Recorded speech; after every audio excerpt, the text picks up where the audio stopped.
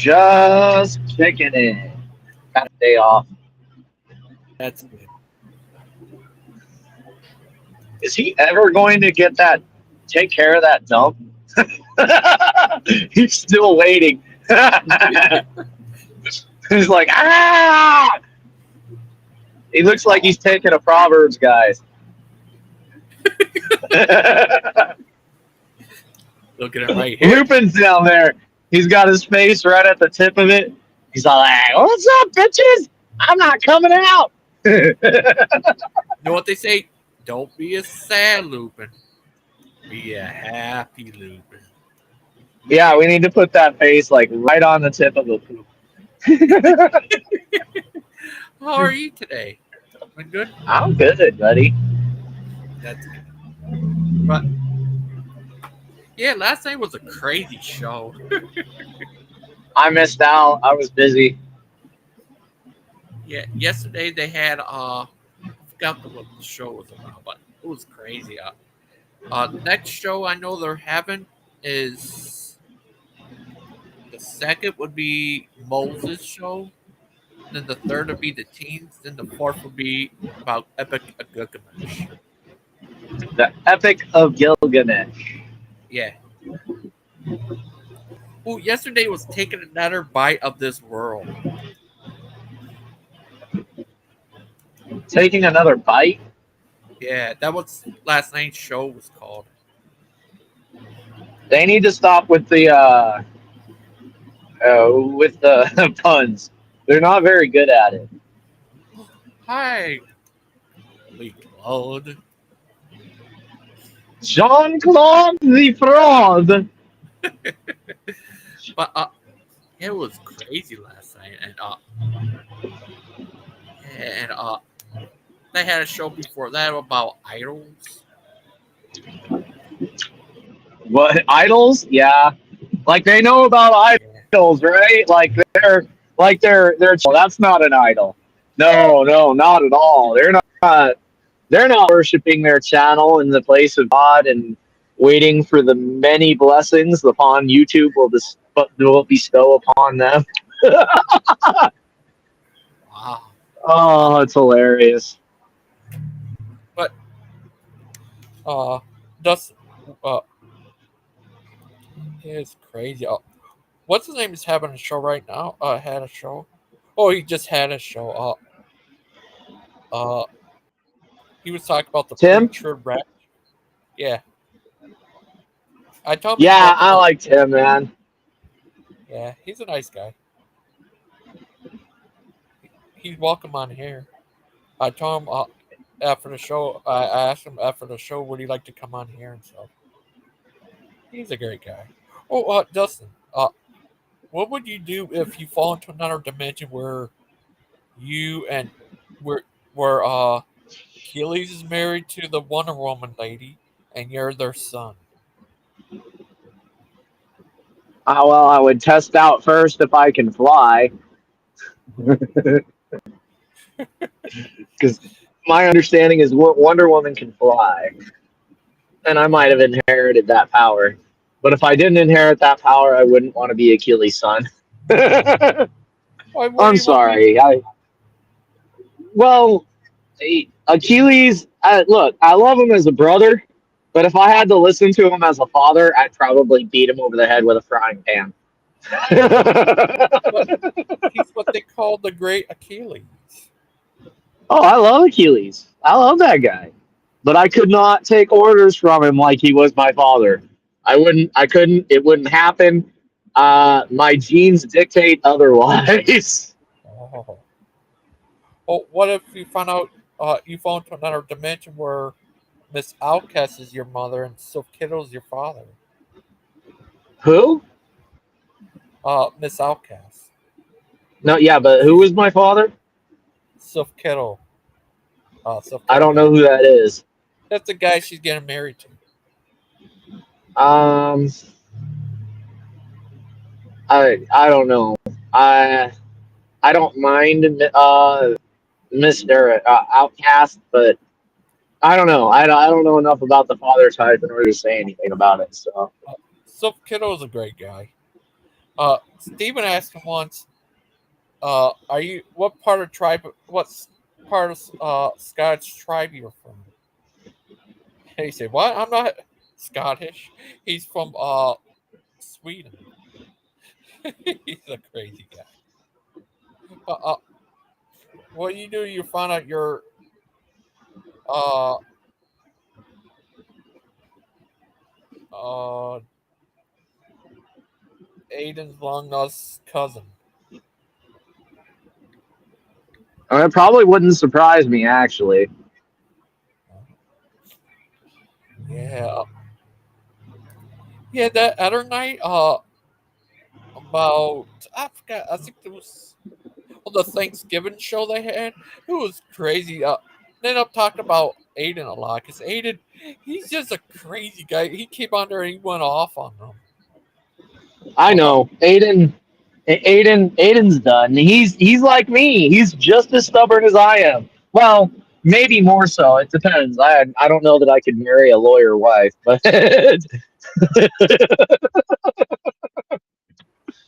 uh, but yeah, no, he's done. He's not playing games with them. No, I think they've ran out of their shit tickets. You know, when you treat people like shit tickets, you eventually run out. oh. Uh, yeah, it was crazy. And they allowed Brother Pike on there, but I guess he never got a chance to talk. It was crazy. Poor Brother Pike.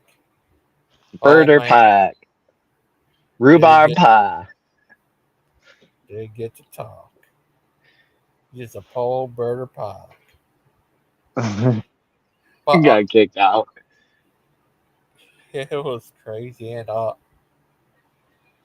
you think what would you do if you did meet Steven in person? We ask him for his autograph? Who, Steven? I would. There was a time I would have shook his hand. There was a time I would have hugged him. Now I'll just flip him off and keep walking. I'm done, dude. Like Steven, Uh, like he made a lot of promises. He said a lot of stuff. He tried to get me to do things that I didn't want to do. Um, I don't know, man. I really wanted to be Steven's friend. I did, but I don't think he understands what that is. I think he thinks that being a friend means a bunch of things that it really doesn't. And the reason that he likes it that way is that it's to his benefit. And I think that that's why he has so many exes. And I think that's why he has so much child support. I think it's indicative of someone that treats life like it's a game rather than there's real consequences. uh, we, uh, do you like Josh does? Once save, always save. Say what now? Do we what Josh plays? Once save, always save. Well, um, yes, I believe that once you are saved, there is no unsaving, right? I mean, the sin is done, right? Whether and this is the thing that I think humans have a hard time getting their head around is that time doesn't mean anything to God, right? So the time that you were saved and the time that you committed the sin, as far as God is concerned, they're probably simultaneous. So order of events doesn't really mean anything to someone like that. Why would it matter? Wow. What about whataboutism? That's a diversionary tactic in order to switch the subject of conversation when you feel overwhelmed or insufficient to continue the conversation in the direction Guess that who's it's going. here? Uh-oh. Who? Oh, me. Hi, Brother Rhubarb Pat. pie. Greetings and happy first day of December. How are you today? I'm very good because I ordered the proof copy for the new book, which I'm very excited about. Oh, that's good. Oh, that's good. You're really going for the Christian Uh, Pike did you have author fun last image, night? aren't you? Yeah, he's going to be the What did you Stephen say? I'm King of sorry. Christians. What did Dustin say? Oh, you want? What You're was it you're again? going for the author image. Oh, I mean, I've been writing books for years. So do you attach that to your identity? Oh, I mean, I don't know what that means. Is it your Like, gender what do you identity? would you feel comfortable introducing yourself as an author? Yeah, I mean, that's technically true. I don't know if I've ever done that before. Oh, But yeah, I Yeah. mean, I you guess. serious? An author writes and publishes books, so technically that is what you are. No, yeah, I mean, I am an author by definition. Right. Right. So I mean, I don't know, but do you like some people take their job and they superficially impose it onto their Oh, I see. I understand what you're saying now. identity. Yeah, I mean, like for years I've done like tile work and painting and different various kinds of construction work, and I've also done like bookkeeping and records and invoicing, and I've never felt the desire to attach any of that to my identity. So I don't know. Right? Like you don't want to be known as like the street sweeper, right? Yeah, But for some I actually reason, understand exactly what you're uh saying. Yeah, debris removal technician, that sounds a lot better. yeah. I mean, I hope that there's more to me than what I do for a living. Like I have had people refer to Right. me as Christian the Tile Guy, which like doesn't offend me or anything, but it's not really how I want to be remembered. Christian the carpenter, The Tile Guy. Sorry, brother Pike. You're going to be remembered for one thing rhubarb What's that, and pie. Logan? one thing only. You can Oh yeah, cure the shorts thing. cancer. You can solve world hunger.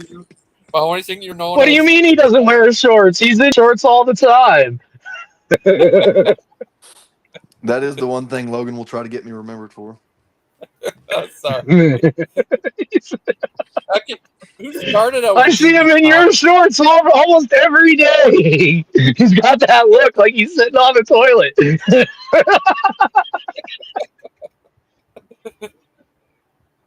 Yeah, yeah, it was DB Copper who started that. He's the one that said that's where I first time heard of it.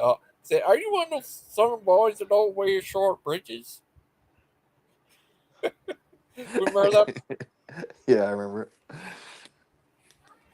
What do you think of that, Dustin? What about him not being in shorts? Yeah. Um, I think chicken legs are easy to cover up with pants. Okay. But how are you today, Brother Pike? Birder pie. Yeah, he's a good young man. We're all proud of him. I think he's Hey, I'm back. offended by me Sorry. calling him chicken legs. No, I hit the wrong button. I'm good, Logan. I'm getting ready to take the kids shopping for ornaments. Oh, that's good. What are you gonna do for Cyber Monday? I'll most likely work on Monday. But it's Cyber Monday. Yeah, I know. I heard about that. You have to fight cyber fights Mm. like Dustin does. Cyber fight. Right, Dustin? What? Cyberman. Like Cyber Mondays. You can't work on Cyber Mondays. You have to buy stuff on Cyber Yeah, Mondays. you have to Right? stimulate the economy buying useless crap. Mm-hmm. Somebody Yeah. to stimulate my economy. I'm not interested. Oh. But it's Cyber Monday. Cyberman. Oh. But, Cyberman. but, Brother Pike, Mm-hmm. you seen last night's show of the PGs? Uh, I think I might have saw like a few minutes of it, Logan. It was a great show. The guy, Oh, I did because I was in the comments arguing with Achilles. So yeah, I saw like 15 minutes of it. Oh, you wanted on and they were closing down, I guess. It wasn't that. They were closing down because I wanted on. Oh, so because of Dustin. It's mostly Dustin's fault. I blame Dustin personally. Is that true, Dustin? See, it must be true. He won't say it. Hmm. Well, neutral. I really, but Oh yeah, me can too. anybody hear So me? neutral. Yeah, we can hear you. Hello. Yeah, we can hear you. Can you hear us? Okay. Okay, okay. Yeah, I can hear But, you. but we all like the great Achilles. He's very great. People will kneel before the great Achilles. Oh, sorry. But what do you think of that? Baywatch. Somebody's here. Missing Mod, what are you doing? No, miss. She's That She's listening. mod has been clearly baby found. watching. Oh yeah, she's just talking about Tammy. She's getting ready for labor Oh. pretty soon. Oh. Oh. Are you sure you're not going to name your son Dustin Jr.? You know, I haven't ruled it out. Oh. I know Dustin was going to name his son Hmm. Dusty. You should name your kid Dustin. It's such an unchristian name. Dustin. How's it on? Dustone. It comes from Scandinavia. It is the stone of Thor's hammer struck the earth. Oh, interesting.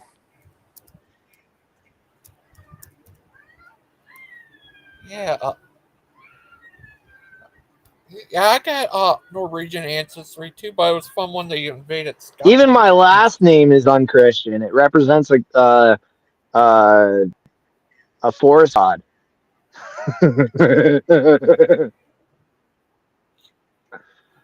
Oh. Well, if you identify as a I do not forest god, identify as a deer with buckhorns walking around on two legs, granting the trees permission to live. I'm sorry, I don't do that. what do you think of that, I mean, the Brother tree's Pie? got to live. What are you gonna do? Friggin' guy right here. No, but that was the mythology. Yeah. Oh. So it's more of your great wises, Dustin. More Your great like wise. just forced study. That was stuff my grandma forced me to learn. Yeah, you think Asians are the only ones that pin Oh. their kids down and force them to read books? Sorry to disappoint you. And I Okay. barely ever read That, books when I was a kid. It was like rare for me to read a book. Oh, oh man, I didn't have a choice. I had required reading. The only books I remember reading like on my own that school didn't make me read up until I was like probably in my late teens was I read the first Harry Potter book and I also read J.R.R. Tolkien's The Hobbit. And besides those two, I don't know that I ever read a book of my own free will. Did you once tell me you were a part of like the occult, and I think there's a little bit of required reading in order to get in there. Well, I wasn't a member of anything. It was just an interest that I had. I studied it on my own. I never had like a card carrying membership to anything. I mean, I Oh. read like parts of the Satanic Bible. Like I never read it cover to cover, but I read like the parts that were interesting to me. Well, the Bible wasn't. Well, wait. That Bible has one message and one message alone. Thou shalt do as thou wilt. Yep, do what thou wilt. That's exactly right. That's the only principle behind the Satanic Bible. And once you understand that, the only thing that's left is methods or what a man can do and pitfalls, what a man can't do. That's it. That's it. You're, oh, it's hilarious. oh. What about what you do if uh Brother Pike, what do you do if you found out you were demon possessed? What would you do? Wait, say that again, Logan. I'm sorry. What do you do if you were demon possessed? That would be a real problem, Logan, if I found out that were the case. Oh, that's good. But I don't think any demon can survive Well, possessing Dustin. Logan, Who? Uh, Logan, yeah. possession means and inhabits you, right? The only thing that inhabits you is a spirit. A spirit comes in and takes over and gives you action. But the reality is the spirit can't make you do anything.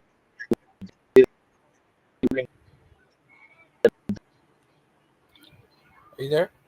You're breaking up there, Dustin. What I said? A little bit. That the one about the Yeah. spirit can't make you do anything you don't want to do.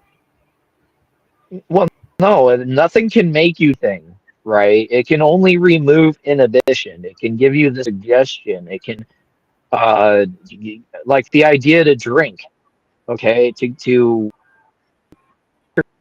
your life that would make you compromise your morals and your decision making skills. That's what Uh, possession is all about. It's I don't think demon could survive in Dustin's head. It would go crazy after a second. Right, Pike? Demonology is a big subject. Actually, I write a lot about it in this new book. Um, Spiritualism is a big major part of the Christian faith and understanding, and there's a lot to be said about it. Dustin certainly says a lot of things about the subject that I think are correct. He says a few that I don't see eye to eye with, but there's a lot of stuff he says that I do see eye to eye with. Oh. He's an expert, Dustin. He knows a lot about it. I mean, I tend to go with the scriptural interpretation above other sources, and according to the scriptures, demon is just a slang word for fallen angel, which is a type of spirit. So a demon is a spirit. It's the same thing. Uh-huh. Uh, oh. Uh, eh, uh, Achilles point me to called John MacArthur Part 1 on Understanding the Gospel. What do you think of John MacArthur? Missing Mod, you have a copy of Hammer of Witches from what year? I want to know what year her copy is from. What was your question, Logan? I'm sorry, I was reading that comment. Uh, he point me to the video they have on here about John MacArthur Part 1. Uh, Oh, I mean, John MacArthur's a good man. He's a Baptist man. I mean, he has a lot of stuff that he teaches that I think is correct. Obviously not everything, but I think he's a very sincere person. I am super interested in knowing what year Missing Mod's copy of The Witch's Hammer is. Because I might buy it from you, Missing Mod. I've been wanting a copy of that for my collection. what else do you have what in your about you, Dustin? Do what? you? Yeah. Go ahead. Yeah. What else do you I have? got some pretty cool Pike? pieces, but I've been wanting a copy of The Witch's Hammer, but I want a copy from like mid-century Europe, or I mean, mid-millennium Europe. I don't want like one of these like reproductions. I want a real copy that was in circulation back then of The Witch's Hammer.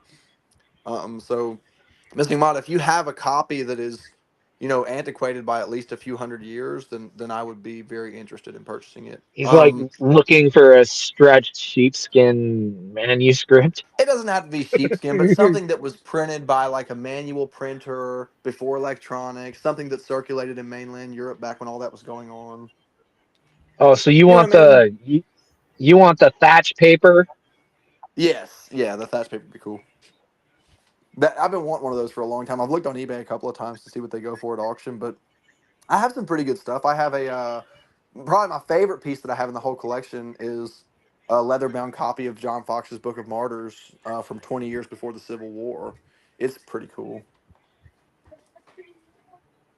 Oh. What do you think, Dustin? About what? Okay. Oh, about About what Burr Pike's talking about. well, I mean, I'm just confused. Just Look, I the collect this kind of stuff. repertoire, the absolute. This is a collection of mine. It's not very extensive, but I hope to make it extensive. Oh. I mean, well, maybe you are just a historian, but I'm developing theories. Develop on, my brother. Copy that. Oh. Look, I'm just saying to anybody out there, if you have an ancient copy of the Witch's Hammer, I will buy it from you. So get with me about that if you're listening. Oh, Witch's Hammer? Is it I from also Thor? want to get an old copy of the Geneva Bible from before the 1600s, something that was printed in the 1500s. They call it the Britches Bible. It was the English translation that immediately preceded the King James Version. And in that translation, the reason they call it the Britches Bible is because in the scripture from Genesis, it says that instead of being made robes of skins, it says that they were made, when they made the fig leaf aprons, instead of saying aprons, it says breeches instead of aprons. So that's what the translation said in English before the King James Version. So I've always wanted to get a copy of that for the collection that was printed in the 1500s. Oh.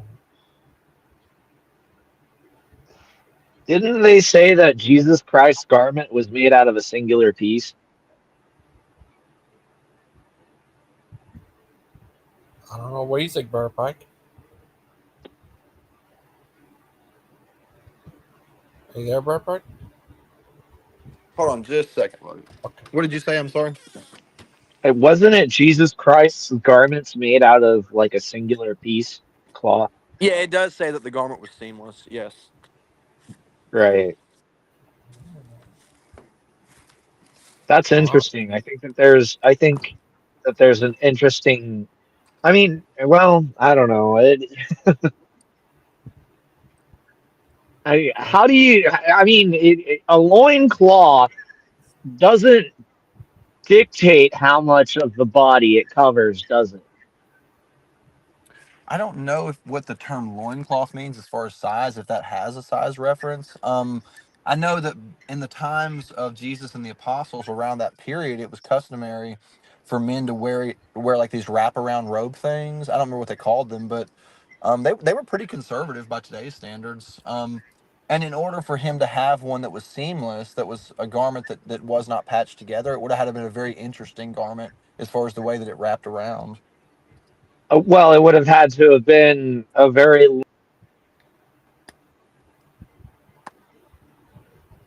oh.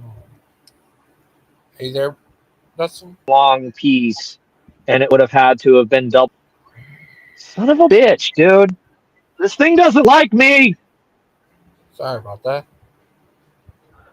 It's all Bird Pike's fault. Let's just blame him. I get blamed for a lot of things. Okay. No, Oh. it's just interesting when this thing decides to drop my voice. It's usually right in the middle of something. I don't know. Well, anyway, I swear this thing has a prejudice against me, Oh, Bird. Oh, Dustin. buddy. Like Sorry. I bet you I'm not the only one on here with a phone. Okay, but for some reason it drops me. Do you have a phone, Brother Pike? Do I have a phone? Yeah, I'm on a phone. Yeah. He doesn't ever have any fucking problem at all. I get dropped constantly, or like my phone will freeze. It doesn't make any sense. Oh. Is this true, Dustin? Maybe it's not the first time. Like right in the middle of me trying to say something, I get dropped. Okay, multiple times it happens on this show. Nowhere else.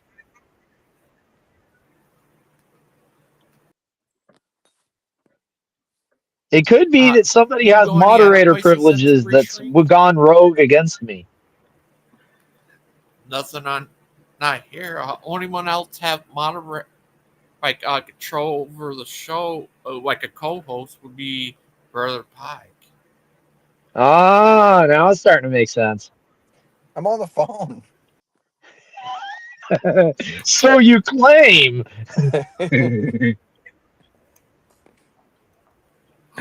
Guess who else is here? Some butthole. What Hi, the? Angry Ted Bear. Hey, Carp, Dustin, Gigi, Well, Made, everybody else. I Greetings. that's rhubarb pie to you. hurry. Okay, Buttermilk. What about buttermilk? Rhubarb buttermilk. Rhubarb Buttermilk Carp. That sounds like a dish all unto its own. Azo, do you have a very old copy of The Witch's Hammer that you will give me or sell me? If I had one, I would give it to you. I do not have one. I just I looked on believe that. eBay because I heard you guys talking about it. eBay doesn't have anything, just the reproductions. See, they're out there. You just have to find them. Right. And then be willing to pay the price or Oh, what yeah. have you on it. Oh, it'll be at The least collectors. hundreds, at least. Is that the one you're really Or looking for? The Witches of, or the Hammer of Witches? Or I want a copy that was in circulation back when it was still being right. Oh, yeah. I printed. heard that. I Yeah. didn't catch the title, whether it was just a demon, King James demonology, or if you're talking about the Hammer of whatever it is. And they may be the same thing. I don't know. That's why I'm asking. The Hammer of Demons, or what was it? Dang it. the witch's hammer. No, the Hammer of Witches, according to her. Oh, Yeah, it's whatever. Same the story. malicious maleficicata, or the Hammer of Witches. I'm gonna look that up. I looked It's up the the demonology original one was one. in German, I think. That sounds about right for some reason, and I'm not even an expert I on this think it one. was. I think the first production was in German. Whoop! I did the wrong one. Dang it! Oopsie. Because that was around the Which time means that it they were was running all the probably a witches in Europe. translation from Latin You know, I don't know. You might be right, Dustin. I See, thought it was as soon as printed you in said that, German. that could be, yeah. into German. Yeah, you might be right about that, Dustin, actually. Yeah, I think you probably have more luck in finding it in Latin than you would in German, because there's a lot more manuscripts in Latin. Well, I know they use the witch's hammer a lot of times is used as one of the foundational texts of demonology because when they wrote it, they included a lot of the names of demons that witches were using at the time in Europe. So modern demonology stuff that influenced Crowley and things like that were names that came from the witch's hammer. Oh, here. Well, no, that's yeah. For $41, I don't think this one is an old one. No, But it's not. I promise you, it's yeah, not. no, I know. Trust me, I buy enough books to know. I would say, Azo, I'll give you another 41 just to get it. Yeah, if I'd actually buy it as a gift for you, Carp. To be honest, if I can find one reasonable. Hey, it would be a gift just for you to help me find one. Yeah, I might because I got. I mean, not a whole lot of connections, but I got a few connections in Indianapolis because I buy such different and weird books, especially some of the elder ones I've got. I'm trying to expand my collection a little bit. I have a couple of cool pieces, but it's still very modest. I want to. We're building that house, and I want to do like a built-in shelves, you know, in the main area. Yeah. And so I want to have something nice to adorn it with. Okay. Oh. Let me go back to because I don't think I'm gonna find it on Amazon or eBay necessarily. Purpose. I don't care about the purpose of the book. I want one for. Oh, this one's okay. Let me read this. Ooh! I found one. I think the Mal whatever 1519 Hammer of Witches. This is, and I haven't even opened up the link yet. It's just the description for the search. This 1519 version of whatever, however you say the MM, was used to justify the torture and eventual killing of many witches. Blah blah blah. It's $250. Is it an original or like a detailed facsimile? I'm looking. Because No, I'm it's actually it interested says in a date 19 or facsimile. 1519. I'm surprised it's that cheap, to be It said honest. it was printed in 1519. It says date 1519. Language, and Dustin's right, Latin. I Can tried you send telling me you, like a yeah, link to you'd be that? Here, a I'll lot send you. easier finding. It'd be a lot easier finding a Latin print than it would a German Right. print because most Germans destroyed their prints. Azo, I'm going to put my email in the private chat. Do you mind sending me the link? Yeah, I was going to send it in here, but I can't get it all. Hold on. Let me see. I'm doing something wrong here. Yeah, because if that's like printed in 1519, then I'm 1,000% interested. Here it goes. Copy. I mean, like I said, there was a lot of those manuscripts. It's more than likely that it is original. I hope this They link they works. didn't they didn't have anything better to do but sit around and scribe all day. And This one I just caught right off the gate, so there might even be more. The history description: the infamous MM, originally written in 1487 by Catholic clergyman Hendrik Kramer under his Yeah, Latinized I was domain. gonna tell you the best source for any of these books is the catacombs, or not the catacombs. What am I saying? The Wait a second. in the It worked. Vatican, what you call them? Okay, correct. They have a vault underneath the catacombs. What's it called? Or not the catacombs, underneath the what's that damn place? I can't think of the word. Hey guys, I gotta jump In off, but in I'll try to hop uh back on later if y'all um are still live. Yeah, I'm thinking that in one's a Rome. facsimile, though. Real quick, Dustin. Oh, here he left. Okay. Oh, I hope you grabbed the link because I put it in private chat. But this one's saying that it's MM yeah, 1920 English edition, 274 pages, Confessions of Witches under. So this is an older reproduction or maybe another edition, not the. I mean, the originals, you're never going to find the originals, right? These are Right. all reproductions of the time, Right. And that's why I said right? So, $250 sounded really cheap for a 400-year-old book that has such prominence, at least, in certain circles. So yeah, well, that's what it is. that's because there's like pages missing. Is that what that says on this one? Or are we talking about just in general? There's pages missions. Well, Yeah, but this so one's definitely a 1920 English. But yeah, the pages look so old. So of course, because a lot of the pictures, they're not in there, yeah, that's true. Yeah, right? So, yeah, you're getting the hard history, right? And it's in Latin, which means you either have to translate it or have it translated, one or right. the other. But what you're missing is like there's sacred grounds, okay? And there's a map and there's a grid. And the grid fits all the way around the earth, right? That's how they got their topography to work. That's how they got their maps to work. That's how they figured out the seasons and the tides, and it's all based on a lunar map, a lunar calendar, right? So all this stuff that they keep saying is so secret, and I mean, it's written in the stars. It can be reproduced. It just takes time and study, Oh and yeah, you start to see that these things in nature align with certain things in common sense, right? And these things are just basically reproductions, right? So, like, the reason that certain spells are cast at certain times is so that you can fool the younger generation into thinking you have power. This is all based on a small but informed group of individuals can fool a large but uninformed group of people.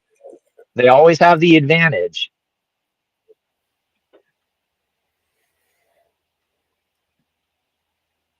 It's not magic. There's never been.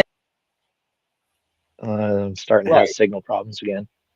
There's a God, right? And he brings wrath upon those who make bad decisions.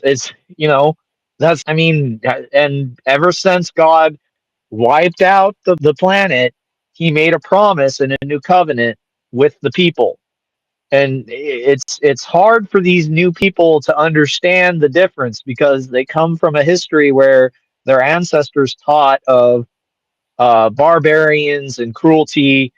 It's hard to wrap their mind around a world that was designed that way from an all loving creating God. And Right. I mean, so it all comes back to itself. Yeah, I don't think he's going to have much success finding one. Not at least the conventional, because I'm thinking if this one is $250 and it's a reproduction, then if not a reproduction of a no, it had to be because what did I say? The original one was first brought out at 1480-ish, give or take, and that one was 1519. So that's got to be at least a second or third edition reproduction. Yeah, that's not what he wanted. No, they're all reproductions. He's never going to Yeah, find an original. That's just yeah. I never was going to really happen. Matter of fact, like, look, it's like saying you're going to find the very first Bible ever written. true. That's Yeah, not going to happen. right. It doesn't Well, it's like exist the whole anymore. modern, Those pages are long past dust by now, right? right. Like Are they dusted? Oh, sorry. Or dusted. one or the other. They're either dusted or they're burnt. It's one or the Right. other. I mean, given there's nothing. I mean, I hesitate to say this because there are some books that were held in families that have been passed down the ages. But if you open them, good luck reading it. Number one, you're not going to be able to open it without damaging the pages. And number two, have you ever heard of the game telephone? Yeah. Writing changes so rapidly from person to person. Yeah. You're not going to be able to identify half the symbols in there. Well, it's like even the King James version. I mean, it was outdated already, before it was even released. Right. It's not gonna it's impossible. It's impossible. If you were to look at something original, you A, do not understand the language that it was written from, and B, don't understand the mindset of the person that was writing. You have no context. So you're Right. looking at this and you're like, so I need to get 3 ostrich eggs, and I need to find the tallest tree, and I need to find 4 eagles eggs or 4 eagles feathers, and then the Well, head of a snake, and this is somehow going to smite my enemies. no, you still need the bat wings. Every potion needs bat wings. Well, that's not a potion. What that is, that's the idea of a booby trap, right? Okay, you have three eggs are supposed to represent something that they care about. Right. Okay, the eagle's feather is supposed to represent the advantage of having a higher position over your enemy, I'm right? with you so far. And then the tree is supposed to drop upon your enemy, right? Basically, what it's telling you there is to set traps for your enemies. There's no magic. They have to say it cryptically in order to hide it from the men, right?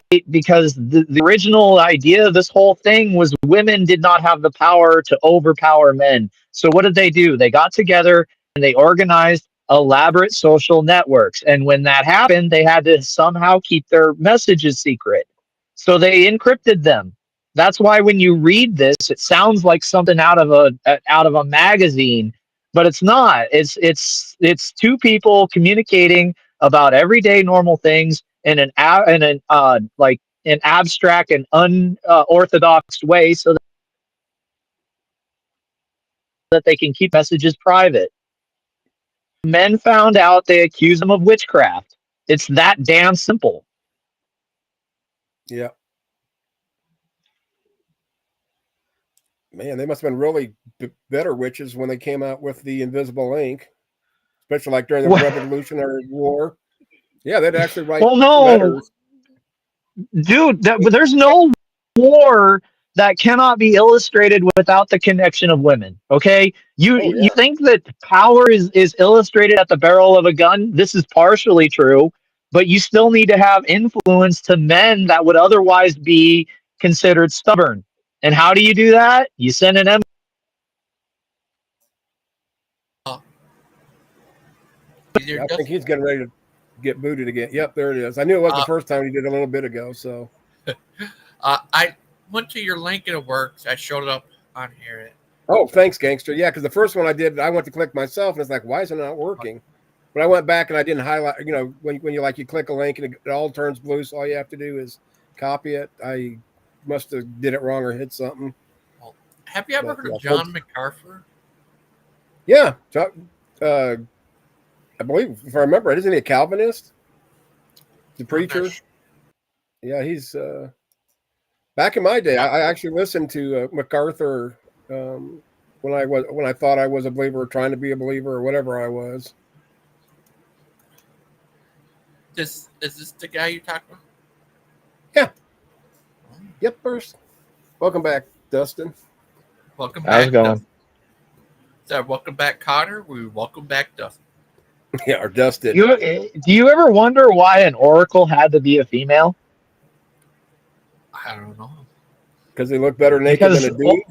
I don't know. because you needed a witch in order to decipher what a witch's note would have been, Uh, right? So you capture one and you either bribe her or you torture her. I mean, there was only two options back then, so do we need right? to go ahead? Sorry.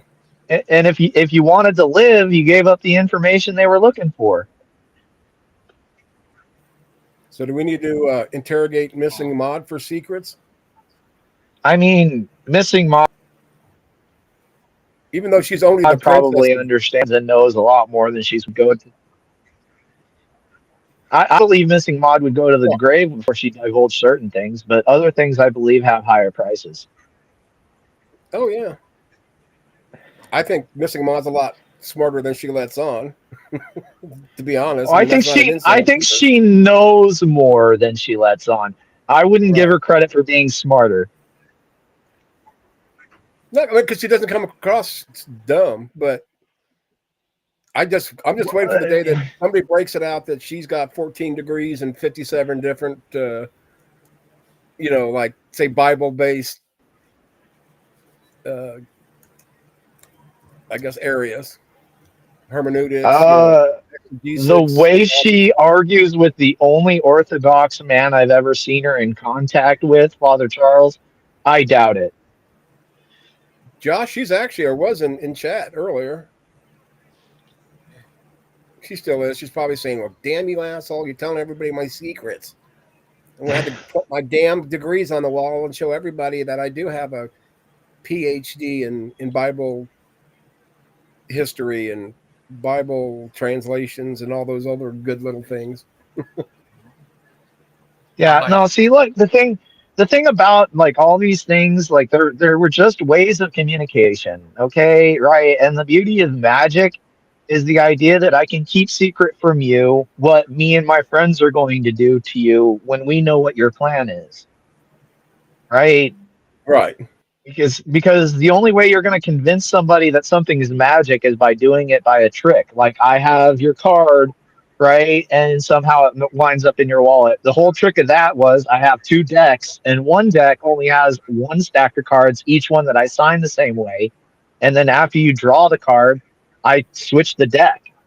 Right. I mean, yeah, right? It's not that hard, but it's not. I mean, it's really even not. But even though I know that magic isn't real, it's still entertaining and fun. But I've had theists especially go nuts saying, "Oh no, that's the devil's work," and it's like, man, you give too much credence to the devil, even if he no, was. they're right. They're right. They're wrong, but they're right. They're what they're saying is correct. It is the devil's work. Deception is the devil's work, right? But they're wrong in thinking that there's some kind of way that the card is transporting from the deck into your like that. That's wrong. Okay, That that's fair enough. idea of I it can is agree with wrong. that statement then. Yeah, the way you phrased it, I can agree with. Right. So yes, deception is the devil's work. Absolutely, 110%. But the magic idea of it, right? That's how you wind up in a mental institution. Okay, right? You see, and Or that's getting because attacked by of a big tiger. Who was it, Roy or the other one that got? No, I think it was Roy that got mauled by his tiger, the white tiger, or lion, whatever it was. What is the and other? that you have to question the sanity of someone that would put themselves in that situation, right? Right. Well, and the thing about It's it is, one it's after he got mauled, he kept the lion until his because death. look, and Look, you're getting ready to get bounced again. I think this is the thing. This is my theory. Someone the lion, if they're not playing in the lion or the tiger, it's because they understand somebody else either messed up or intentionally set them up. Yeah. People are weird like that. Oh, no, They don't. Yeah. Yeah. Roy and what the hell is the other dude's Siegfried and Roy. Siegfried and Roy. Thank you. Because I kept trying to say Roy first, and that no matter what I said, it didn't make sense. And then as soon as you said Siegfried, duh. I'm an idiot. Thanks, Dustin. That drove me nuts the rest of the day. That's her. You know what? I cannot find how to gift a a restream package to somebody. I can buy it for me, but I don't. There's no way to gift it. Check your wall. What wall? What's he talking about? Jesus Oh, your saves. wallet. You're talking about the trick in the wallet. Oh That's the. yeah. Okay. Oh, Yeah. that is Okay. that Yeah. your Yeah. sorry. Yeah. Yeah. That's exactly correct. That's exactly correct. Yes. No. It's look. I can pick your wallet. I can put something in there, right? And I can duplicate that thing and make you think that I magically popped it in your wallet. But it's not. There's like magic doesn't exist. It's the idea of thinking that because two particles are separated and one is measured as A and the other is measured as B, it's more like a pair of gloves.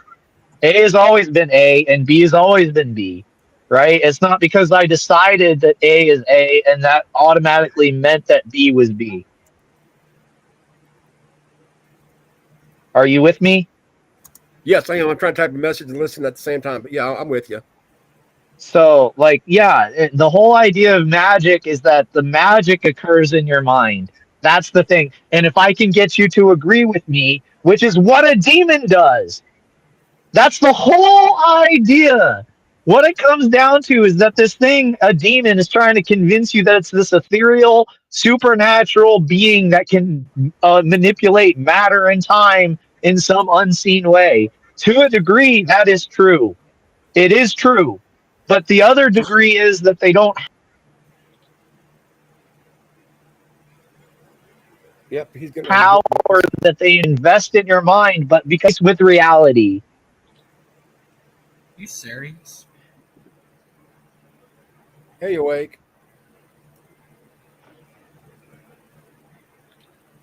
Uh-oh. Benson's going. I Go cannot. This psych. drive me nuts. Driving me nuts. Not being able to figure out how to. And the website doesn't even have a search for answers. Customers. Are you still trying to find the book?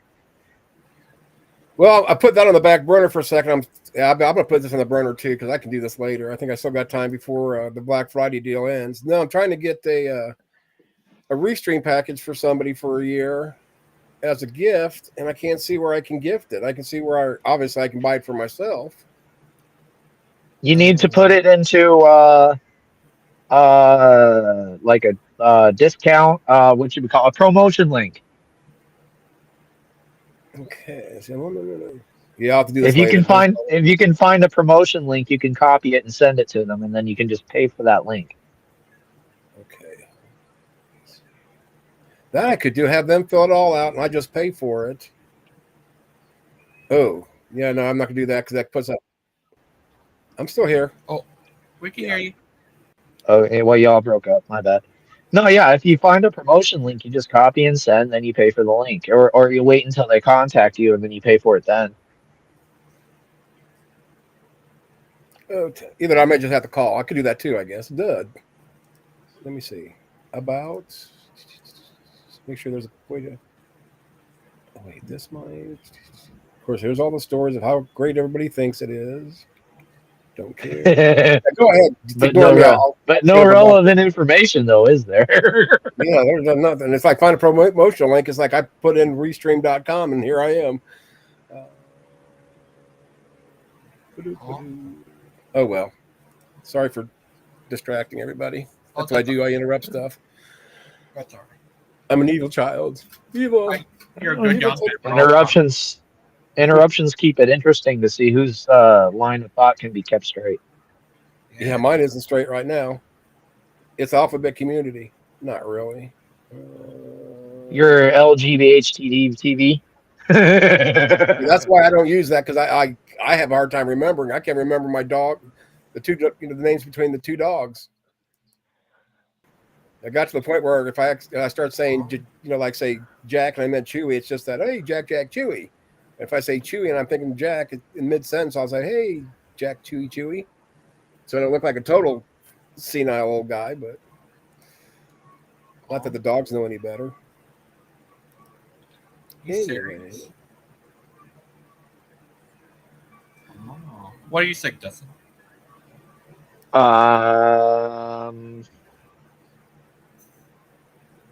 And did it hurt? There was definitely pain involved. No, I don't know which direction I want to go with this. There's a couple of topics on the table, some older, some newer. Uh, Some real, some imaginated. well, I mean, all topics are imaginated. You can't steal my word. There's Imaginated is my no. word. No, you can use whatever you want. Terms are interchangeable, my friend. They are. Meanings, however, What about the word haggard? haggard. Yeah, That that's just means Like Merle Haggard, the singer, country dude. oh, okay. I had a feeling that was the name. I didn't know which way you were going with that. Yeah. No, haggard. Haggard is a word that's defined as tired or worn out. I learned something today because when I heard that, I was thinking of haggis. And it's like, oh, that's just too many ways to go with that. Yes, imaginated it. Imaginated it. The Now word you're of the just day. now you're Kinda like just adding me and syllables my into the word. bathroom, I use a turlet. I open up the window. Imaginated it. Have you ever seen a shot with a gun? Like with like 19 barrels for some reason. Is there a Ted Haggard, the evangelist? I have no idea. I'm gonna search that. That I thought there guy. was, but I didn't think his name was Ted, and I might have just thought there was, or maybe one that had a similar name. That is Yeah, Ted Haggard. that guy. Or this. Well, no, there is because automatically it says Ted Haggard documentary, The Trials of Ted Haggard, the 2009. Well, about Mike Jones, he must be an evangelist. You broke up. You're muffled. I like Muff, bro. I believe that. I have no problem believing that. Here we go. Here's a little bit of something about Ted. I guess I learned something from a Frenchman. A Frenchman. Imaginized. I like that too. Imaginized. Ted Haggard is an American Methodist pastor. Haggard is the founder and former of New Life. Isn't that the like the God? What is that? Part of the Word Fellowship circuit. The New Life. Oh well, let's keep reading. He turned. You I have a know. lot of I know interesting about him. references that come out of nowhere. Ted Haggard. That's That's the guy. interesting. Oh, he's disgraced. Oh, I'm trying to see what year. According to 7/26/22, disgraced Usually, pastor Ted Haggard faces new allegations. He's 66. I'm not going to open it up. And for using methamphetamine and behaving inappropriate with young men at St. James Church in Colorado Springs. Wow. And I haven't heard of this clown. the Catholics have a wonderful way with the news. And then they have him 18 years ago bashing gays in videos. Wow. How can you bash a gay and then be gay at the same time? I guess you do anything Uh, for yourself. Back then, the Here we go. I just got it. the Go ahead. deconversion therapy was kind of big for priests and pastors that had this problem. So it makes sense that he would bash gays, but secretly be gay. Right. And if I just shut my mouth for 5 seconds and waited till Claude put it in there, Claude put the anti-gay pastor who turned out to have liaisons with male prostitutes. Wow. Thanks, Claude. I did not know that. If I did, I just don't remember it. But I knew the name sounded familiar, but I thought it was just like one of those things like Merle Haggard, sort of thing. Anyway, noisy. Oh, do you think he's? I mean, The sad thing is that Claude thinks he's saying this for shock value. It's not a shock. Like people are still going to believe in God. They're still going to be religious, regardless of these futile pointings to, humans doing human things. You serious? Yeah, but at the very least, and I'm not defending Claude or any of that stuff by any means, but at least maybe an Exian that's around that situation will be cautious. Or if somebody says, "Hey, I'm going to church with," like, say, if he comes back or has already come back and and still preaching, that it just pointed out to others to be kind of leery that this guy is not who he seems to be. Well, Hey, but I mean, TC, okay, go ahead. can you think of any war, fight, disagreement between two people where one person wasn't trying to destroy the nicest thing that the other person had? Oh yeah, especially if they're pissed off and Okay, hurt. Yeah. so doesn't it make sense that the church would attract nothing but sycophants because that would be a shield and a cover? I mean, he acts like this is some kind of a shock or something. No, the church is infested with all kinds of sycophants. And the reason is because they're told there to go for salvation. This Right. dude is trying to make it out to sound like it's a corrupt system that is trying to the people when it's, even the pastors are human. You're gonna I mean, we're not trying to Oh yeah. pretend like we're above sin. It's ridiculous, dude. Like, go take that stuff someplace else. We know that there's sycophants in the church. It's not a shock value. All right, It's Claude. human nature. It's human nature. It's that, oh, it's a big surprise. Everywhere you look, there's sick people. Yeah, that's not the church though, Claude. That's people. You're gonna have sick people in a system. The problem is that I never see you bring up this point against Disneyland or Gee, Universal Studios or he wants Disney World or anybody that you can have moral qualms with that you agree with on a political stand. You're a sycophant yourself. Take that stuff someplace else, dude. Gigi, did you want to say something? I heard you start to talk and then we go overstepped you. Sorry about that. Oh, that's all right. Uh, Are you looking for that song that Claude's talking about? Something about there it Ted is. Haggard is completely heterosexual. It's worth playing it. These mushrooms make you feel. How about he wants Well, there to you go. be? You found it. There you go. That really struck me. It Oh, said so Ted Haggard is completely heterosexual. Ted Haggard is completely heterosexual. Ted Haggard is completely heterosexual. Glory, how he blew ya. I don't want to get copy strike, but yeah. What do you think of that? That's actually kind of funny. You could check and see if it's I don't know if it's got a gosh darn it about video on it. It may tell you that it's copyright free or not. I don't know. That's beyond my pay grade. You guys are the ones that are doing all the cutting, pasting, and playing stuff. So don't listen to me. I have no. I wouldn't play too much of it because Oh yeah. What I'm saying on the video itself, you can check on some of them, and it'll say free use or free use as long as blah blah blah blah I blah. And mean, what gives you is the well, music usually.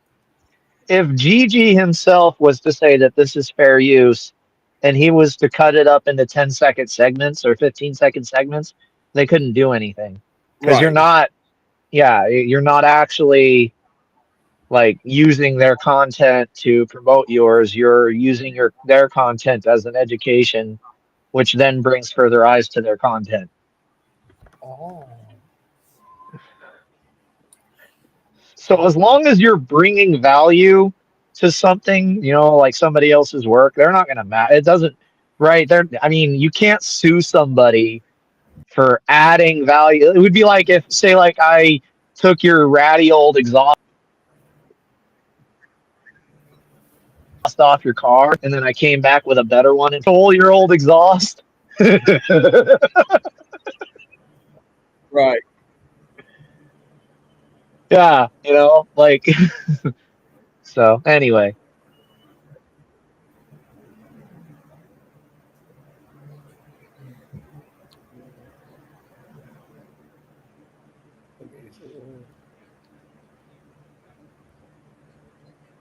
Oh my God, Claude! I'm gonna have to watch that or look for it. Like Oral Roberts. I was looking for Oh. What do you think of that? That song. I mean, you can call that a song. It sounds more like a tune, right? I mean, there's a difference. A song requires a little more talent than strumming a guitar and, I mean, yeah, it's not really a song. It's a show tune. or a ditty or something. I don't know what you call it, but yeah, It it's only wouldn't be a one. song. I don't consider that a song. That's right. Like if he even wrote down the lyrics, it's more of a limerick over a dude, an idiot, trying to make a point to a bunch of people that whatever, you know. Oh. God doesn't exist because people are bad. Ooh. I'm so confused. But Progress. you ever heard of John MacArthur? I used to live at a John place McCarthy? MacArthur. Let's think that's No, yeah. that maybe the same person, but you might just be pronouncing his name differently. Uh, I used to live at a place called MacArthur Manors.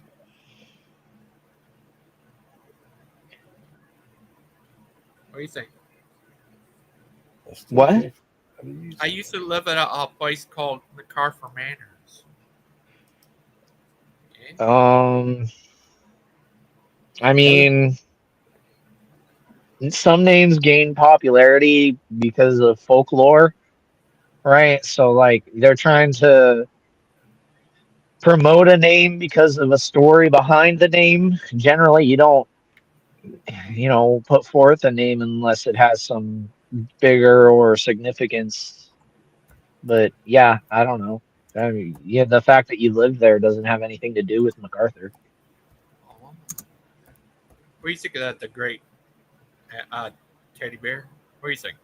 I'm gonna cry now. I thought it was about John MacArthur. I'm so heartbroken. No, I didn't think it was. Yeah. No, He's living a nice probably life. Good. just some guy who donated to the foundation of the building, right? Like that's usually how that works.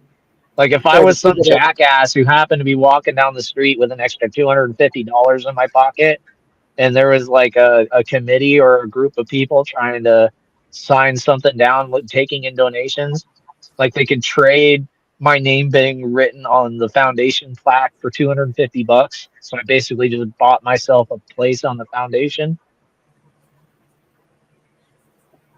Wow. Yeah, they do that. It happens even today. There's things like that. They do it all the time.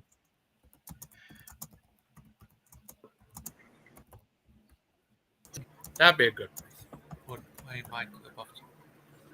No, I don't want my name to be like it's already a household item. I'm good. I'm already after a knife company, a deer company, or a tractor company. Yeah, dude, I'm good. why is this I not want to working? sink into obscurity.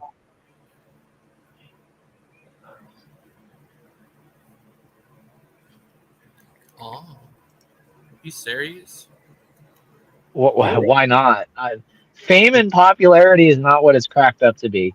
Right. Everywhere you go, you got people wanting something from you, needing your attention, or needing attention from other people based on your presence. It's ridiculous, Ask right? John Lennon.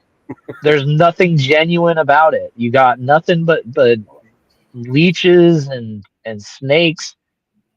Yeah, oh yeah, it's fun. It's fun for a little bit to forget the people that matter to you because you have responsibilities to them. But after a while, you find out that those responsibilities are what kept you together, and that's what really mattered. Oh, what do you think? I think thinking hurts. Okay, I'll do this later. This is. Whew. Oh, I keep saying that. I keep going right back to it. This is anyway. Let's see. GG, how about playing my clip? There you go, GG. I don't know if you want to.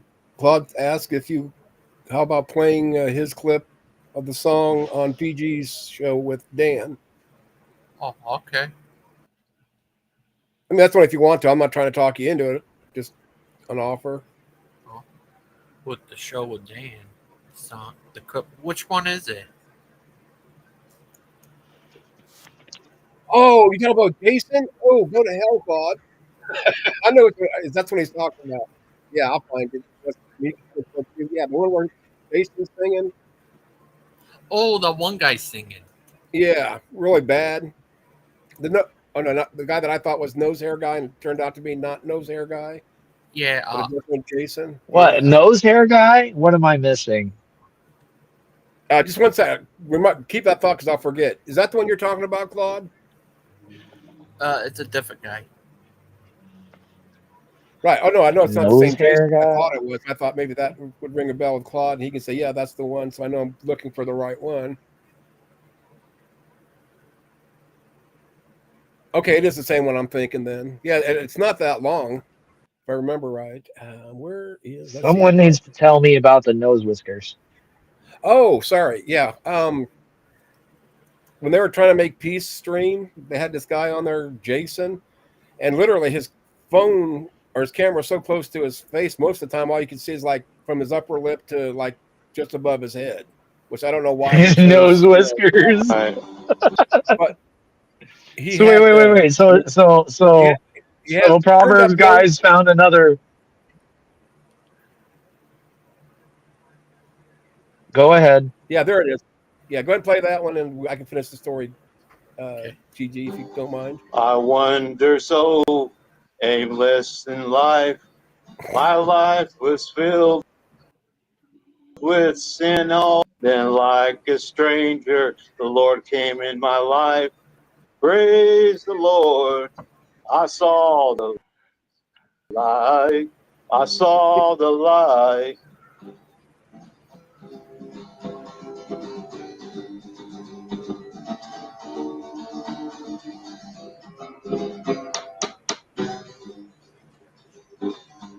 Okay, let us see if I need somebody to help me along. The Lord is my helper. He's strong like a stone. I won't sin when He's in my life. Praise the Lord. Jesus is my life. We love you, California. We'll see you next year. I'm kind of like Neil Young. I know a lot of the songs I have will. What do you think of that? Let me see if I can do this. I think that's the right spot. Somebody very, very bored and trying to just entertain themselves. I don't know. Do you mind playing this for Dustin GG? It's well, I'm gonna have to find the right spot for it. Probably be better to show him if I can find. Oh, here he is. This one.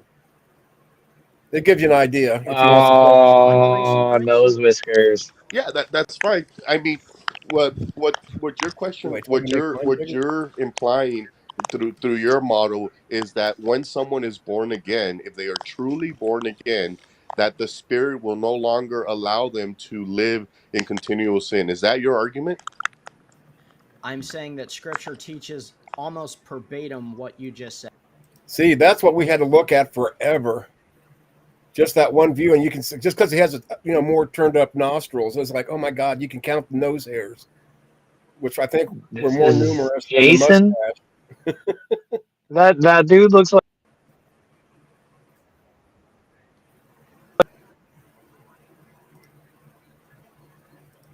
There you go. Does that explain it to you, Dustin? I think you just pinged out. He may be bouncing. Like his nose is about to reach out and grab you from the whiskers. Ever seen a Venus flytrap? Yes. What you do? Just squeeze his two nostrils together, and that's the Venus flytrap. No, look, I swear, I do not want to be anywhere around that man if he sneezes. Oh God, no kidding. Look, those things will come out and grab you and snare like yeah, like a Venus flytrap, like nose whiskers. But that looks like a very interesting train wreck I kind of want to go see. I want to see Stephen crumble because the Bible says what I say it says and nobody else. Right. Fucking moron. Yeah, I actually put in Dude. a link for nose trimmers, CC, in the chat over there. And I'm surprised I didn't get bounced with some of this. I call No nose trimmers. You need hedge trimmers. bush You need hogs. industrial strength freaking hedge trimmers to get with extension poles and okay, like safety equipment. Like I'm talking hard hats, face shields. God knows what's falling out of there. No pun intended. Yeah, I mean, I do like making fun of people, especially myself, but that was just too hard to resist. Not even hard to resist. It was it an hour or so of just seeing that constantly. Then when they put him on center stage, it makes him even bigger. It's like, oh my gosh, I don't need to see better details of hair. So they found another internet rat that's like, man, I wish we need to like find a warning label and permanently stick it across that Proverbs guy's fucking. Then the cycle continues. Oh well. But what am I doing? I forgot to put the football game on. I'm going to hell for that. is watching football idol worship? Probably in my house, the way I watch it. Look, God doesn't intend to be the first and foremost thing, right? He only intends to be the first and foremost God. If he had intended us to live in misery and wallow in filth, then I believe the world would have been that way. I believe that there is a way that you can live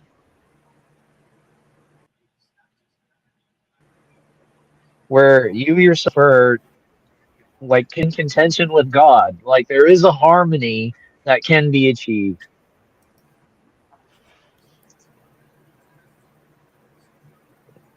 Oh, are you serious? Well, I mean, no, I guess yes, he's cereal. maybe. Man and God, every time they speak to each other, it seems like the conversation leaves us off in a worse place than we were before. So, yes and no.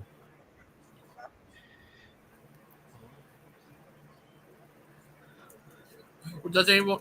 I want to show you this one video about John MacArthur. Here it is. Go look for it. You ever heard of John MacArthur? Yeah, I've heard of John MacArthur or whatever. You just told me about him.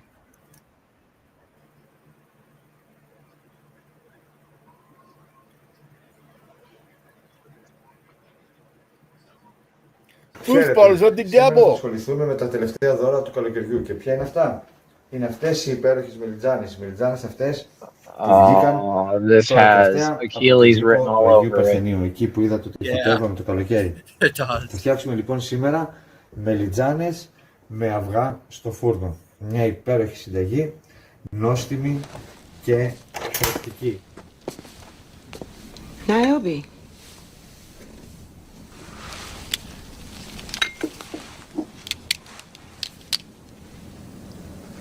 I love Achilles' videos, though. I just cannot. I had to skip that part. Keep from getting a copy shrink. Yep, John MacArthur right there. Yep. That's the same person. Yeah, this guy. In this current climate. He starts preaching. Yeah. You idiots! You cannot enjoy anything. It is all to be God's.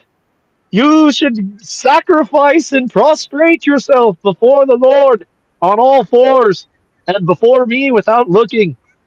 This guy, he literally thinks he's in a better position in his life because of what he preaches.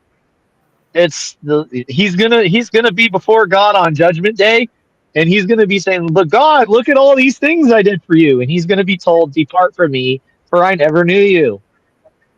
This is not the point of preaching. And he takes it and he puts himself into a position of popularity and fame, and and that's exactly what's going to land him in hell. He doesn't understand.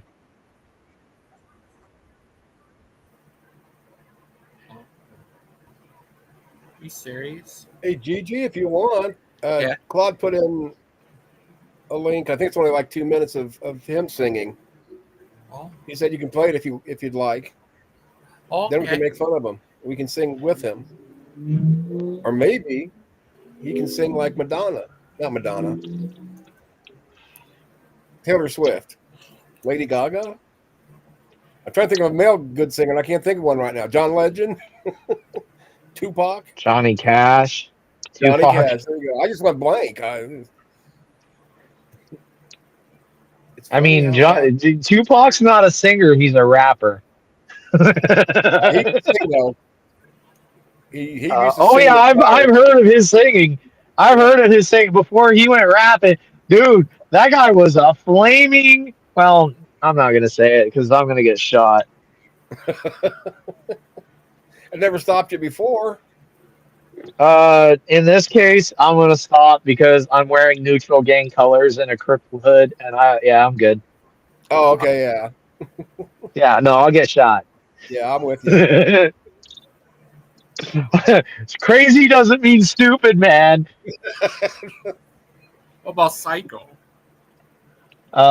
There's a little bit of stupidity involved in psychopathy. Okay.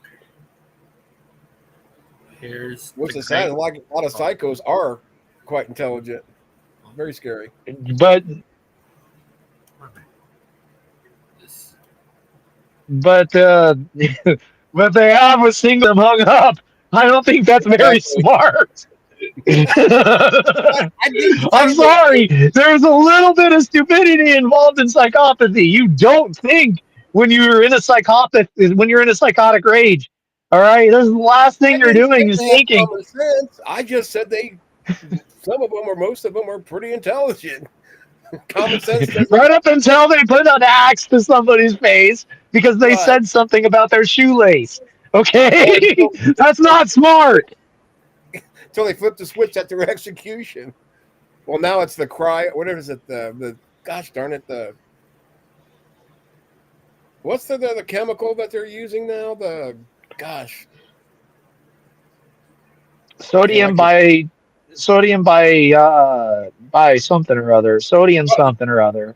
The new one. Usually, the very first one was they had problems and they've done like 1 or 2 cents and no problems. But not hydrogen. Damn it. God, I can't think today. Why? What's any day? I don't know. That now you're lost me because usually they use like a sodium-based chemical that like shuts down communication in between nerves. Like that's usually how they execute. Like, or like I mean, gosh, they did do gas, but then that was considered cruel and unusual. But I mean, how is hanging any different? Well, that's all pain in the ass. I mean, I think the French had the best idea. I mean, I hate to say it because he's listening, but the guillotine was the quickest and most humane way. Yeah. I mean, it's over. You're not going to feel anything. You're separated from everything. I mean, I imagine the few seconds that your head is still alive is probably a little agonizing, but it can't be that long.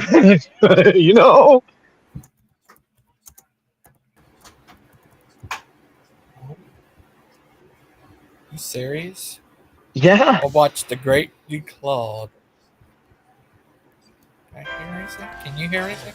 I can hear an you. narcissistic preacher who bought fake PhDs. His tax crimes imprisoned him for years. that and excusing his pedo friends, then brought him to his knees. Send in your money, it belongs to me. I want your money, I want your money. Please pay for my spa pool, where hypocrisy is the whole. I want your money, I want your money. Send in your money, it belongs to me. When you visit Dingo Peter Land, I'll put you out at work. But better make sure you take no liberties. If you take too long a shower, it belongs to the ministry. Don't use my spa pool. Pool. I pay for your food, you know, and fleece you as you go. Don't use my spa pool. Don't use my spa pool. Yeah, really belongs to me. I'm married 4 times and counting. This you have to know, including some lovely divorcees. But one by one, they all find they really have to go. And every time, it's never the fault of me. It's never my fault. It's never my fault. There are always ones that go. God says I'm the boss, you know. It's never my fault. It's never my fault. I want their money, it belongs to me. What do you think of that? I think Claude is crying for attention. Oh. I'll just call it like it is. Oh. Oh. What do you think of that? The great He's whining teddy about a bear? man. I He's think he'll whining be on about a Broadway. he's literally whining about a man that is half a world away from him. Half a world away from him. Like, Oh. find something better to do. I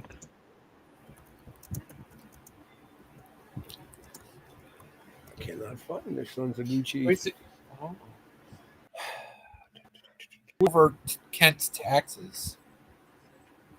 I mean, what is there to debate? The man doesn't fully understand tax law himself, right? He thinks he knows what happened. It was misappropriation. See, when you have a structured loan, you're supposed to spend the money how you agreed to spend the money. He wasn't doing that. That is illegal. It's the way it is. Oh. What do you think of that teddy bear? I try not to think. It causes brain damage for me. No, he'll be on Broadway any day now. It's going to be Kent Hovind, the musical. Musical starring Jean-Claude Defraud. Yes. It's a special peek at PG's, the musical. Oh, yeah, that Ted Tagger GG's the guy. musical. GG's the musical. Here it is. GG's doing a thing on the PGs. Yeah. With special guests, what's left of the Bee Gees. Here's that what I was talking about, the nitrogen hypoxia. There we go. Finally. God, it was driving me nuts. All I wanted to know what the word was. I didn't care anything about the rest. Hypoxia is like a lack of oxygen. Yeah. So it's a nitrogen hypoxia. If 3 of them that have did that this year. I didn't realize. I must be missing shit, but because the question was, has anyone been executed in 2024? There is a list of people executed in the United States 2024 to date. 22 people, all male, have been executed. Oh, the suicide pods. Now what you're saying is making sense. Oh, is that what they're called? Is that what that's nitrogen? Well, but that was the method up in Canada. That's why they're doing that. Because it creates hypoxia, and instead of being tortured to death by either gassing, electric, or being hung, any of the other, it kind of, I mean, it's up there with the guillotine, really, because like you don't realize you're dying, right? Well, You just something happened subtly, with the. Oh, go ahead. Sorry. you just Go ahead. slowly, subtly drift off because the nitrogen's infiltrating the blood and taking out the oxygen, and you need oxygen for your body to synthesize PTT or whatever. Anyway, long story short, you die Yeah. and you don't notice it. What do you think of Brett King changing AC's views? But Yeah, I'm trying to see the first one because I knew there was a little problems. I'm trying to figure out what that was. Oh, here this must It be the was a one. sodium. It was a sodium-based like mixture that they injected. Let me see. They just basically injected you with a bunch of salt water, saline with a little bit of like arsenic, I think. Yeah, with this guy who wrote, it must have been a witness because it said, "I witnessed Alabama execute a man using nitrogen gas. It was horrible and cruel." Taking off, then he gets Yeah, an they always say that. They right. always say that. Yeah, I thought there was a reason for this, but they fixed it. what the? He disappeared. Yeah, sorry, I don't know. I get so fixated on stuff, and I just drop it. Stop, drop, and roll. There we go. Who asked the dead people if they knew they were dying? Good question. Because the Alabama one, they're talking about this guy saying just horrible and this, that, and the other. And I heard that, or read that after it, when it happened, but I never heard why it was so bad. But the other two they did with the nitrogen gas, I guess, went well. I Yeah, mean, the hypoxia. It's a lot easier to. It's a lot easier way to go. It Yeah, really is. yeah. You should know, Dustin. I Oh, sorry. mean, like my dad was a master in always killing. Okay, and I got a crash course in a few things. So what do you want me to say? You are an expert at killing. Oh, I'm not an expert at killing. I know enough to be dangerous. I'll put it that way. oh no. You're a dangerous young man. Just like, what did you think of Kent's latest idea how pyramids were built? What was his idea? What was his idea, Claude?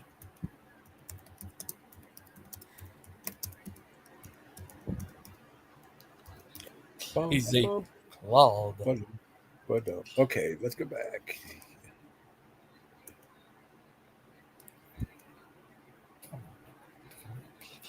Yeah, John MacArthur. You ever met this type guy? John MacArthur? He's a McCarthy. I think everybody has met this kind of guy. Kind of reminds me of, I don't know. Do you know what would have made irreligious sense? who were confronted with Go ahead. Do you know what would have made sense when they were building the pyramids? Okay, What? so if they made substructures out of wood, right? Because then it would be easier to maneuver and manipulate the blocks. And then instead of dropping them down where they can crack, you just simply set the wood pillars on fire until they turn into ash and then blow out. It would be that simple. Now, getting it up that high, I don't know how they would do that. That's a whole other game. I don't know how they lifted a block all the way up to the top of the pyramid to be placed the way they did. That's something What else. about you? Sense that they used in the. Let me see. The stones up to 70 tons were sunk into place with sound waves. Oh, so that's how they hovered above everything and got there. That's kind of cool. Whereas Well, if my you look at singing the would have cut them in half and destroyed them because they would implode with my singing. well, if you look at the cut patterns underneath those pillars, they're all in waves, right? And they try and say that's because they use the dolerite balls to cut patterns into the rock wall.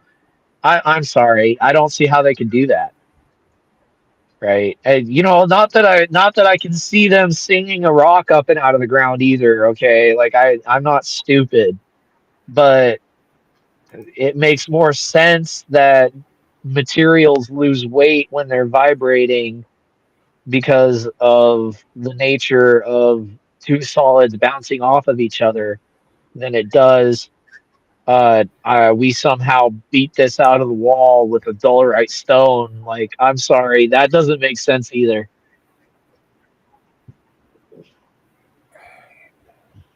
Things all over the world that just defy modern technology. Like, how did they do this? The legend is that the Egyptians, would sing or chant, use sound waves to lift these blocks for the pyramid. We still don't know how that works. I don't have a clue on that, No. But that's what they say. So they did it somehow. Some of those stones up at the top stone would have weighed 70 tons. They're finding things all over the world that just defy. Can you pause real quick? Technology. Like, how did they do this? The legend. Okay, so you know where the idea of a tuning fork came from? So, like, you ever seen like how they have they have like a staff that's curled at the top, and then they have the other staff in the other hand that has 2 points that kind of looks like a stethoscope. You ever seen those devices? I don't know. Do you know what they're for? So back in the day, they had this thing. It was called a choir, okay, of people, right? And they had an ear for placing people where they wanted them, okay. And the reason this is because these people would have like a pitch and a tone and a voice base that they wanted for the sound variation that would uh, propagate inside of a stone. And when they would do that, they would take these devices like a rod and they would poke the stone and they would listen to the curled up metal and see if they can hear the certain pitch that they wanted. And then further down the stone, they had to use the other device because the sound would die off in sound, but the vibration was still there. So when they put the tuning fork to the stone, if it started singing, then we knew that the sound was penetrating to that depth. But if not, then there is no vibration. Okay, that's exactly what those devices were for.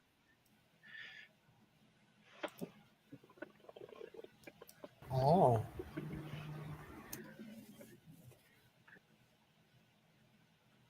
Legend is that the Egyptians, would sing the or sound chant, use sound waves to.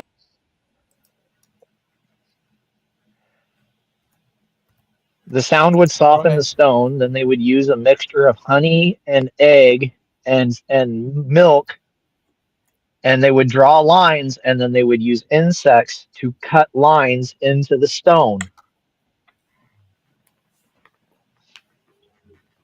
There's special stone eating worms to this day. Wow.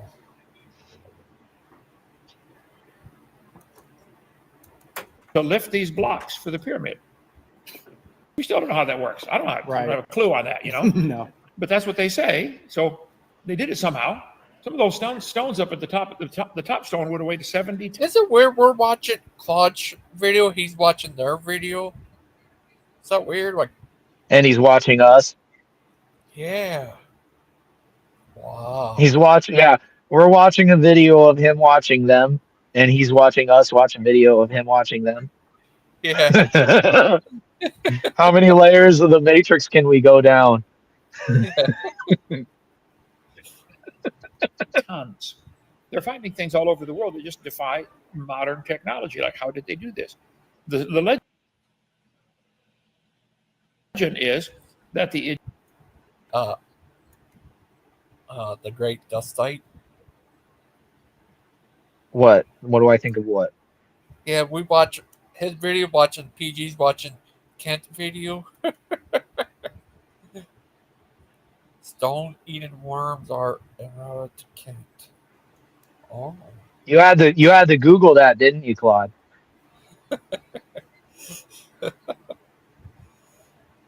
No, but that's how you would cut stone, isn't it? That's how you would do it. You would make a mixture that would draw a certain insect to the particular part of stone because they already ingest stone, right? And as long as you have enough insects doing the work, you don't have to worry about anything. You just keep them in that line and kill anything that crawls out. Wow. It makes it a lot easier, especially if you're using the natural like nature around you. Like, I mean, what else did you have to do back in that day but observe nature and see how the rules work? Oh. Wow. You know who has to pick up like 1,000-pound worth of rocks with his bare hands? That'd be Mark. Yeah. Well, no. So, Yeah. like, okay, how layering, right? You know how those work, Yeah. right? Okay, Air so bearing. if two objects, an air bearing, a bearing that reduces friction by air pressure.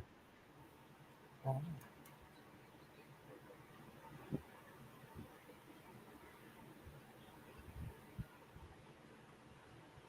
Can I continue, or do you have further question?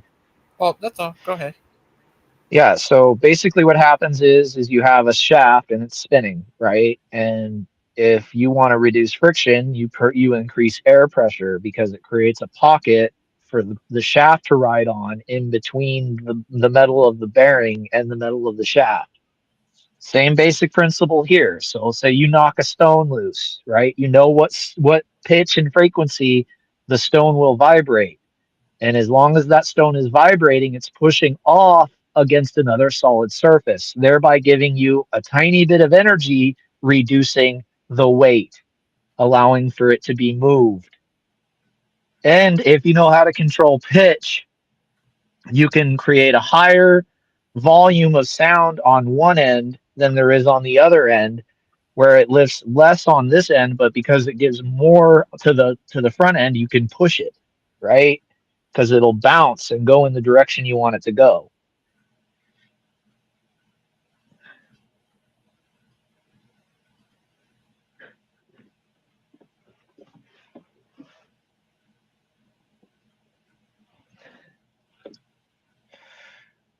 I mean, there's all kinds of examples of this. We see elevator shafts that move things up against gravity because of the way that it's moving up and down in a circular motion. Da, da, da, da, da, da, da. And then all of a sudden, like all these materials start moving up the belt. It doesn't make sense.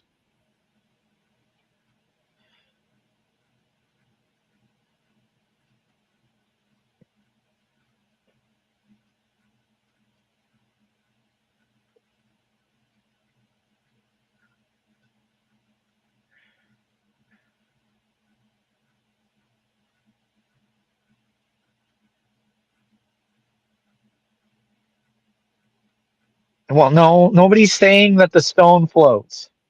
Nobody's saying that, Claude.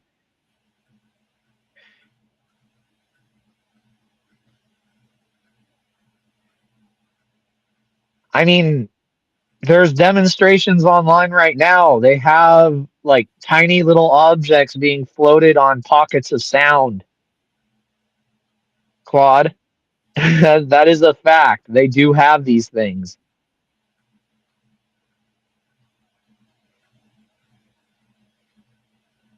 Um, well, it would require like these people, they is anybody else here? Hello?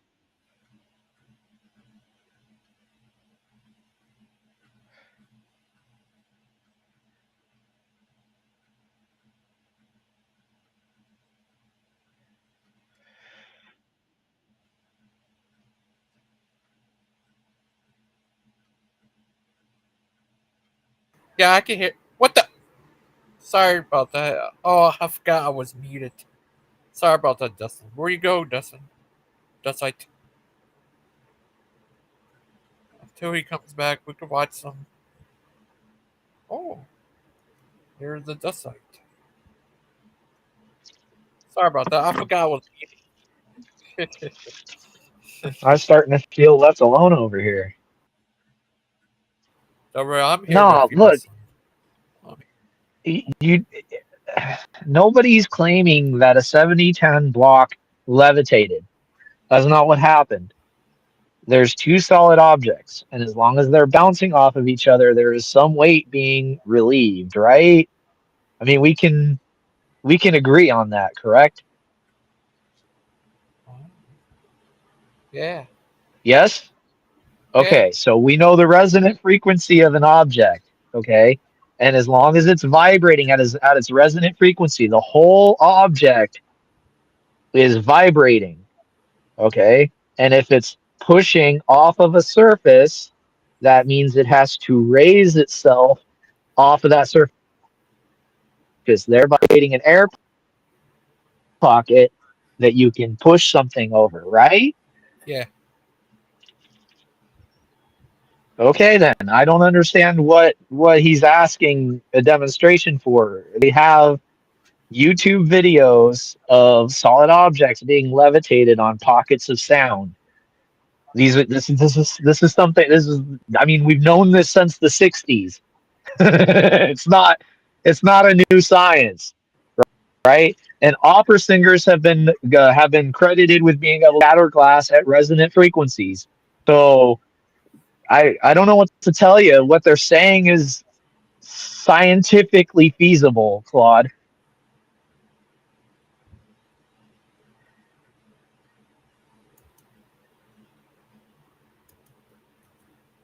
Oh.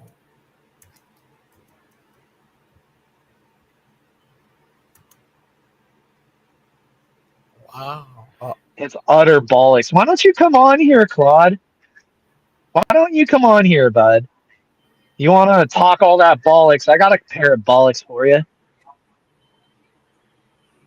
Oh. Do you get along with It's Bruce? utter Do you bollocks. start getting along with Bruce? I still Mister. owe Bruce an apology. Came on and defended me. I recognize. I mean, I wouldn't call him a friend, but I like him a little bit more today than I did yesterday. Oh, that's good. Wow. I remember the other day on the Halloween show, he tried to apologize to you, I think. But he wanted to apologize? He made a gesture, and it would be rude of me to not acknowledge it. But it's too late to apologize. No, no, I'm not like that. Okay. But would you ever... Oh. What would you do if you actually met Bruce in person? There was a time I would have punched him across the face. Now I'd probably just leave him alone and watch what he does. Oh. Lee Claude is here. Hello, Ah, hello, here we Dustin. go. Hello, Gangster. Hello, the angry teddy bear. Yeah, he's busy right now, but yeah. How are you, Lee Claude? I'm okay. I've been very entertained. Yeah. So what's your contention here, Well, no. It's not my contention. Claude? Do vibrations It's your not good reduce? friend, not a Dr. Owen's contention that singing, by a choir of some sort, somehow lifted the 70-ton blocks to the top of the pyramid. And I call bullshit on that. And that's what he said, if you listen to the clip again. So, no, not the worms part. I don't know about that. That might be right. I haven't got a problem if it is. That's good. But to think that you can lift substantial stones with singing I just call that nonsense. They have scientific experiments since the 60s Show me of one. moving. I'd have to go on YouTube and show you, but I mean, they Yeah, do. They I'm very have. happy to watch. Yes, very happy. You want to see? Okay, that would require No, it would require a little effort, but that's life. object. Paul Dustin. Yeah. So I think he's just finding it. I'm good, yeah. So when he finds it, he can come back and show me how singing moves an object. And but I think it's a very simple experiment. I've got a little pebble here in front of me, and I'm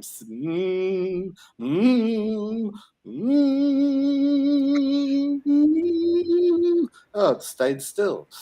I think my singing cannot a rock across the room.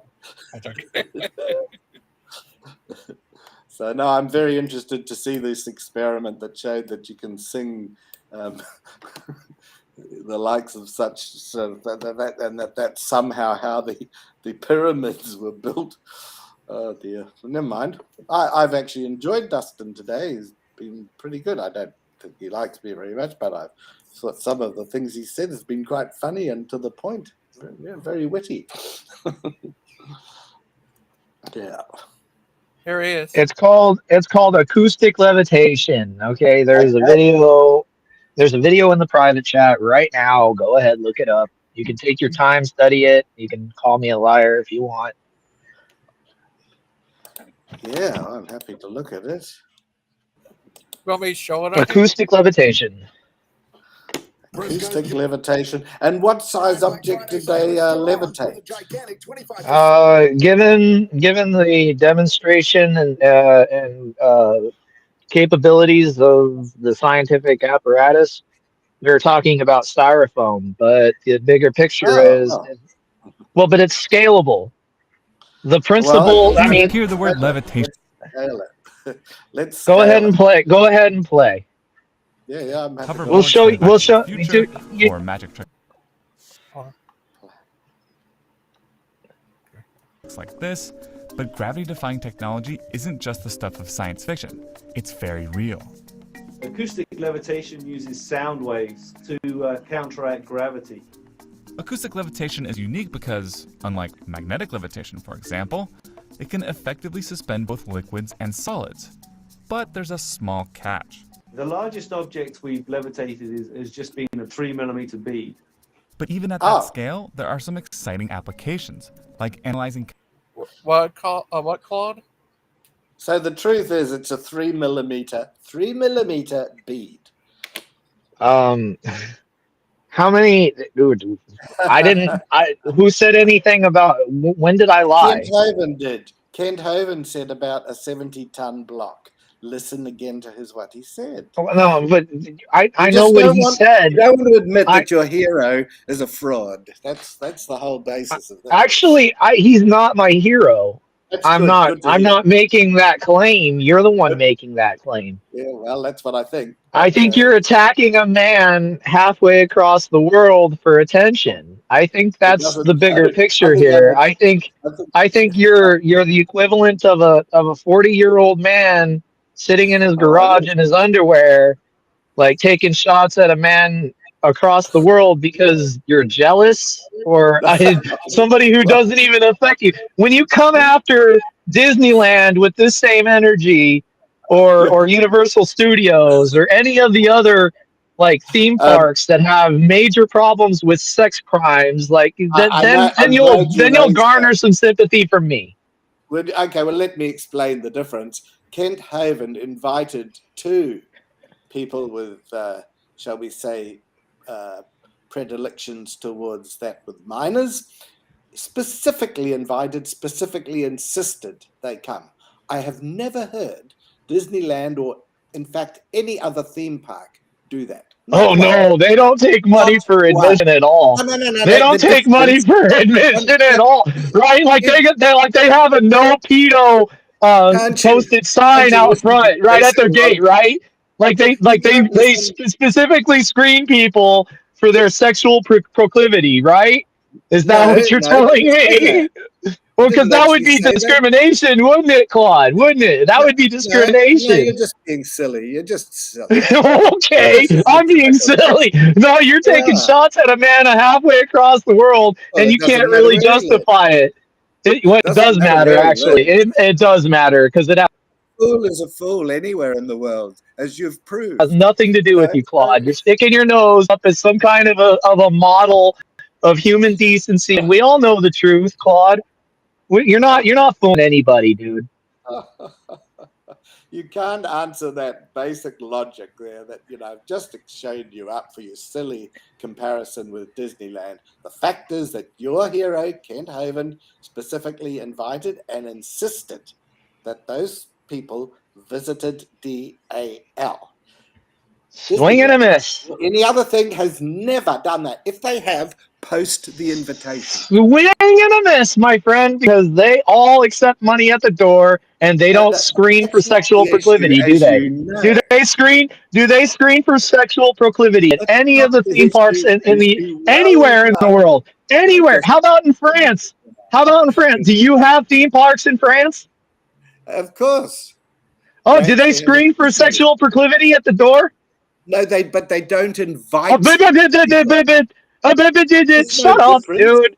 You'll take money at the door to anybody who really wants are to an come in. That's idiot. an invitation to come in. You're an idiot, Oh, you're just being ludicrous. You know that your hero, dude. Kent You're a straight Hovind, idiot. insisted. Stop taking shots at people. Nothing to do with you. Go find something better to do.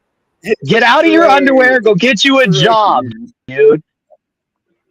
Taking shots at people. Loser. Straight loser. You know it. You're a straight You can call me loser, all the dude. names you like, Dustin. You can call me all the names you like. It gives you a thrill. But the fact is that you can't argue against that very relevant point.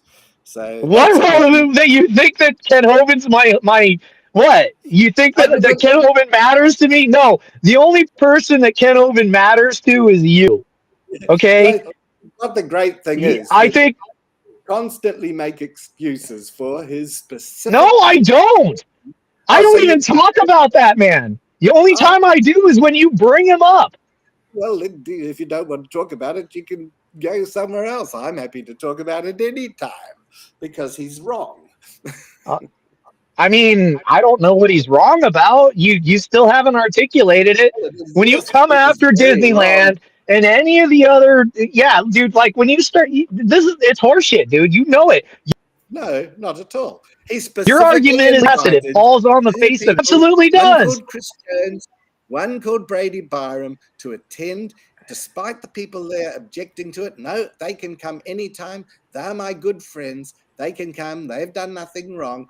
And specifically invited them to DAL. It's none of your business, dude.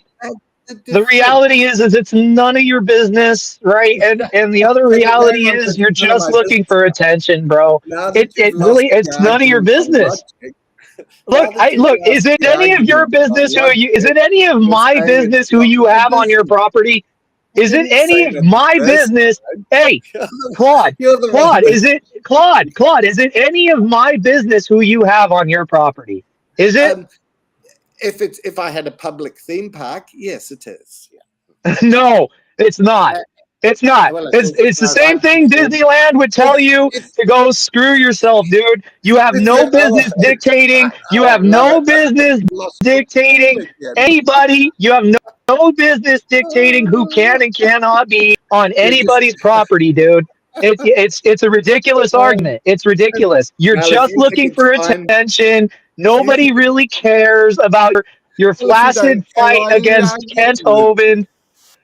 Don't care, so you're arguing with me. I mean, you've just been shown that the guy is a fool when it comes to lifting blocks with sound waves and singing. And the best example you have is a 3mm piece of styrofoam.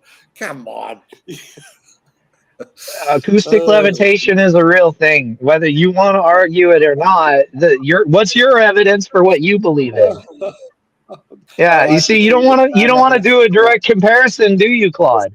You don't want to do a direct comparison because you want to laugh and make it seem like you have some so ridiculous. It's so ridiculous. Yeah. Intellectual high Totally ground, and you wrong. don't. And the You best on their example, face.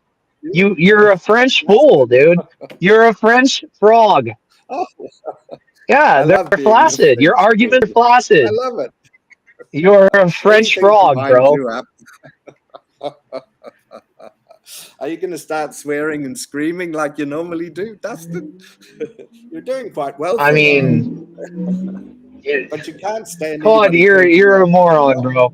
I'm just gonna call it like it is. You're a moron. Wow, that's a big word for you to use. That really upsets me. Oh my God, Dustin's called me a moron. He can't argue against my points, but he called me a moron. Point. What point are you making? You're over here trying to dictate who Tobin can and can't have on his property. What's your point again? You started all that nonsense off by talking about Disneyland. You started that bit. We were talking about the perfectly simple thing of Kent Hovind claiming that they sung the stones up to the top of the pyramids or into place, and I called it utter bollocks. And then you said, no, it's real. And here we go. And you put something up Your to show meta me, and it turned out commentary to be is flawed. not a 70-ton stone, but a 3mm thing. So you got pissed off when I pointed that out. So you introduced Well, the topic you of know, Kent Hovind you still haven't gotten to the. being at different various theme parks. You still haven't gotten to the point where they explain that it's scalable. You can taunt all you want, but the idea is solid. It's a You can principle. too. I mean, wait, but look, Claude. I'm not trying to argue with you about the ability for someone to have. See, you're not even listening. Like, I mean, you're not willing to have an actual I'm intellectual very willing to have conversation. a conversation. You want to point your finger at Kent Hovind and claim that you have some superior mental or I don't Well, I know. do. I don't think you do. I didn't I go and don't buy a think you doctorate do. from Like, that's the thing, Patsy Claude. from Like, university. the whole basis Got a for real which degree. you claim your intellectual prowess is what exactly? You don't believe what someone says? It's your argument from incredulity? He's I don't. demonstrably a fool, and I've just proved it with his silly, stupid theories on how or claims actually on how the rocks got in place of the pyramid, sung there. I mean, that's not my argument, Oh, Claude. wasn't it? You're not arguing. You're not arguing against him. You're Oh, arguing you're against saying me. that it can't happen. That's good. Well, what I'm saying is acoustic levitation is a real thing. That's what I'm Well, saying. yes, in regards to 3mm, that's the most that's ever been levitated. Well, I can agree. Well, that's not true, Claude. You're Okay, judging. what about a stone? What about acoustically levitating a stone? Get one now and acoustically levitate it for me. Come on.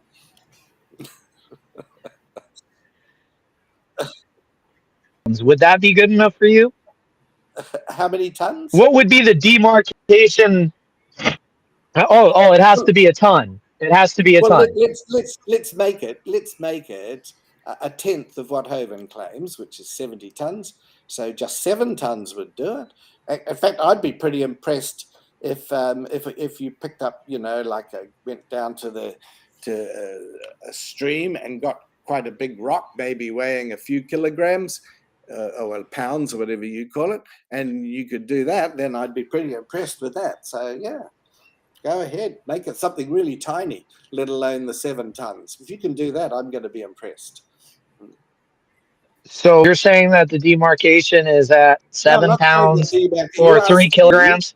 What size would that I would look at? I'm not going to take a particular demarcation, but I would be very impressed. We'll say 20 kilograms.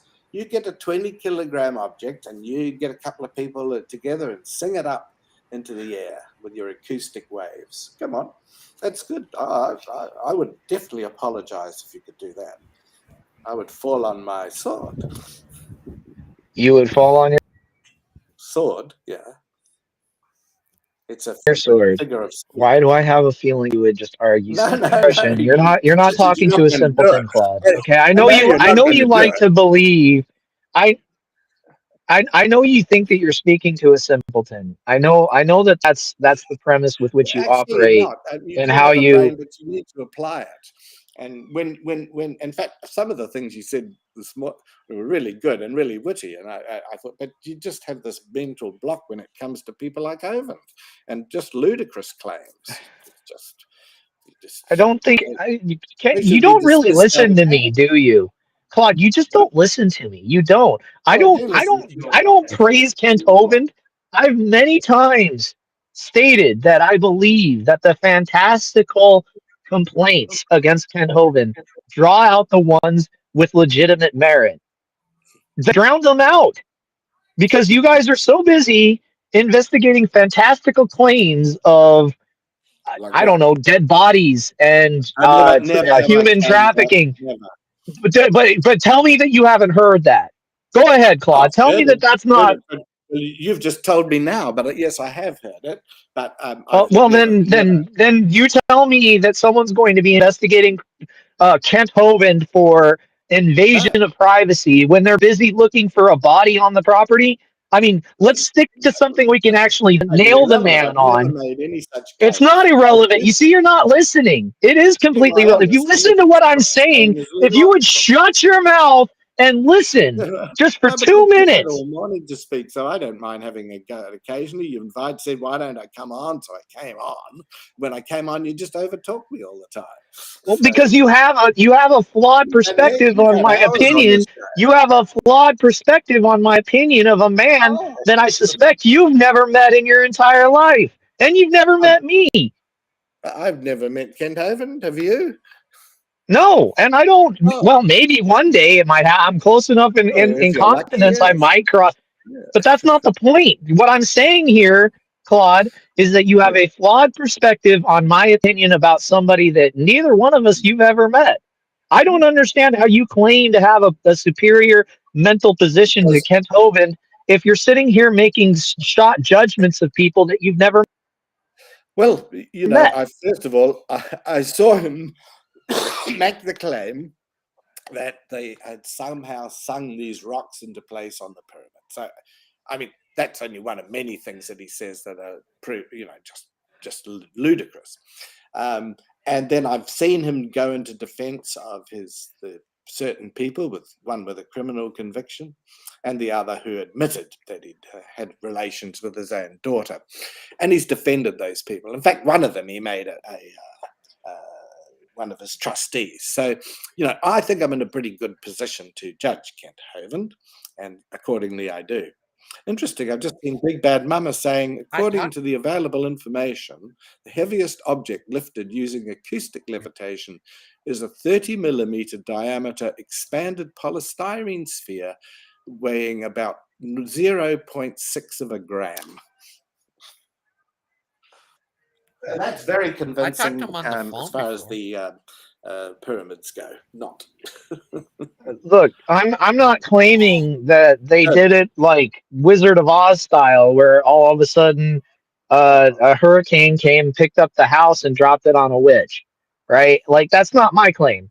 But the sad thing is that you're railing against Ken Hovind, and Ken Hovind's not even the originator of that claim, right? He is maybe stupid for piggybacking off of it, but it's Well, not the first time that that claim has been made. And I get the feeling that you're under the impression that that's solely a Kent Hovind claim. well, Am I it's the first misreading? time I've heard that claim. I haven't heard anybody else make that claim, so that's why I It's just been made disagreed. many, many times since the 60s, and I think even before. That claim that's a very old claim. It's been around for a long time. Oh well, I guess the various fools have, and it's eventually got to Kent's ear, and he's swallowed it. Well, I'd like to hear your explanation for how they lifted those stones because they I didn't don't have have my hydraulics. explanation. I don't know, but what I do know is that claim is complete bullshit. Anybody would So know that. you're telling me that if two solid objects are in relation to each other and one's vibrating and one's not, that doesn't create an air pocket and reduce the weight a little bit. That doesn't happen. Oh, You can do that. Do it with the 220-kilogram blocks that I've 20-pound blocks that I've suggested. Put them alongside each other. So go film it and stick it up on Ghost's next show. I'd be very intrigued. We have comparable examples. We do, because we have a thing called an air bearing. Okay, that lifts well over 30 tons and it keeps the shaft centered. Okay, we have examples of these principles, right? They're not on the same principle, but they keep to the They need same to be on the same ideal. thing. That's not the same Yes, thing. because hydraulic if or air lifts are not the same thing as this bullshit that Kent is talking about. when sound moves, what moves with it?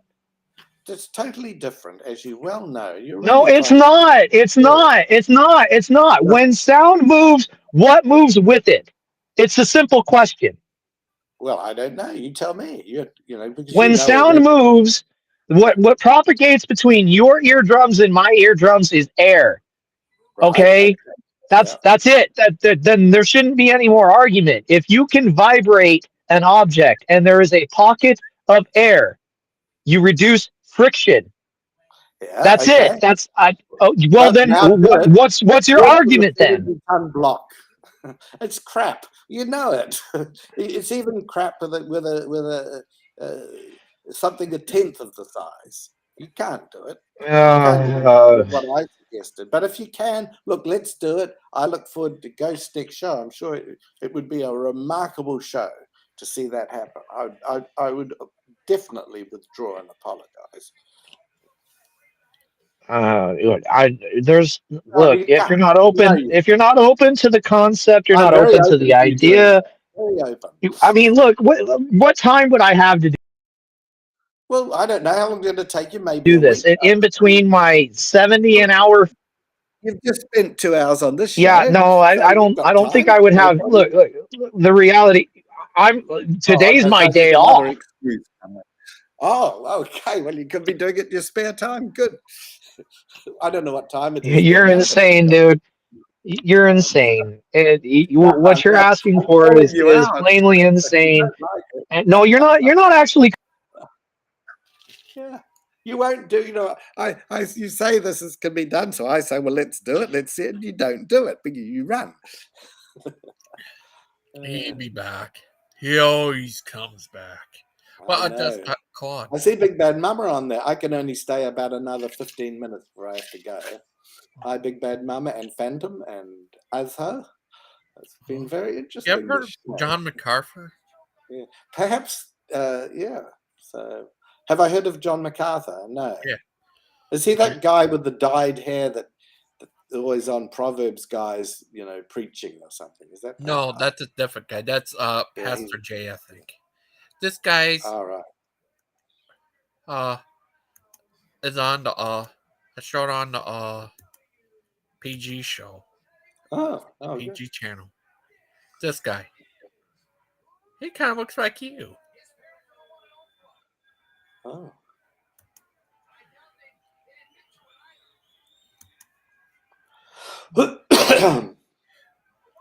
John MacArthur. There he is. There. Hi, Just Light. Yeah. You there? Oh well. Yeah, I'm here. Okay. Hi. Good. We missed you.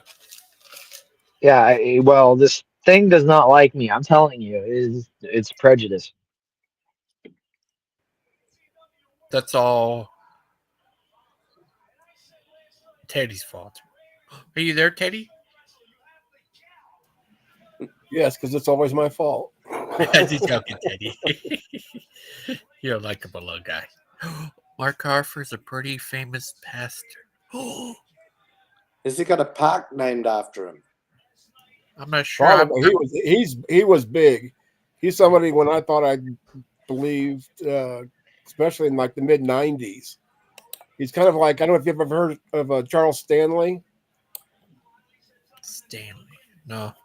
Yeah, he's another big one that I was like raised with, sort of thing. And now I look back and hear some of his stuff. It's like, what the hell was I thinking? MacArthur. I went to a place. I used to live at a place called MacArthur Manors. Does he have manners? What about you, Dustin? Have you ever heard of him? What? What? MacArthur? Yeah. This guy right here? Yeah, Yep. he elevates himself to elevate his position in Christianity. Yeah, he elevates the Bible so that he can take claims to some kind of authority, and he's not. He's not an authoritative figure. God is the only authoritative figure. Do you think? What if they had MacArthur Park? MacArthur Park. Then I would expect that Jean Claude Fraud Dam over here would have a sign out front of it picketing, "No pedos allowed." Yeah, see, there's actually a MacArthur in the mid '90s. He was really like when the communism scare was going on, or the paranoia. That MacArthur is who that park is probably named after. Yeah, that's my first thought of when I heard that name. Yeah. Mankind has a hard time recognizing the difference between harm and help. I'm just going to say goodbye. I might be in the comments, and it's been good. And catch you another day. See you then. I'll miss you. Have a good one, Claude. Hey, when you Thank see you. a stone hovering over your head, I expect an apology. And if it won't go away, it won't go away until you do. Yeah, no, it'll be hover. It'll be just right over your head, buddy. Like 20 tons. Bang. Kata. Okay, see you then. Bye. Yeah. Bye. I wouldn't want to be the person that was in charge of that hovering thing and had the controls or had the mind control to do it or whatever. Because what if I like farted or sneezed? That big old rock just smashed Claude.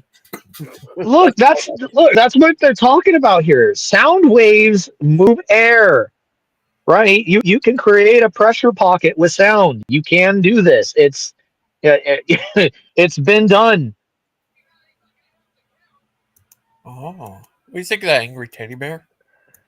I mean, even if they did, back in 4,500 years ago when they were building the pyramids, they had technology or the space or machinery. Do you know how the organ was made? The one of the oldest technologies there is for music. The organ. The organ was a bunch of tubes designed on moving air, and you used what was known as a billows. Right. Right. That's what the pedals for. Air. That was designed to move sound, and the acoustics of the temples that were built. Have you seen some of those temples? Some of the stone cuts. I mean, how do you think they did? If I knew that, I'd be a rich man. To be truthful, buddy, that technology is patented, right? If you were to try and duplicate it, you'd be sued. I'm telling you something that I shouldn't have said. It makes me sound like a crazy man, but it's true. There are families that know. There are families that have access to this technology today. They are alive today. They just have patents on them. They keep it secret. If they could do it back then, they can do it today. It's just a simple fact, right? They're just people that know how to do it and make it easy. It's no different than an apprentice being taught by a master in a class. You can take worthless junk and turn it into something valuable. It's the same basic principle. You take worthless rock and turn it into something valuable. Okay, I'm gonna play Claude part for a second. I'm gonna read some of what he says. Keep this going. So the organ proves you can build a pyramid with sound waves? ? That's not what I said. And then where is the patent? I call bullocks. I bet he does.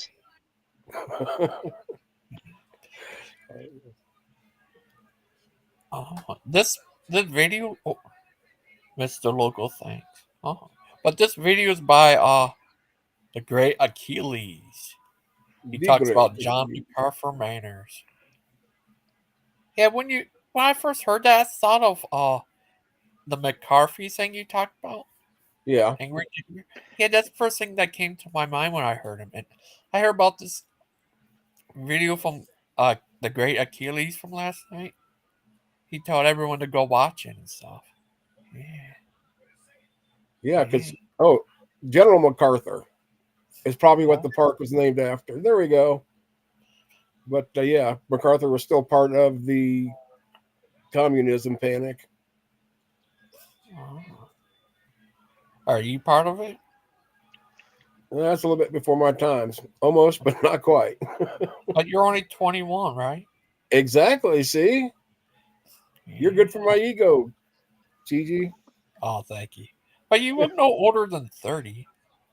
Oh, I look older than that. I mean, I don't know if I look 60, but I mean that's subjective.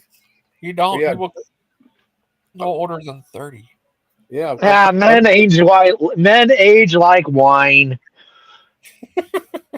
No, not like wine, with wine, meaning wise. Well, same difference. Touché.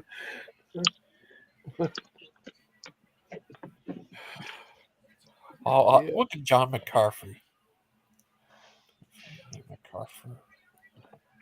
A phantom. You notice how Claude started off with it's impossible to lift objects with sound, and then when he was proven wrong, he moved the goalpost. You notice that? Am I the only one who saw that, or am I crazy? First, it was that's not possible. You can't lift things with sound, and then I prove him wrong, and then he's like, "Oh, show me that with a 10-ton rock." It's like, dude, it's scalable. Sound wave is sound. Hey, if you need more sound, you add more people, and if you're smart enough to know where they go, then you can have certain sounds cancel each other out to where you get the wave that you're looking for. What is this? Oven file?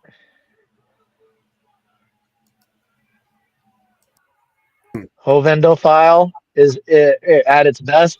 What? He has nothing to argue against me, so he keeps bringing it up like I'm trying to defend Ken Hovind. I'm not trying to defend Ken Hovind. Have you ever heard of the Coral Castle? One tiny man built an entire castle out of rock that was heavier than. You need to look these things up before you start running your mouth, Claude. Oh. Oh, what would John MacArthur say about this? He'd say, "The fools of their folly ignore the Lord." I don't fucking know. He'd say something stupid and bring it back to the Bible where he. Oh. How many people singing to live at 7-ton block? Oh. I don't know. Like that kind of math is, I imagine that they had a choir of people. I think choir. Can somebody look up what a choir of people is? I think it's a number.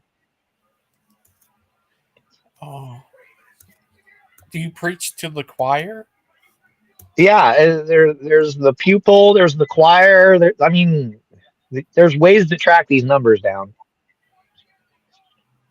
Oh, what do you say? The great teddy bear. Trying to see what it says about choirs. It just says groups. I believe that there's a number though. There's like a certain number that constitutes a choir. Wait, maybe this is. Nope, it doesn't give a number. Oh, here we go. Here we go. What classify? No. Constitutes. What constitutes a choir? People in the world, except for what you're looking for. Right. Okay, here we go. Constitute. A choir of people. You're thinking like I'm a fast typer or something? Oh, wait, what? What?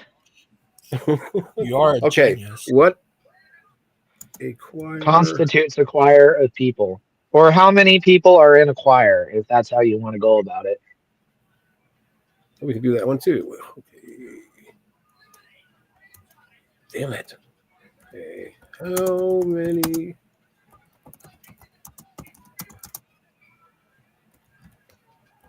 Yeah, actually 10 to 40 it says here. Let me see. A 10 to typical 40. Yeah, community... it's a Oh, number that actually, constitutes a no. choir of people. I need What? to qualify that. A typical community choir might have been between 30 and 60 singers, while a church choir could range 10 to 40, depending on the size of the congregation. There we go. To be more So the accurate. size of the congregation, in my specific opinion, given, I mean, well, I don't have anything Well, solid to go off of. they got like But small choir is 40 or less, medium choir is 30 to 60, and a large is 40 or more singers. Which it does say sometimes so reaching into the hundreds. So I don't think the number is necessarily locked in. I imagine, well, I don't know then. It doesn't sound like there's anything solid tying a number to it, but Right. I mean, who would know that? Who would be alive long enough in order to explain that to people? I imagine there's probably some examples in the Bible, but I don't know. I'm not learned enough on that subject to actually answer that question. Inquiring minds want to know. Speedy, that's bad. Oh my God. Inquiring.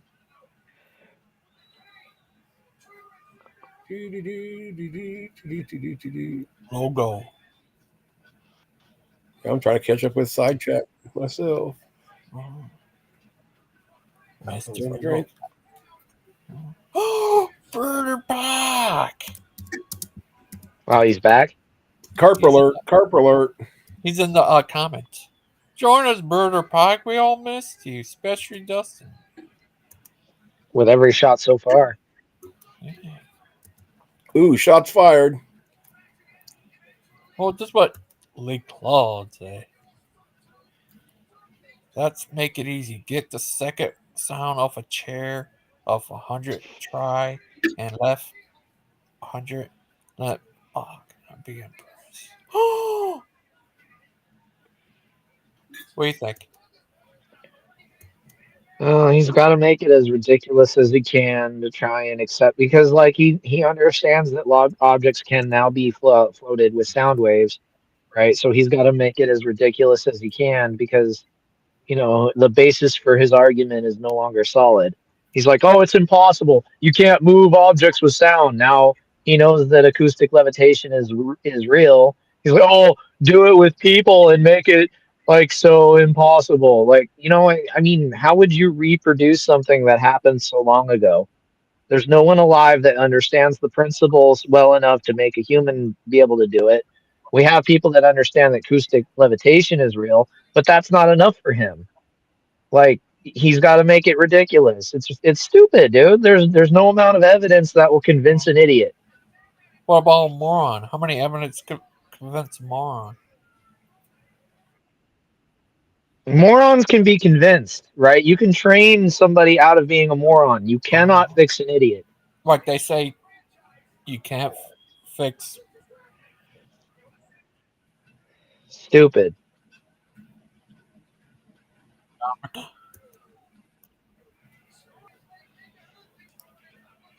Oh.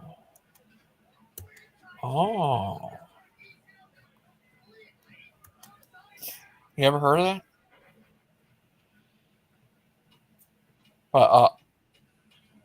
What do you think of that angry teddy bear? I mean, the concept and idea sounds great, but to me, once again, I mean, how productive or efficient would it be, even if it worked even a little bit? Here we're talking about choirs of people.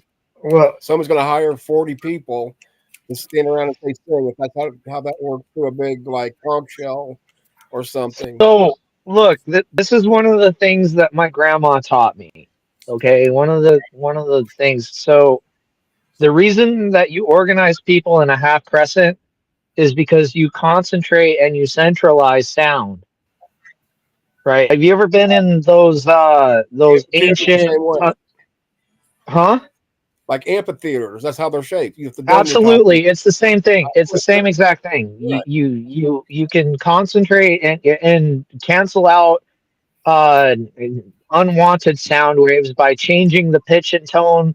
So like if you have like a baritone next to a soprano, right? You can cancel out high and low pitch to where you get a medium volume sound wave, right? And the idea is to get a wave that's pure sinusoidal that vibrates in the material, right? So it has to be in a resonant frequency with what you're trying to lift. So you have to have a certain amount of sound equivalent to a certain amount of weight.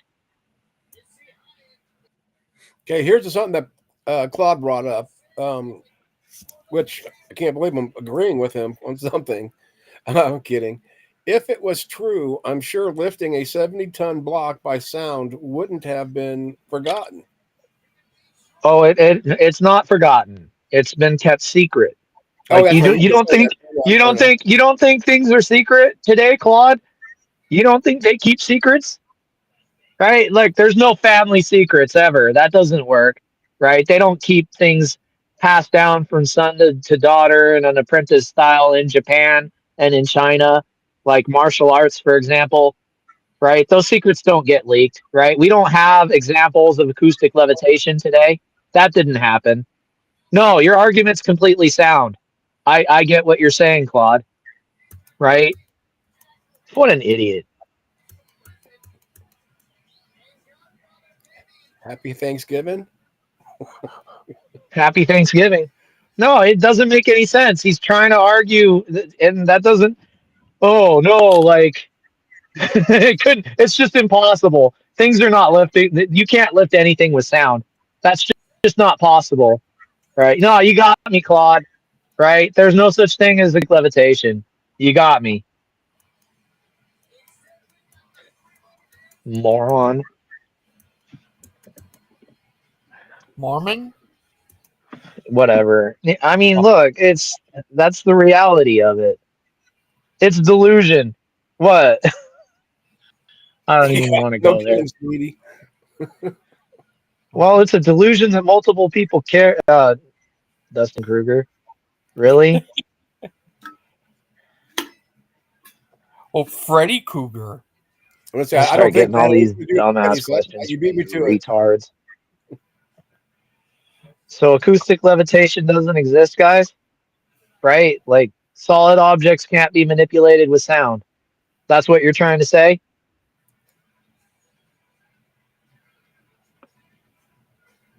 Danny Dustin. Look at this. Imagine how Galileo felt. Yeah. There you go. Oh. What about? Let's see this Oh, you pinged right again. here is thrown out because you have minds that can't grasp it. It doesn't make sense to you. Right? You're looking at it. There's a solid object. It's levitating in a field of gravity, but that's not relevant. That doesn't make any sense. Right? So I'm done and Dustin and Kruger Buck. So you guys are fucking retards. You really are. You're fucking stupid. Hey, Mr. Soot. Oh, And I so am. just because the parameters don't fit your expectations, then the principle is thrown out, Claude? When you're trying to stick your evidence on an example of species splitting that you don't have the original species to show, right? Like you're not making a leap of faith in that belief at all, are you? Oh. You serious?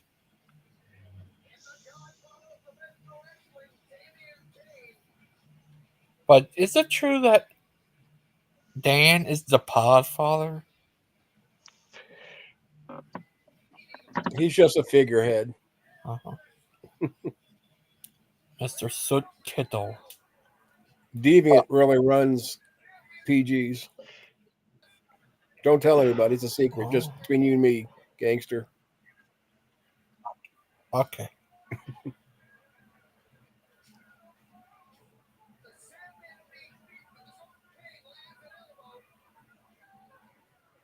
Oh, you have. Oh. You can't replicate even 1 pound of sound levitation. Oh. What do you think of that? The site? What's that? Said this. Obviously, you can't replicate even one sound thing. No, pound. 1 pound sound levitation. I mean, I don't know why that's obvious. Mr. Logo. He's from the What? Logan. What do you mean, Mr. Logo? What do you mean? This is fucking retard, dude. Oh. What do you think that great teddy bear? So they didn't have to build a bigger what do you call it? Nuclear reactor in order to make more energy? That's not scalable? Oh. The You have to answer demand your question. versus the supply, right? What do you mean? Oh. What do you think? Is he? Oh, he bounced out. Okay. Yeah, I was like, I give an answer. All of a sudden, he was like in front of me. Like, what the heck? I mean, this is outside. I'm not even saying I'm an expert in anything, or I know very much, but this is definitely beyond anything that I've ever researched, at least to this Well, point. no, The it's concept. ridiculous. Well, hold on, Mr. Logo. You have to build bigger and bigger proton colliders in order to see more and more detail of smashing atoms together. What do you mean? What do you mean? Extendable beyond reason. We have a neutron or a proton collider that's over what 7 miles round.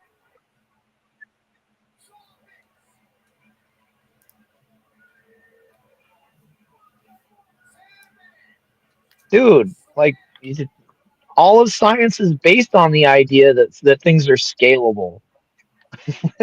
How do airplanes go from small biplanes to huge airliners? Oh. Logo.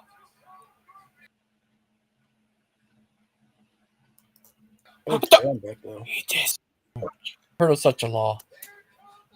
A law? Oh no! I fought the law. You ever heard of this guy?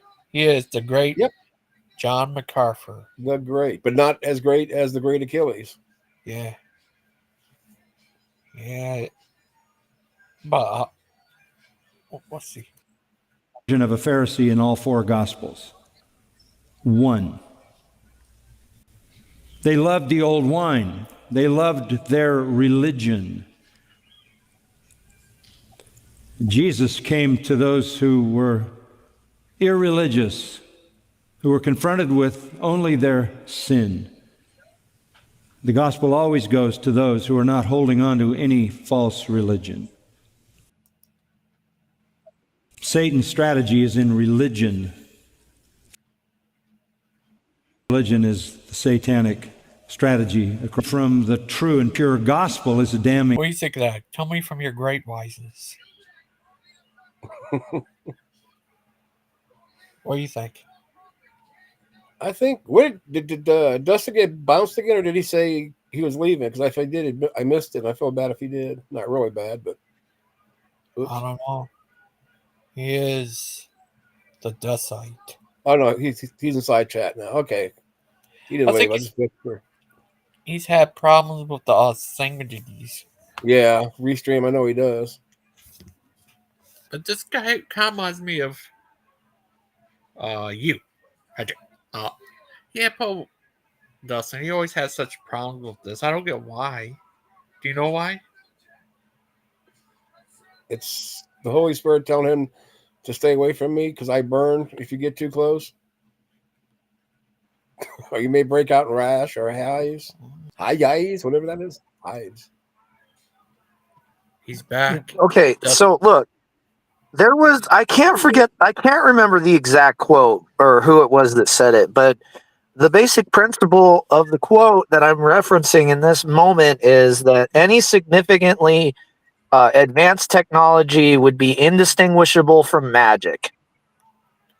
It's the reality is that we have capabilities that far exceed our grasp of what those capabilities both affect and have a reverse effect on. And when you're talking about scalability, the whole principle of science is based on scalability. The reality is we see examples where the scalability of a specific principle or a scientific experiment works in the reverse better than it does than to bring it up in a bigger scale than its origination. But the bigger principle is that when you're dealing with sound moving objects, which is a provable principle and it is a scientific experiment that is in practice today, there's no reason to believe that there's a limit on the weight or size of an object that can be levitated. There's none. You guys are over here trying to poke holes in an argument that you don't even fully understand yourselves, right? And the other thing is that you're saddling me with making the claim. I'm not. I just understand the claim. I understand the underlying science. I'm trying to show you, but you guys keep trying to get out to where I'm the one making these claims. I'm not making the claims. I'm merely referencing what data that I understand of it, right? And I'm trying to make a bigger point that when you argue against an actual scientific principle, that maybe you should do some research yourself. So I don't know, man, but you guys are talking a bunch of shit. How about just shut your fucking mouth? Guess what? They're having a show tonight, the PGs. What's the topic? It's going to be about Dan. Dan Talk with Dan Posse. He's the Pause Father. See? December 1st, the first one of this month. The inverse square law is designed around the idea that gravity loses its effect based on the distance you are from the source. Phantom.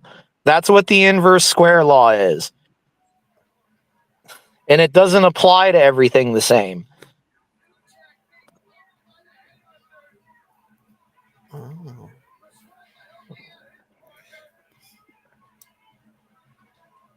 Oh, what do you think of that? The Great Teddy Bear?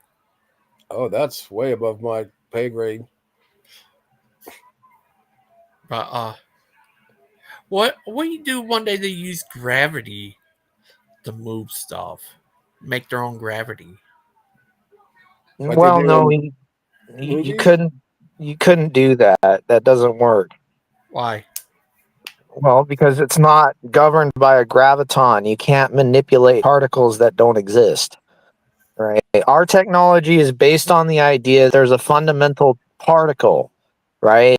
Everything that we work on, from our cell phones to our internet to the very vehicles that we drive, right, is the idea that there's a physical particle that undergoes a chemical change, allowing for energy to be extracted or stored.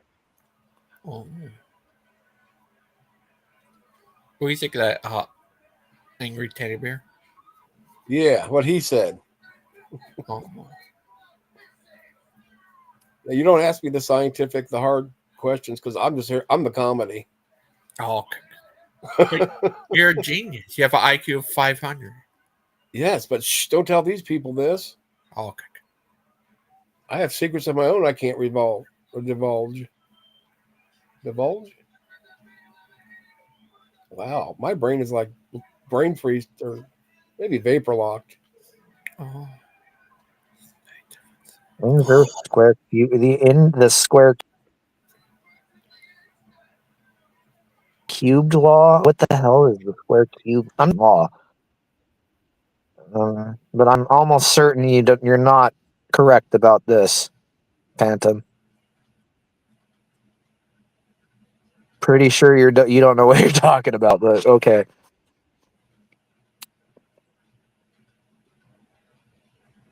Is there a massive lag or is he having trouble with his microphone?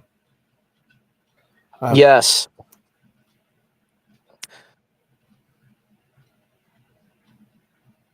Anyway, guys, I'm going to get off of here because I'm having a bunch of problems. Okie dokie. You hear me? Yeah, my phone's really glitching. Oh, sorry about that.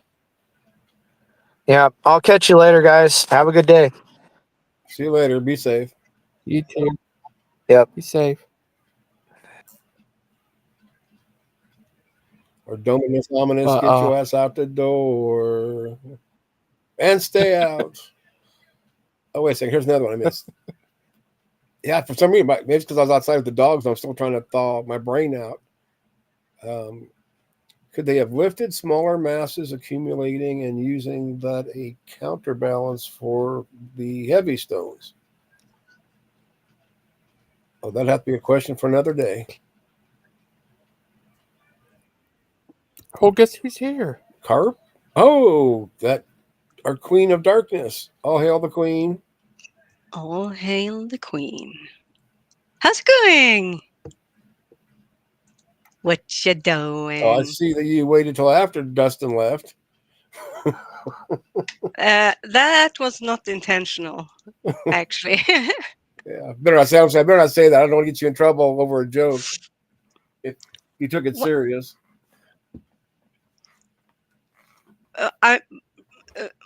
Why does my picture look so weird? Why isn't it showing the way it should? See, that's why all I see is I don't see anything. No. I see like part of a. Oh, I just closed my window. Yeah, and it's like slowly. See, more and more of it is showing. This one right over here.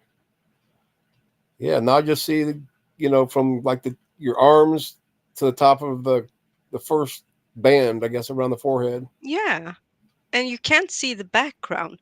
Yeah, at all. Which is very weird because it's so that's why I had to look and see. It is a picture of the original picture are multiple pictures placed on top of each other and cut together.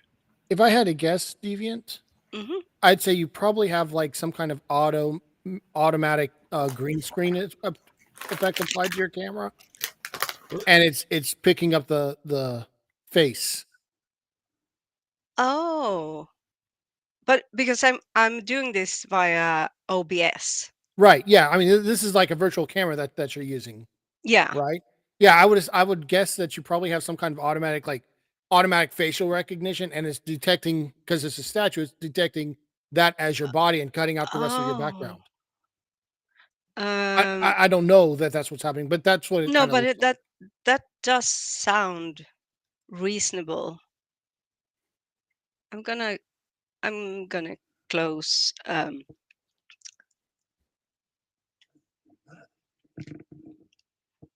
Whoops. If you in the settings for restream, there's a virtual background that you can turn on and off. It might be that. Yeah.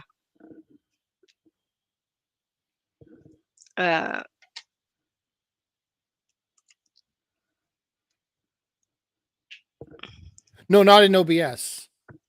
Oh. In Restream, in the settings on Restream. What? Marco is here helping me.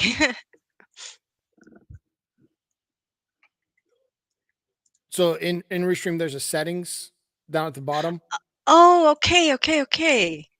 there's a virtual background. I don't know that that's what's going on, but that kind of is what it looks like. Right. Requires a capable device. See. Okay, no, that's not turned on. Okay. I don't know. There. No, it was another. It was seen in the video input was set to another camera that's not plugged in. Very strange. Oh, okay. But there we go. Thank you, Phantom.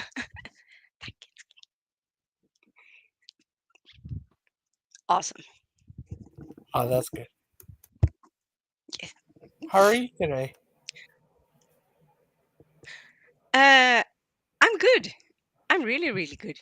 As soon as you came out here, the views went up to 9. Ooh.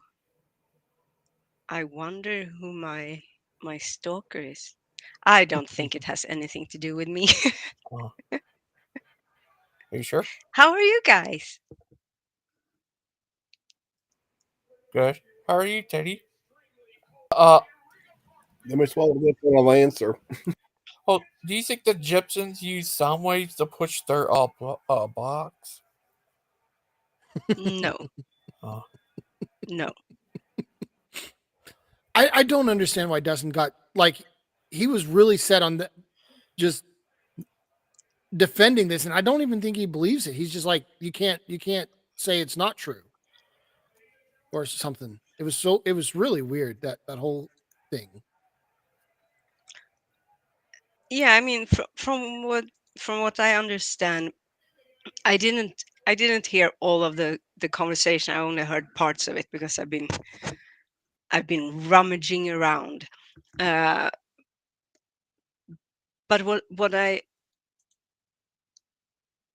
I heard, so there you can, like, using sound waves, levitate objects. Right. But because I did a quick search on it, and it's like it's not sound waves that we have any ability to create, from what I understand. Well, I think what and I just did a quick look at it too. I think what they were saying, what I heard was, or read was, they use supersonic sound waves to do it, but that they don't have to. That's just what they do, because it's annoying to hear these sound waves if they did it in the audible range. Okay. Which, like, okay, yeah, I get that. To me, the sound waves could do it maybe anyway. Yeah. But to say, okay, we can lift this small piece of styrofoam, therefore we can lift a 70-ton piece of rock. And I know Dustin disagreed with my idea that the square cube law would apply, but it absolutely would apply, because you're increasing the mass versus compared to the surface area greatly. In that size. So, yeah. Okay, and Claude says Deviant Kent's claim was that they sung blocks to build the pyramids. I don't even know why one would like go into such a fantastical claim. It's like the explanations we have, we know they work. We can't say exactly. So there are details about the building of the pyramids that we are not sure about. For instance, long time ago, it was thought that, when I say long time ago, I mean, say 50 years ago, maybe 30 years ago, people used to think they used one long ramp, because we know they used ramps in other building projects. But the issue with one long ramp is, not only would it be like insanely long, the building of the ramp would be more of a technological feat than the building of the pyramid itself. And it would require more resources and work time. So that's not really plausible. But you could have a spiral ramp. And this is where we get into like, what do we know and what don't we know? First of all, we learn more and more each year, each season of digging. And we cannot pinpoint exactly, because first of all, we know that there are around 130 pyramids in all of Egypt. Not all of them are still visible. Some just look like mounds. Others has completely disappeared, and all we have is like the base and the underneath of them. But around 130, not two of them are built exactly the same. They have different structures on the inside. And so we know that even the Egyptians, they tried new things. There weren't like a set, this is a pyramid, this is how you build a pyramid. And there has also been like ideas about internal ramps, and there are some evidence to suggest that. But we also know that they moved giant, like an obelisk. An obelisk is like, I don't know, 10, 15, 20 blocks in one single block of stone. And they quarried them down in Aswan and took them on the river up to Thebes or Memphis or wherever. And we have images from back then of them using these like sleds and pouring liquid ahead of it to make the surface more. We used to think it was water, but it's obviously not water, because water, as it turns out, would evaporate too quickly in the hot desert sand. So it's more likely a mixture of like milk and oil or some sort of fat and sounds water. tasty. Mm-hmm. Isn't it? Imagine going after that long sled with like, I don't know, 150 people, 200 people dragging it bare feet. So you have all their foot fungi mixed in there. And then just eating it with a spoon and all the sand. And yeah, nice. Probably smelled pretty good too. Well, everything is relative. I have a question. But no, there is no reason to come up with ideas like they sung them into place. Why? I don't know, but I have a question for you and Fan. Do you think one day they could use gravity to move stuff? Like find like that copy gravity, like make we do use gravity to move stuff. Well, that's a good point. We do, but like if you're talking about like something like anti-gravity, like you see in sci-fi gangster, I would say we'd have. I mean, I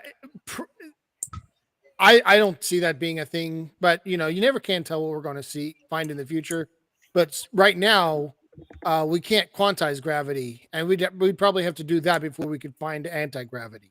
I mean, the only way you can make your own gravity and use it like to move cars and stuff. Yeah, no, that's what I'm talking about. Yeah, you'd have to have anti-gravity, like like we have antimatter. Yeah, I think you'd have to have anti-gravity, but right now we can't quantize gravity, so we can't have anti-gravity until we do that. What's the difference between antimatter and matter? It's the I don't know. I've heard it before, but I don't have it in my head. I don't know that off the top of my head. Oh. But it's I've been a while since I looked it up a while. What if they have anti-Phantom Thing X? Yeah.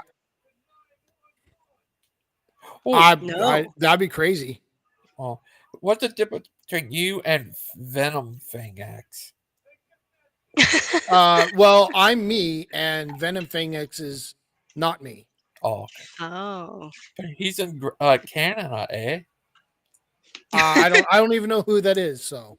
Oh, he's you could say he's the original Hovenite. He's the okay. Take stuff akin to repackage it on YouTube and stuff, and reteach it and stuff, and then he ended up getting in fights with a lot of ACs, like this guy named Thor, I think, and another guy named. Sounds like a good guy. Yeah, he ended up getting kicked off. They show a part of his video in the documentary. Okay. Oh, this is what Dustin said. Yeah, I was gonna pull it up. Showing you how acoustic levitation really works and why it's probably not as straightforward as it's usually explained. So if you take an ultrasonic transducer like this and you put a surface above it for it to reflect the sound wave off, you can actually create a standing wave pattern in there. And if you take some small pieces of things like pieces of paper or small pieces of styrofoam, you can stick them in there and they actually levitate in the standing wave. What's really cool about this setup that I have here is well, I mean, what they're describing here is you have to have something on top, below. You have to have something like reflecting the wave back. So, you, like to do it with a 70-ton block, you have to have something underneath the block creating the wave, and then something on the other side of the block reflecting that wave back, lifting up 70 tons. I would say probably the whole ramp idea that Deviant was talking about a minute ago is probably more likely and not less likely than this. I mean, we have to remember that the pyramids were built. The oldest pyramid was built 4,600 plus years ago. The youngest of them were built about about 4,000 years ago. Oh. So my idea earlier, where like they did know how to do this, and the knowledge was lost, because Claude was like, if we knew how to do this, we wouldn't have lost the knowledge. But we lost it in a Bronze Age collapse. It all fits. Oh. I mean, so in the Bronze Age collapse, that happened around the year 1200. Yeah. By then, Egypt had already stopped building pyramids since about 1,000 years. No, wait. Yeah, about 1,000 years. What was lost, however, in the Bronze Age collapse was in certain parts of like what is modern day Syria and Palestine, Israel, was language. The ability for written language, not spoken, of course, but the written language disappeared completely. Oh, really? Oh, yeah. But Egypt was, even though Egypt was under attack by what's called the Sea Peoples, subsequent to the Bronze Age collapse was sorry, I read Dustin's comment. It threw me off a bit. Yeah, the Egypt was under attack by the Sea Peoples, but they never managed to like take all of Egypt. They managed to take parts of Lower Egypt, so the northern part, the delta.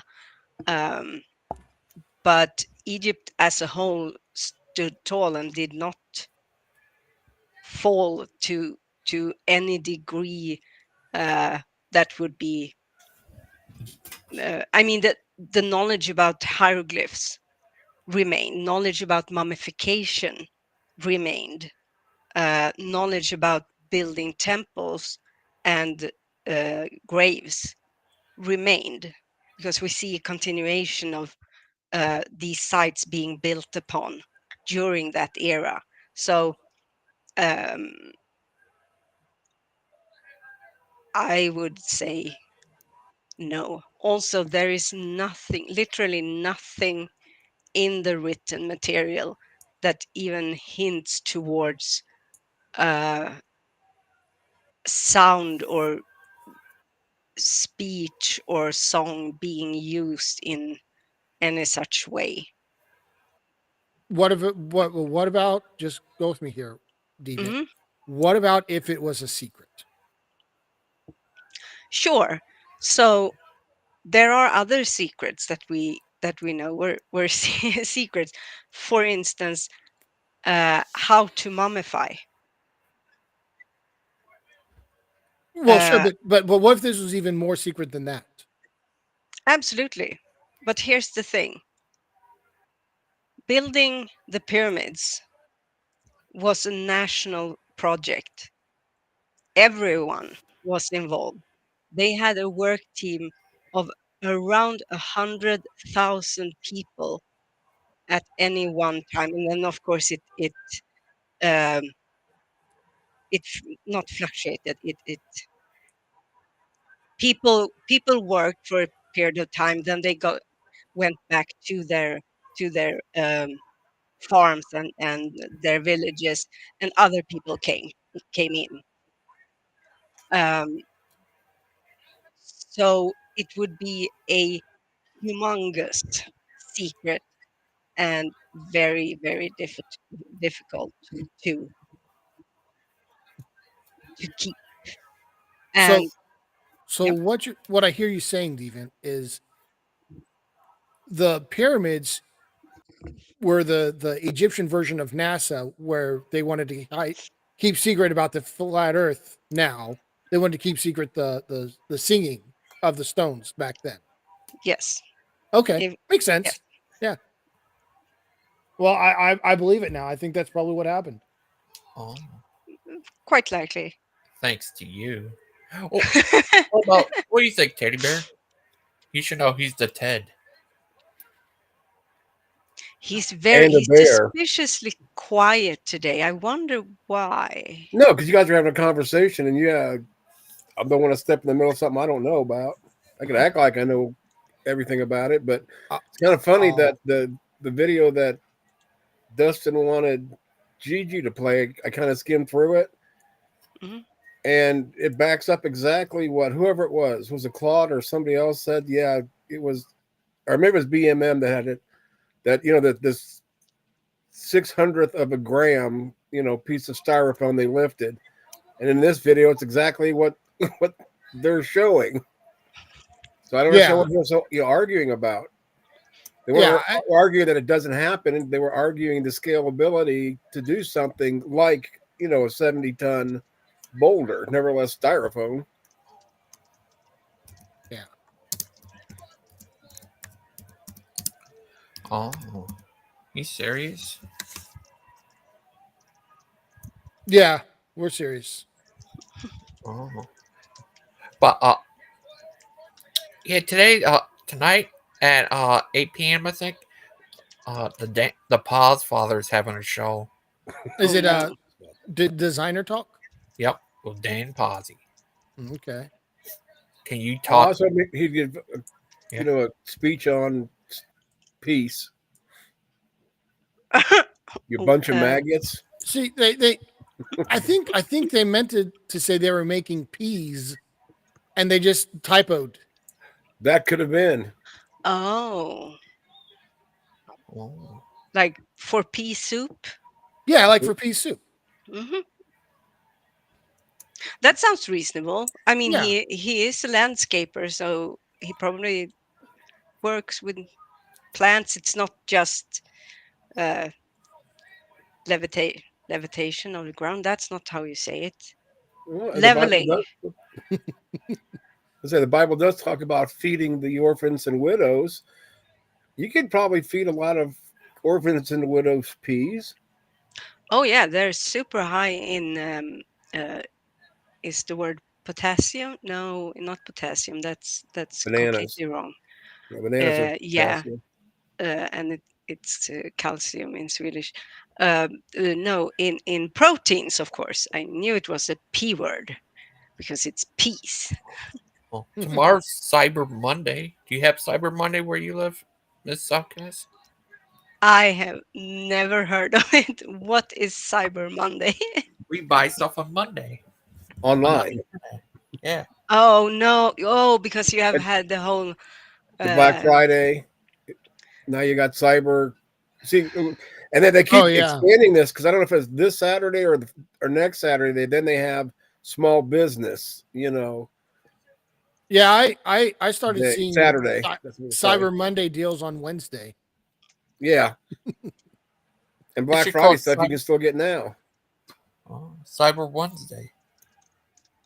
You think so? I know they should. They should just call it like, "Hey, it's Thanksgiving season. We're having a sale day." Yes. And also, I mean, even though we don't have Thanksgiving, of course the stores have, or at least are trying to glom on to this whole Black Friday thing. Sure. And for someone like me who don't really go out in stores unless I have to, I mean, for food, of course, yes, but I'm not a shopper or anything. Though maybe I could stop it. I realized that shopper sounds like chopper. Like, never mind. No, I'm thinking about like a motorcycle chopper. Oh yeah, I was thinking about the helicopter at first, and then when I said the next time, I was thinking about like a blender. And now you have the motorcycle. Point being, if they have what was it, Cyber Monday, but they have every single website that has something to sell has had Black Friday. Sure. So what? What? Why? What? I think, I mean, they just realize people are out there to spend money right now, and they're going to try to capitalize on that. Yes. Yeah. It's all thanks to Phantom. I went out one time on Black Friday by accident. It was before, like, when I was first like out on my own, and I didn't even know Black Friday was a thing, and that was a mistake. I wanted to go get like, I don't know, I wanted to go get like a T-shirt or something. And I went to the store and I just saw this mass of people, and I was like, I can get a T-shirt tomorrow. I can imagine that's about equivalent to going out the day before Christmas Eve, or the day before Christmas for you guys. Yeah, because that's just madness. And I to be honest though, I know there are people, because I have had contact with such people who go into stores trying on clothes just to try on clothes. They don't buy, and they don't even have money for it most of the time, but just to try on clothes. To me, that's like, yeah, throw me into a snake pit and quarter me and draw me and freaking make me eat my intestines as well when you're on. Sounds like a good time. Quite the party.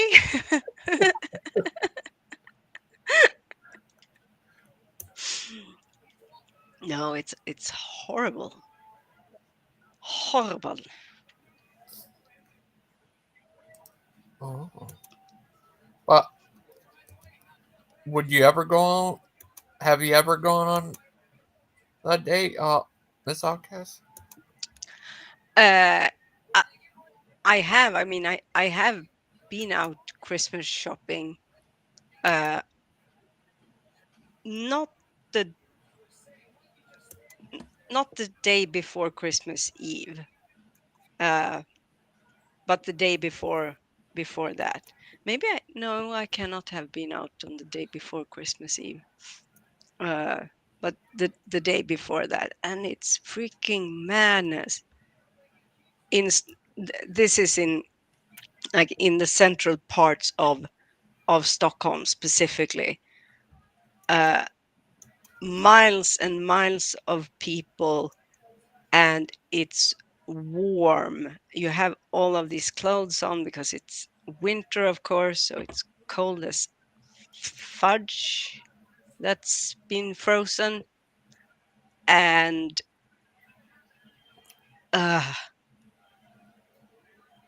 it's just anxiety. It's not pleasurable at all, and you don't feel that you can walk around and look at this and look at that, and you can't even go to a cafe to wind down because it's filled with people. I don't get it.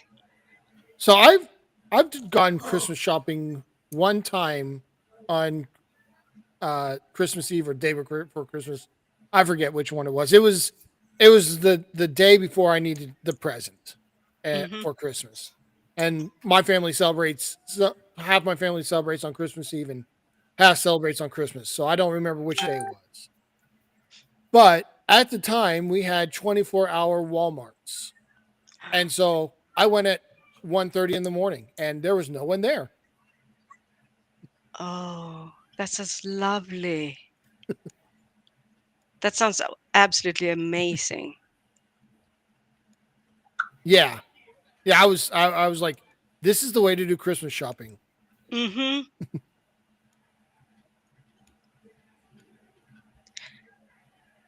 Oh.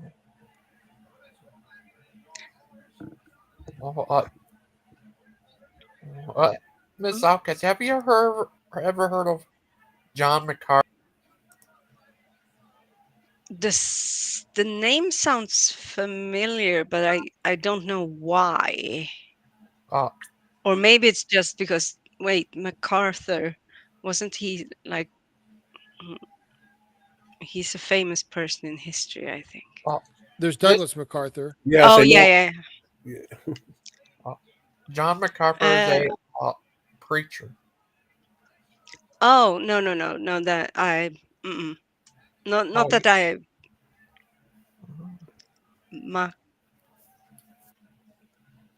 John MacArthur, John F. MacArthur, American scribe. I guess it's not him.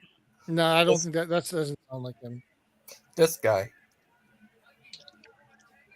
Oh, what? Yeah, this is John McCarthy.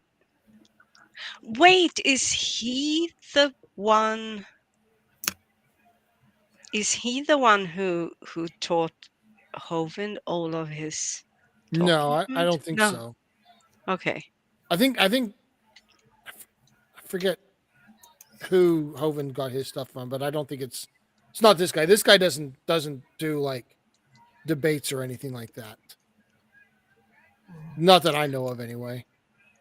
I'm not sure this guy did either. The guy I'm thinking about, he was like head preacher of some Christian school that Hovind attended.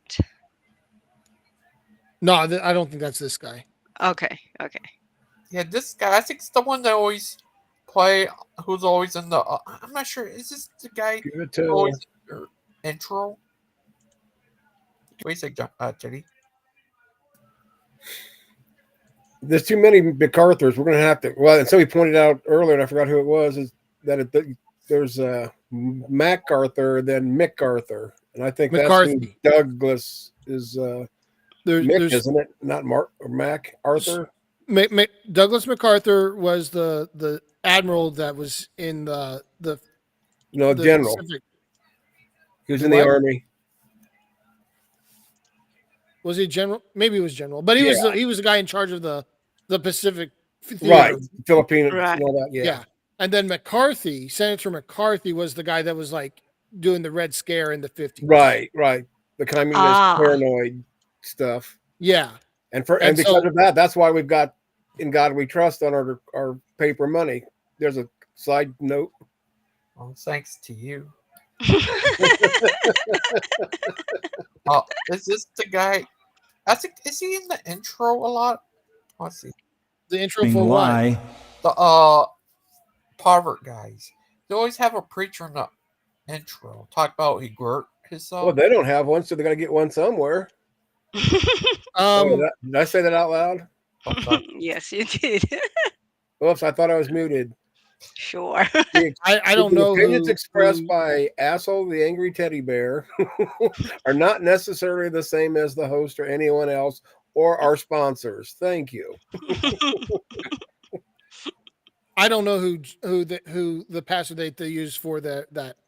And I've never heard this guy preaching, so it could be this guy. I'm not saying it's not. I'm just saying. This guy was actually pretty famous in the 90s, especially. I used to listen and follow him.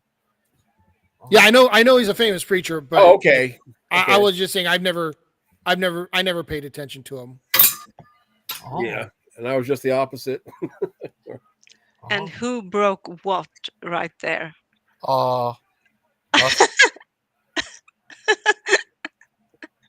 My cat's around here over there hiding. Gangster did it. Gangster did it. She's crazy. She's over there crying at my door. She left a sock there. Open the door, try to get her to come in. She won't come in. And then finally got her to come in. She liked to cry at my door and leave socks there. It's laundry day.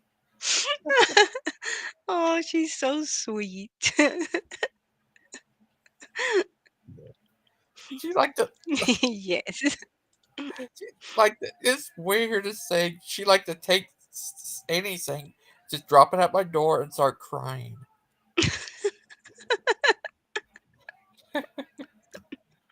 I opened the door to let her in, and she just won't come in. Well, maybe she wants you to come out. Yeah, or maybe she just wants you to know that she gave you a present. Oh, she's just adorable. When I had cats, what they wanted was to make sure that the doors weren't shut. They didn't care about being in the room, but that door is not supposed to be shut. Exactly. That is very much kitty behavior. Oh, she's coming to get me. Oh. Yeah. Yeah, that's crazy. Is he John MacArthur or John MacArthur? I think it's MacArthur. I don't know. Yeah, this is a video done by the great Achilles. He's a big fan of this guy. Not Achilles? Achilles. Or is it Nick Achilles? I'm confusing myself now. Sorry, bad joke. Satan disguises himself as what? An angel of light. Have you ever heard that before?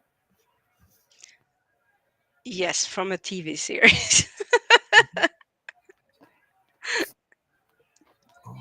I'm sorry. That's all right. We'll forgive you. Oh, thank you. Favor to favor with the deity, to get you out from under his hostility, out from under his judgment, out from under his anger, his wrath, even move him from indifference to he should have known. But go down to verse 10. So the first thing you would see in a... Now we know What? in him the holy law of God was made.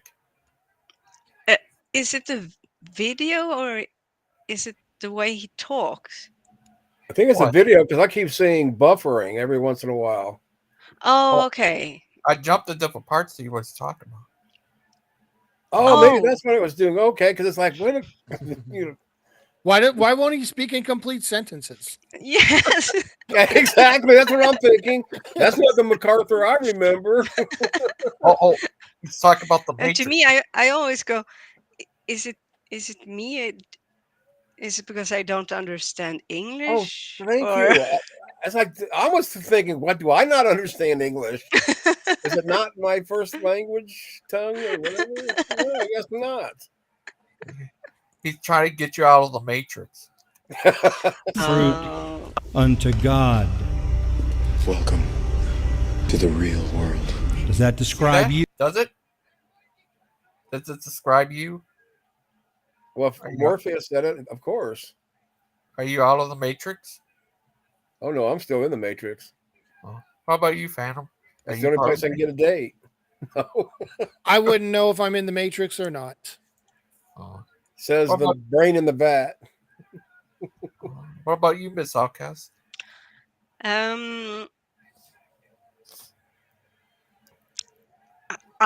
think I am, because I have yet to be able to walk through walls, even though I have tried many times, mostly not on purpose. I would say I'm not in the Matrix. But she's in the Clumsyville. Oh, but you can never. But you can. The thing is, you can never know if you're in the Matrix or not. That's the problem. I don't think the Matrix could handle dust. You're probably true. Do you think it would break? Yeah. Dustin broke the Matrix. It'd be like a virus in a certain, Sector 7. Oh, it's just Dustin. Hurry up, cut it off, cut it out, throw it away. Nice. That's not the Dustin virus. Oh, look, here comes the Bruce virus. That is a virus. Oh wait, there's Wesley virus. The Behe virus. Yeah. The what? Blessed be he. Blessed oh, yeah. But especially couldn't handle the great Achilles. The Achilles. You. God is ultimately honored when he is obeyed. Oops, sorry. And you have been saved so as to fulfill. I said, oops, sorry, God. John MacArthur. Dustin doesn't seem to like John MacArthur. What do you think? Oh, Dustin has very strong opinions about a lot of things. Yes. Yeah, he is a Dustite. The Dustin.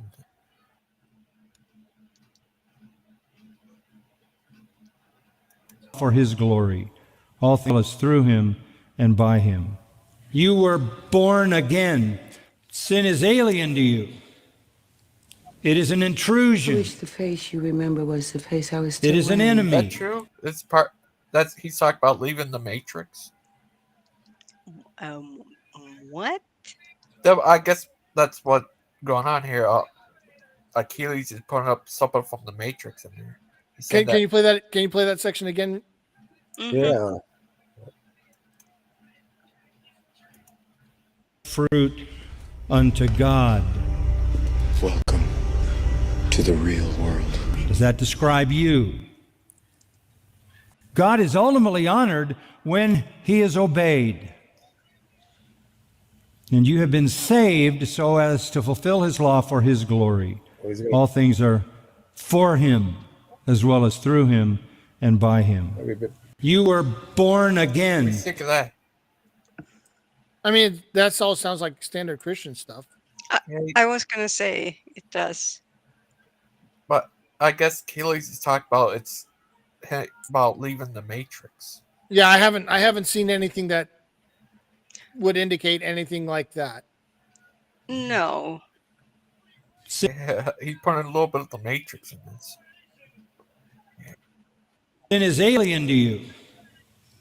It is an intrusion. I wish the face you remember was the face I was still It is an wearing. enemy. But that face is gone. You have been... See? Yeah. Other than him saying the word alien, I don't know what that would have to do with the Matrix. Yeah, I think he's talking about free us from sin is like free us from the Matrix. What do you think? I mean, to me, when someone is talking about like the Matrix and like the blue pill or the red pill, it's about seeing and knowing truth, but in a specific context of like not just the truth of anything. I need to tell you something. My kid gets over here laying by me purring. Oh, that's nice. Yeah, I agree with you, Deviant. It's about, well, it's, to me, it's there's like this hidden world or hidden truth, and only a few know it, and by taking the red pill or whichever blue pill, I forget which one it was, but it doesn't matter. Whichever pill it is, you are now among those few that do know the real truth. Exactly. And when it comes to Christianity, sure, you could say like to the believers, when they join the faith, they know the truth about God and salvation and all of that.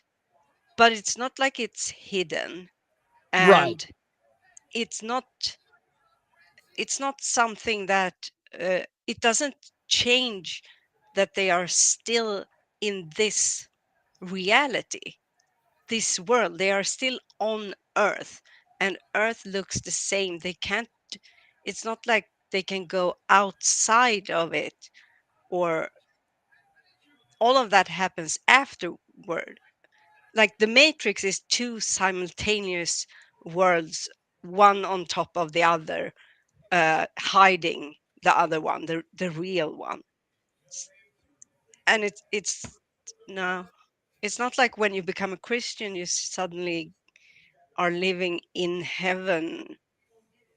Or no, I Well, when you put it that way, I can kind of see where he's coming at, because it's like it does change out your perspective on what is real. Yeah, that's true. And so, Yeah, like, from that perspective, I could see where you could equate that with the Matrix. Yeah, because I have this feeling that there is something there that I can see certain parallels, but it feels like either I am missing a perspective of it, or he's extending the metaphor. What if Keely's is what's his name? Mr. Anderson guy, Neo. Oh And yeah. Steven is Morpheus. If Steven is Morpheus, I think we're all in for some problems. Yes. But the big question is, who is Neo? Achilles. Oh, I thought he was Yeah. Mr. Anderson. Yeah, that's Neo. What? Yeah. Yeah, Mr. Wait. Anderson is he starts as Mr. Anderson, but he also is called Neo.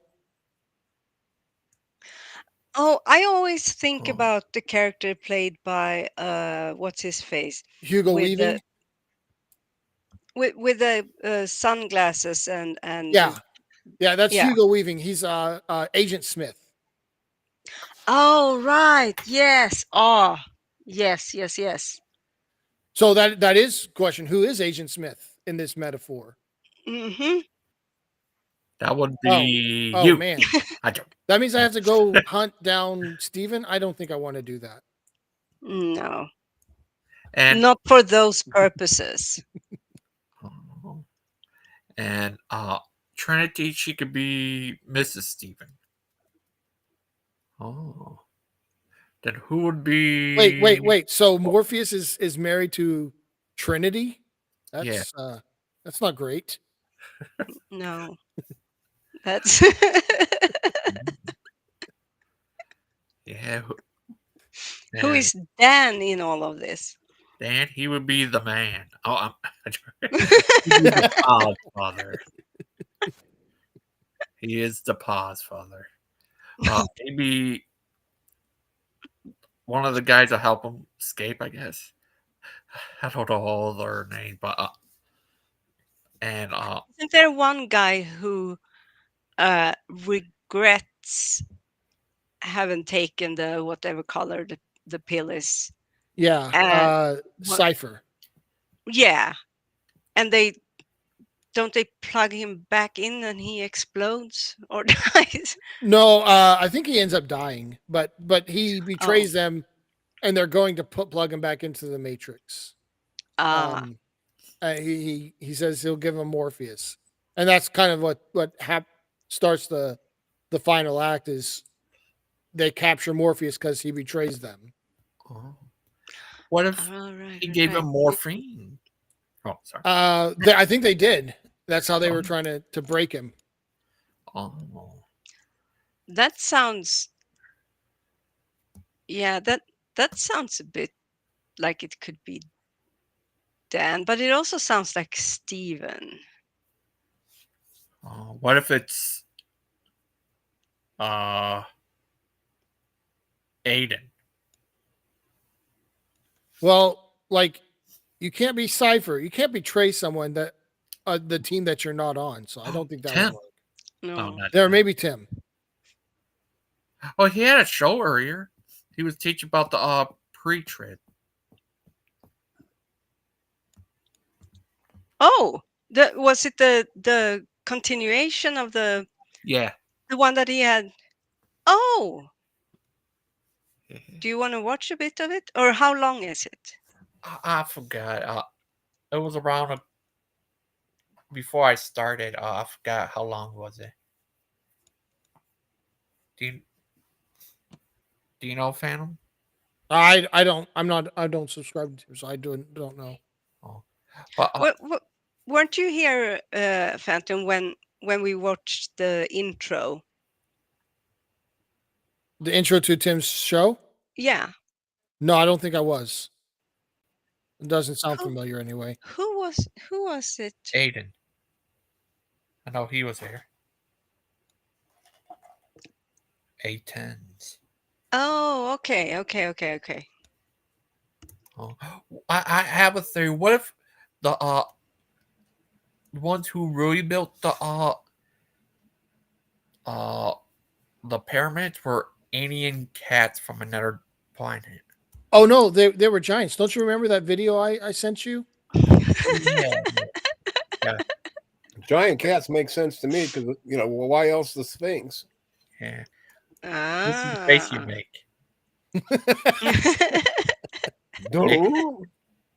What about this?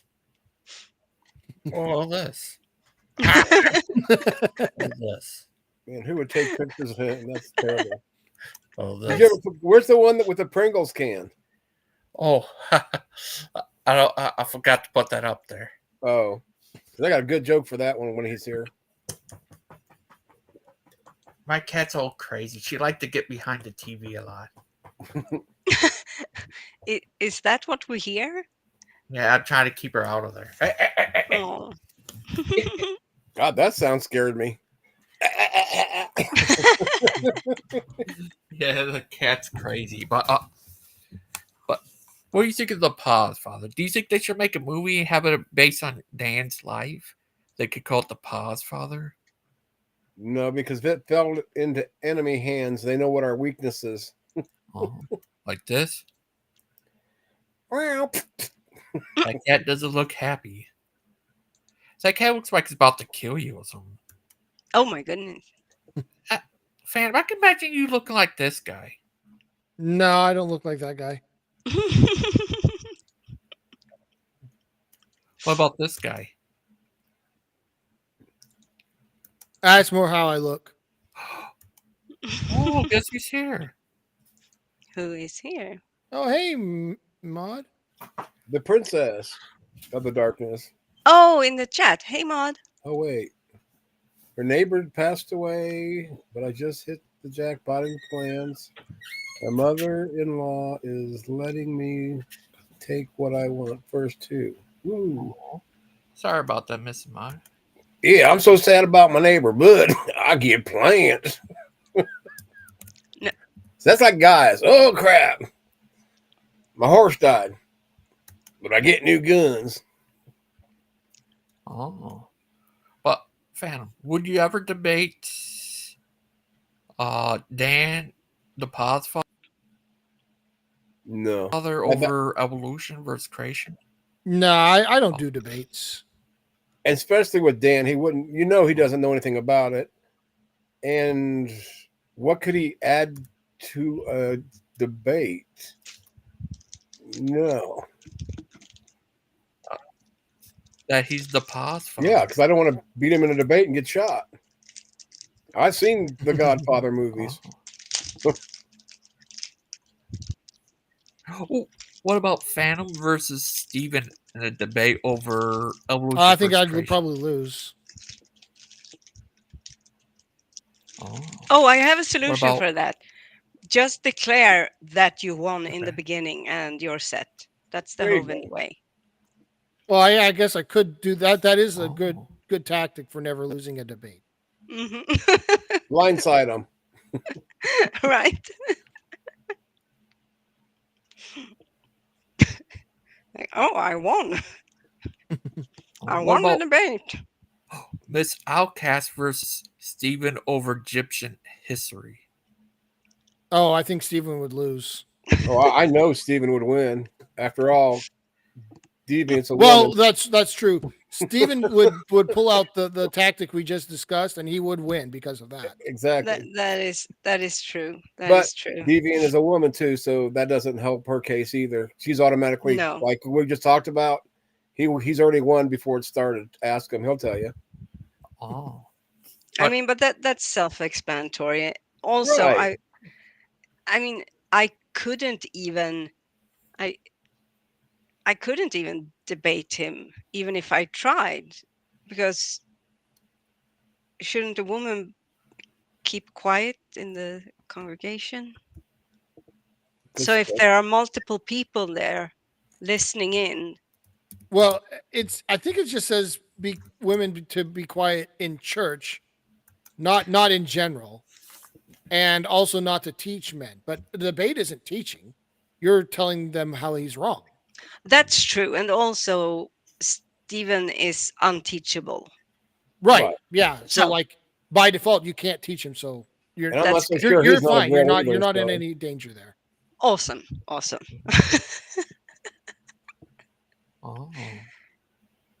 What, Phantom? Would you ever debate the great Achilles? Depends on what we would debate about, but I would lose. Oh, because he is the great Achilles. Everyone will kneel before the great Achilles. Is that a new debate tactic, Phantom? Psych him out, get him to underwhelm you? Oh no, I'm just not a debater. And neither are any of the people sure? that he just mentioned. That's true. Well, I'm less of one. I wouldn't sell yourself short compared to them. I've seen a lot of your knowledge you're dropping. Well, having knowledge, and I don't have a lot of knowledge, but having knowledge is not the same as being able to debate your knowledge. That's right. That's a different skill. But if you're going to debate, say, like evolution with toilet bowling, all you'd have to say is, "Oh, look, the sun's out today. You won automatically." Well, I mean, but debates aren't about who's right. You know, Exactly. They're about who's more compelling. Yep. Oh. What about you debated? I knew you should say what? What's the secret? Would you debate over what's the secret of? Yeah, I'm sure that would be a very interesting debate. I'm sure. Yeah, and a very short one. Yes. Very, very strange one as well. Oh. If the question is, what is the great secret of Achilles? Yeah. Well, no. Actually, that one might work because if we had that debate, we could actually declare who was the winner because we could just have Achilles watch and say, "Oh yeah, Phantom got it right," or Missing Mod got it right. Oh. I see. I'm guessing that Achilles is leaving the PGs. I'm going to start that rumor, though. But that's why he's finally realized I'm greater than these idiots. I'm going to move on and do my own thing, which I don't know. I still can't understand how. Not that I agree with Achilles, but I just can't believe Achilles would be in with a bunch of clowns like that. Yeah, he does seem like he's on a you different can at least level. talk to him. I don't understand half the crap he says, but you can at least talk to him in a simple manner. Yeah, I agree. Me too. Right. I mean, who else can you do that with over there now? Who's left? Dan and Toilet Bowling? They got Pastor J. Everyone likes Pastor J. Oh, okay, so that's what, 4 of them in total? Yeah, and his son is there too, Jonathan. He's a good little buddies. Okay. But I mean, really, most of them are all gone now. So you're down to like less than a handful of people for whatever they're trying to do. Whatever they trying to do? He's a lot like Brother Pike. He goes to different places preaching. He doesn't have any certain church. Achilles won a trophy on his motorcycle. Hold on. What? Hold on. He doesn't have a church. He just travels around. Yeah. Don't let Bruce know. Oh, yeah. That's a good point, Phantom. I think Bruce did. And don't tell Pope Tim that he's a heretic too. He actually, yeah, he did talk to Bruce once. Did Bruce know that? I'm not sure. I'm not sure, but I think he got in a disagreement with Tim before. I'm not sure. But he is Pastor J. I've never heard of him. So I guess he's probably the great Pastor J. At least more personable than most of.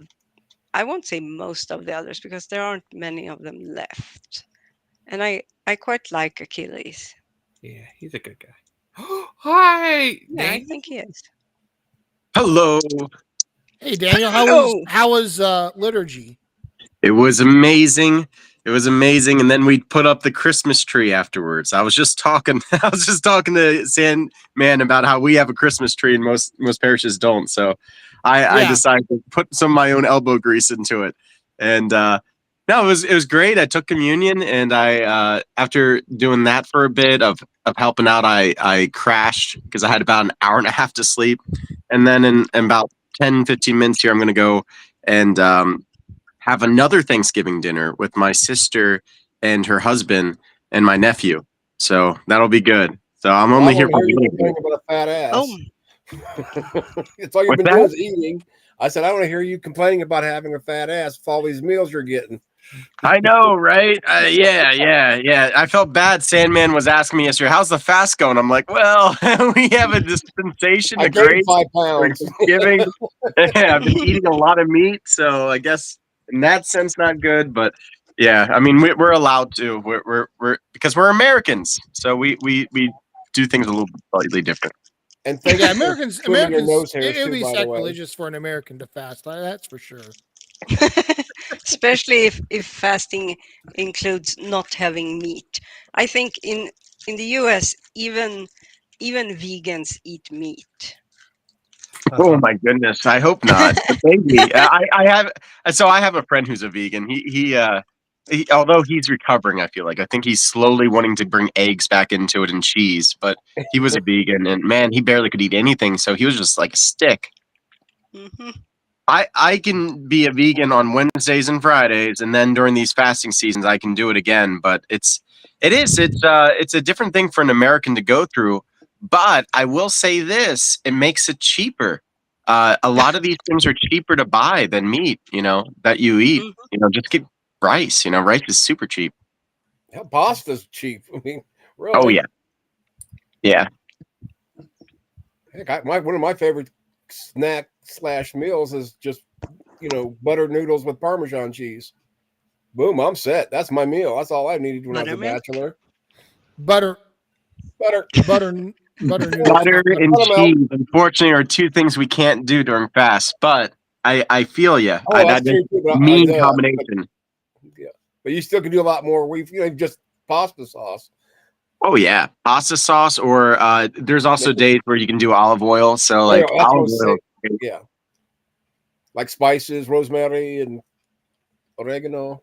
A little garlic, a little maybe pepper, maybe white pepper. Be right back. I gotta go fix a meal. Daniel, have you ever heard John MacArthur? Yeah, the guy with the red scare.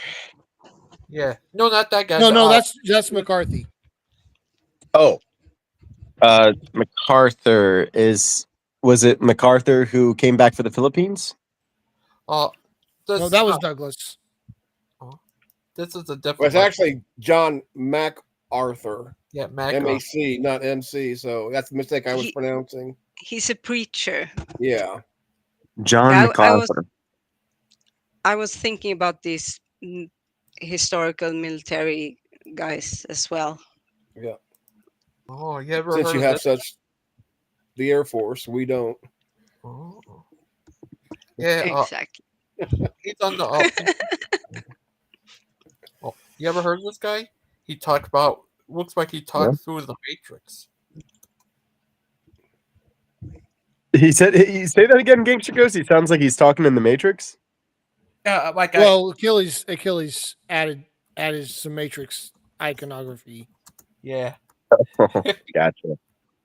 You ever heard of this guy? He's a big time preacher. He's a preacher, man. Yeah, no, I can't say I have. Yeah. Did not encounter him.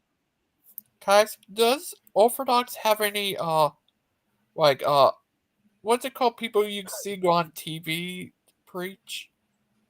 Evangelists? Yeah, it's like the 700 Club. Yeah. Televangelist. Yeah. Yeah, So- too. Sorry. Yeah. I mean, we got people that are kind of like internet starets, like Seraphim. There's Seraphim. I forget his last name right now, but there's a Father Seraphim. Father Spiriton is one that I typically watch. But there's a lot of like priests that do go out on YouTube And then there's like things like Ancient Faith Radio, where priests will come on that. But it's never going to be like the same thing as a televangelist, because televangelists are pretty much like false teachers. Like they're pretty bad. I mean, most of them, they're like prosperity preachers. They're like, send me your money and it'll be a seed and this will grow into more money for you. And it's like, oh, so that's the religion of Satan. Well, so those are televangelists for sure, but not all televangelists are prosperity gospel guys. I don't think John MacArthur was a prosperity gospel person.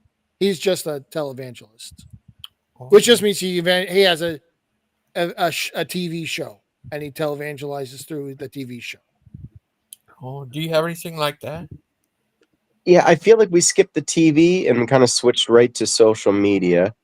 I feel like we are engaging through the internet now more than before. So I think when television kind of had its rise, we weren't really that far in it, I don't think. I mean, American Orthodoxy wasn't very large yet, and the Greeks were just fine with keeping their radio stations going in Greece.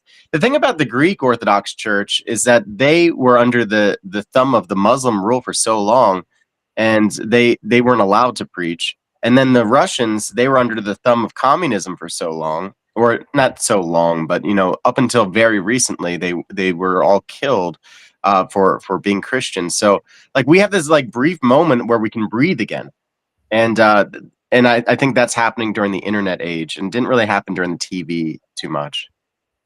Oh. The TV's dead. It is? Yeah, pretty much. Dead. It's dead. We're all on YouTube now. Everyone just streams everything. Oh. You gotta put the TV in the what's it called? The ground and bury the TV. Well, we still have TVs. It's just we don't feed them with cable anymore. Now we feed it with streaming. So like you can get some of the old content that used to be able to get from cable. Like I'm watching Al Jazeera on my YouTube right now on my TV because I have a smart TV. But like there's also I could be watching Gangster Ghost right now on my TV. Like it's up to me what I want to throw up there. It's essentially just a new computer monitor. Oh. Yep. Oh, what do you think of that? Phantom. It sounds pretty accurate. I haven't had cable in years now. We have streaming services now instead. Oh. I don't watch regular TV. I just watch stuff on like Amazon and stuff. Yeah, that's what we're seeing, Gigi. That's like we're subscribed to Paramount, which was a TV station. We just don't have the TV station. We have the subscription now. Oh. Yeah, so you can watch it on your TV, but you can also watch it on your laptop or your stationary PC or whatever. And anytime you want to. That's the biggest key yeah. thing. It's not on demand now. Like before, you'd have to wait. Channel plays a movie that you liked. Remember getting like Stars or like one of those TV channels where it's like, oh, cool, I love watching movies, so I'll get the Stars channel. Maybe they'll have 10 different movie channels, but you'd have to wait until something you liked came on. And a lot of times they show the best stuff during the free trials, like where they're like, everyone gets it for free for 1 week, and then everyone wants to buy, and then they're like, man, most of these movies I've already seen, and they keep playing it over and over again. Oh, this is the face you make when you see that? Yeah, the Christian Pike face, yeah. What about this? Then you turn to this, then turn to this. Other time you turn to this. Then turn to this.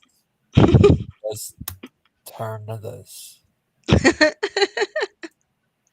Man, if I did all those faces, I'd have to change my shirt really fast. Yeah. Oh yes. Poor carp.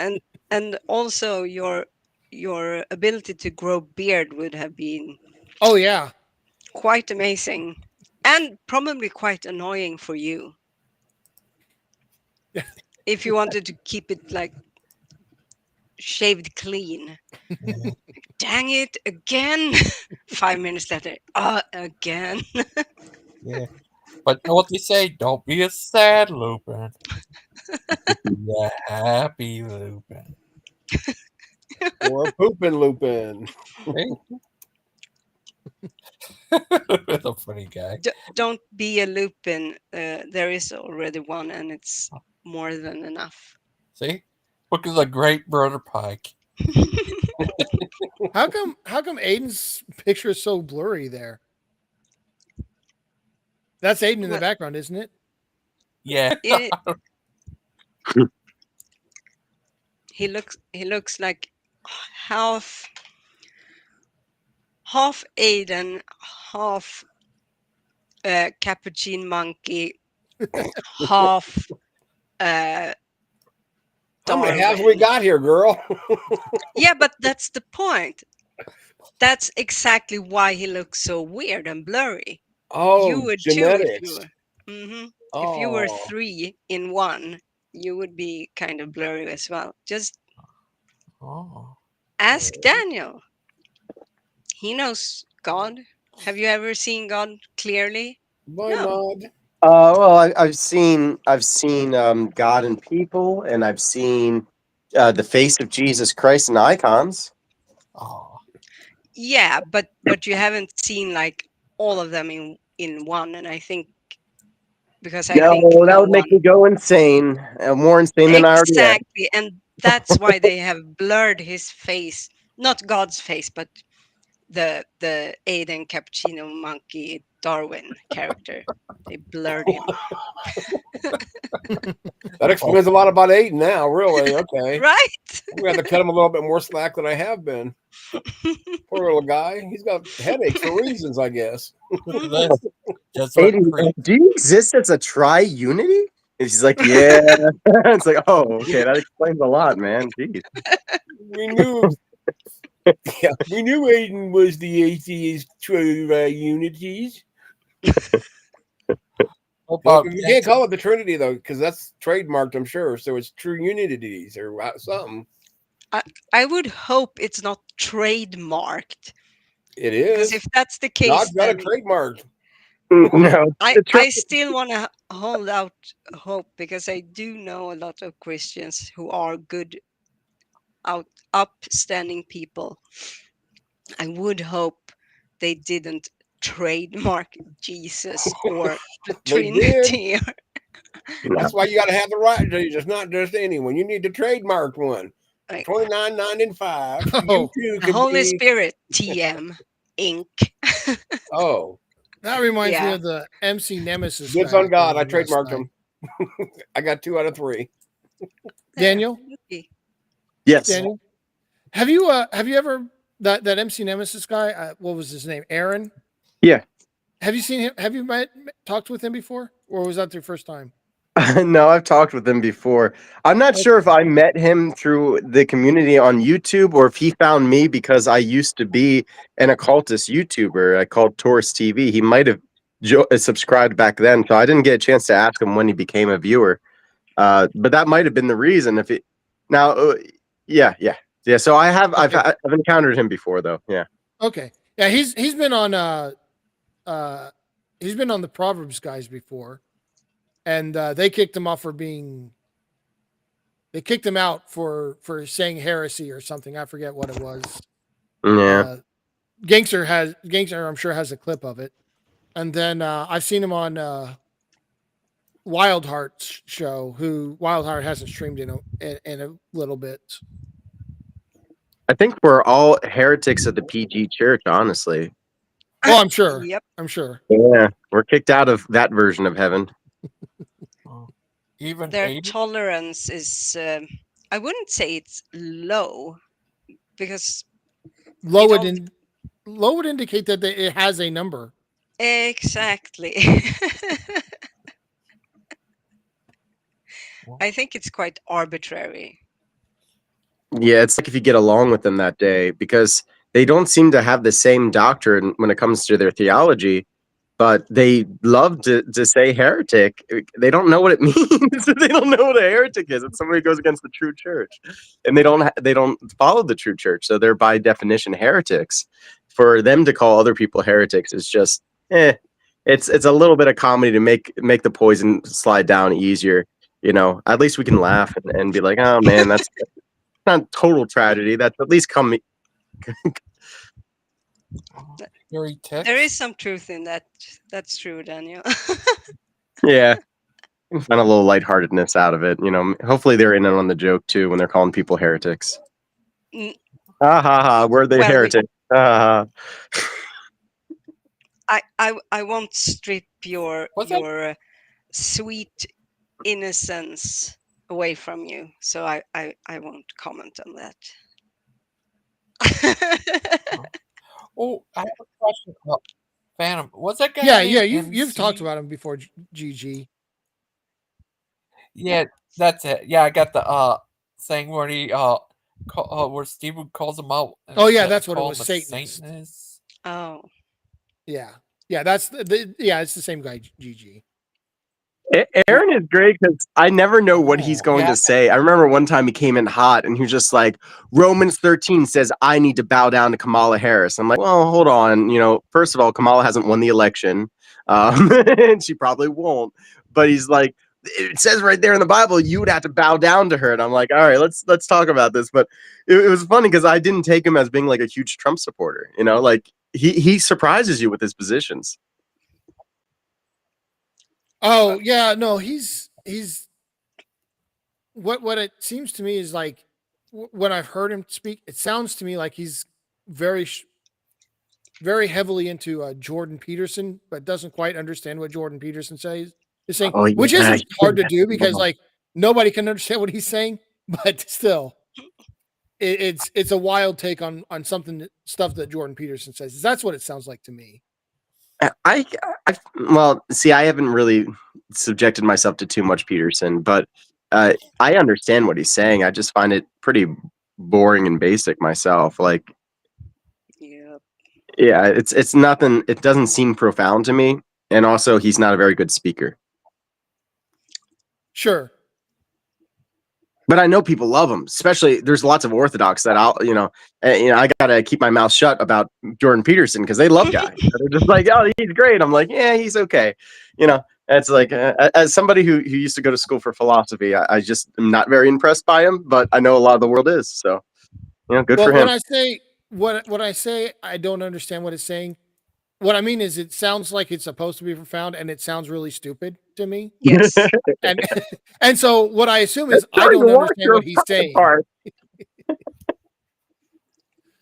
What I assume is I don't understand what he's saying. Is and it's not that he's not being smart; it's that I'm being dumb. Oh, okay. That's very humble. Humble, thank you. Of you to say. I hate when I can accept when I forget words that are a bit more obscure. But someone tickled my neck.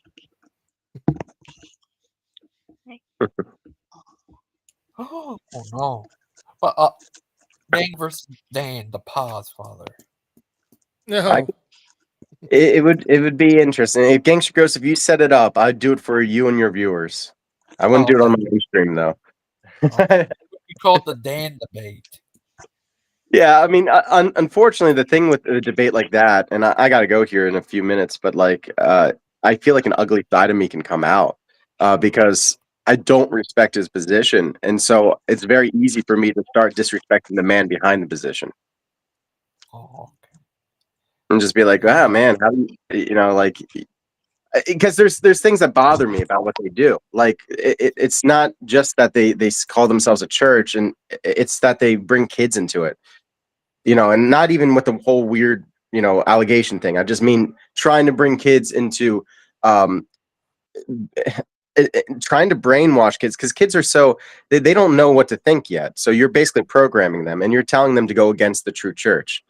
If they were wrong about that, which they are, but if they even just can use their mind for a minute and be like, well, if I'm wrong about this, I could be jeopardizing this kid's salvation.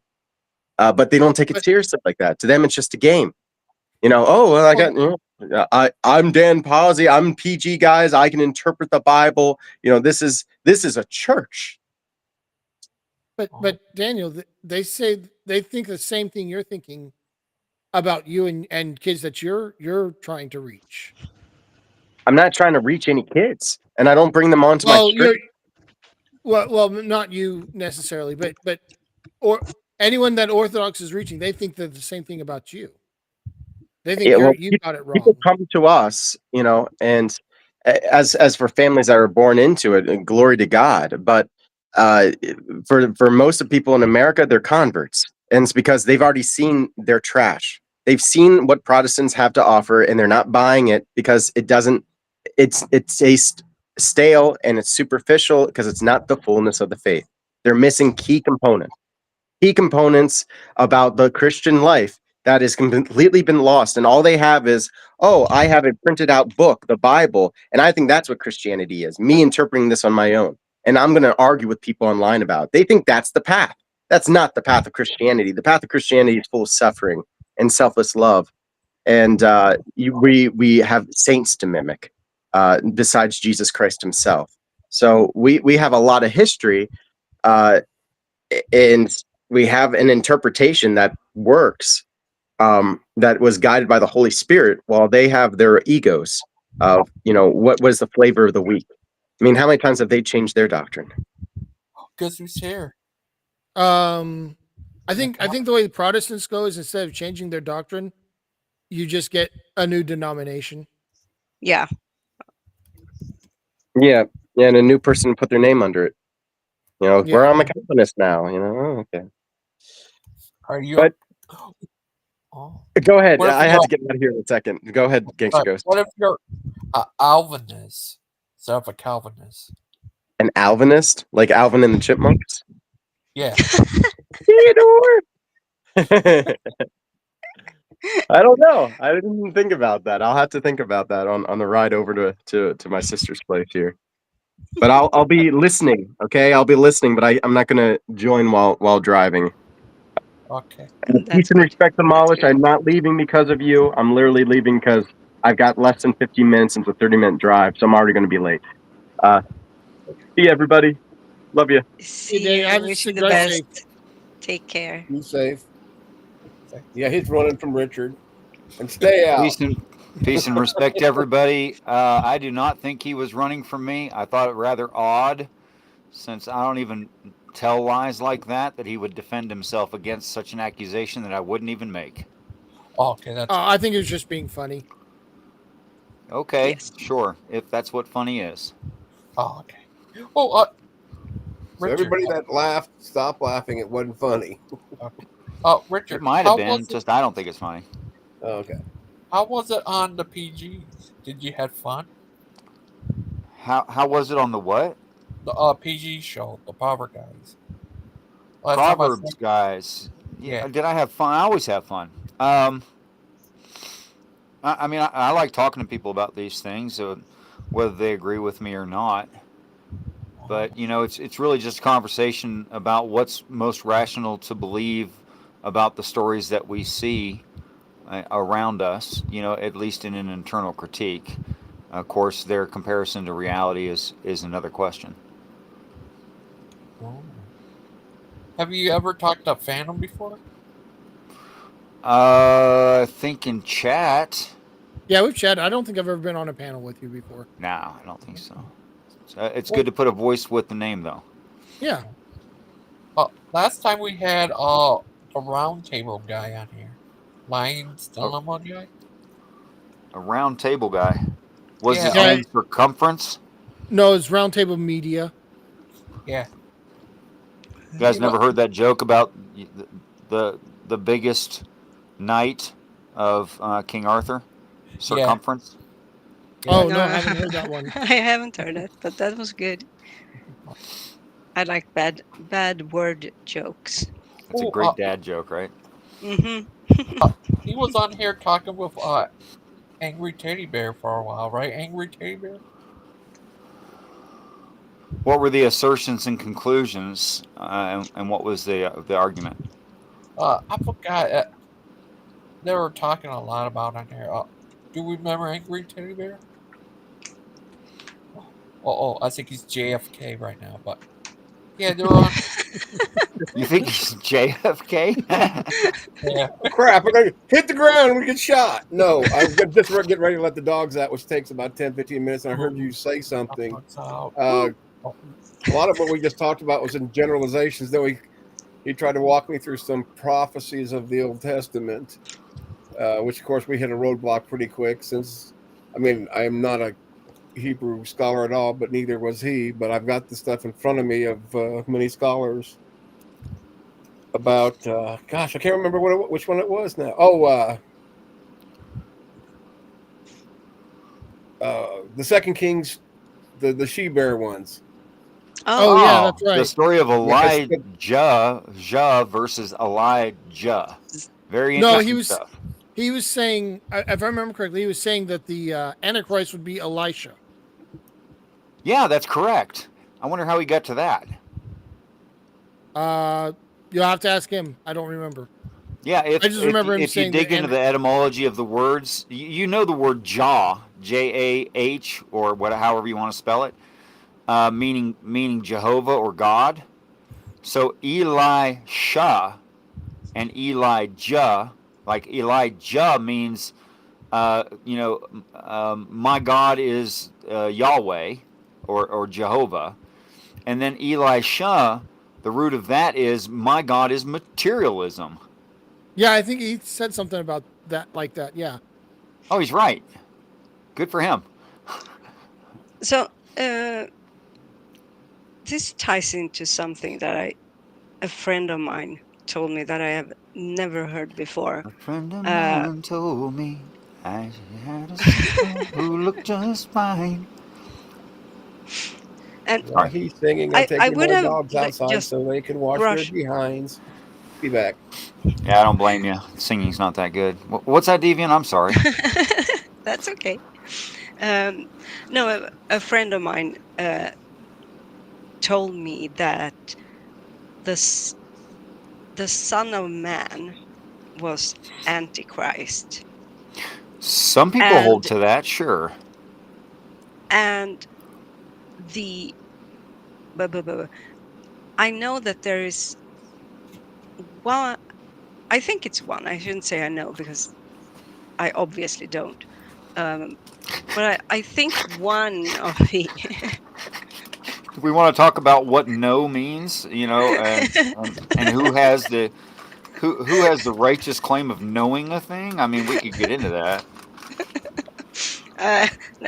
Let's hold off on that point for now. Okay.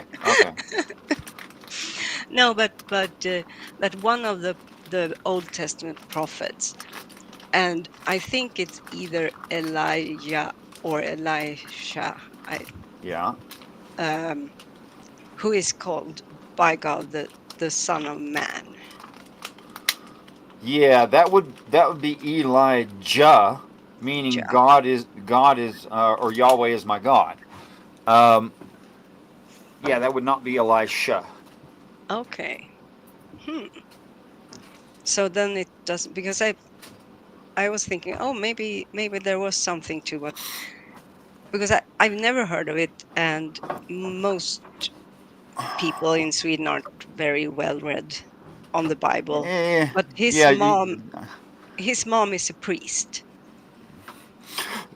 His mom is a priest in some kind of Christian church. Yeah, that's your point. Yes. So Okay. which is why if he says something like that, I'm going to assume it's something that he's gotten He's from probably her. pretty well versed, at least by default, having no choice grown up in it. Yeah, that's usually relatively reliable. Yeah, there's actually 4 places in the Bible where wild animals are called to attack the children of God.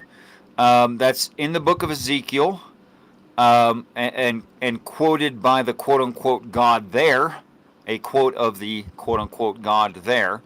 Also in 1 Samuel, and Goliath quotes it. Also in the book of Revelation, directly saying that Satan, which Satan would be the source of such an idea, being the highest evil, Satan says that he's going to do that. And then, of course, Elisha actually does it, calling she-bears out of the woods to maul to death innocent, probably teenagers. Yes. Yeah, so it makes sense to me that the one whose God is materialism actually calls wild animals, the beast of the field, to attack the children of Israel, that is, children of God, and does so in real time and real action, and not just threatening to do it. Of course, there's a lot of Christians that think that Elisha is a good and wholesome prophet, because he is doubled in power over Elijah, which you would expect to be true of the Antichrist. But you would expect the Antichrist to be doubled in twice power as power as an old story written in a book. Oh, okay. I mean, to the people, you know what I'm saying? Not in actual power, but in perceptual power, Gotcha. Persuasion, things like that.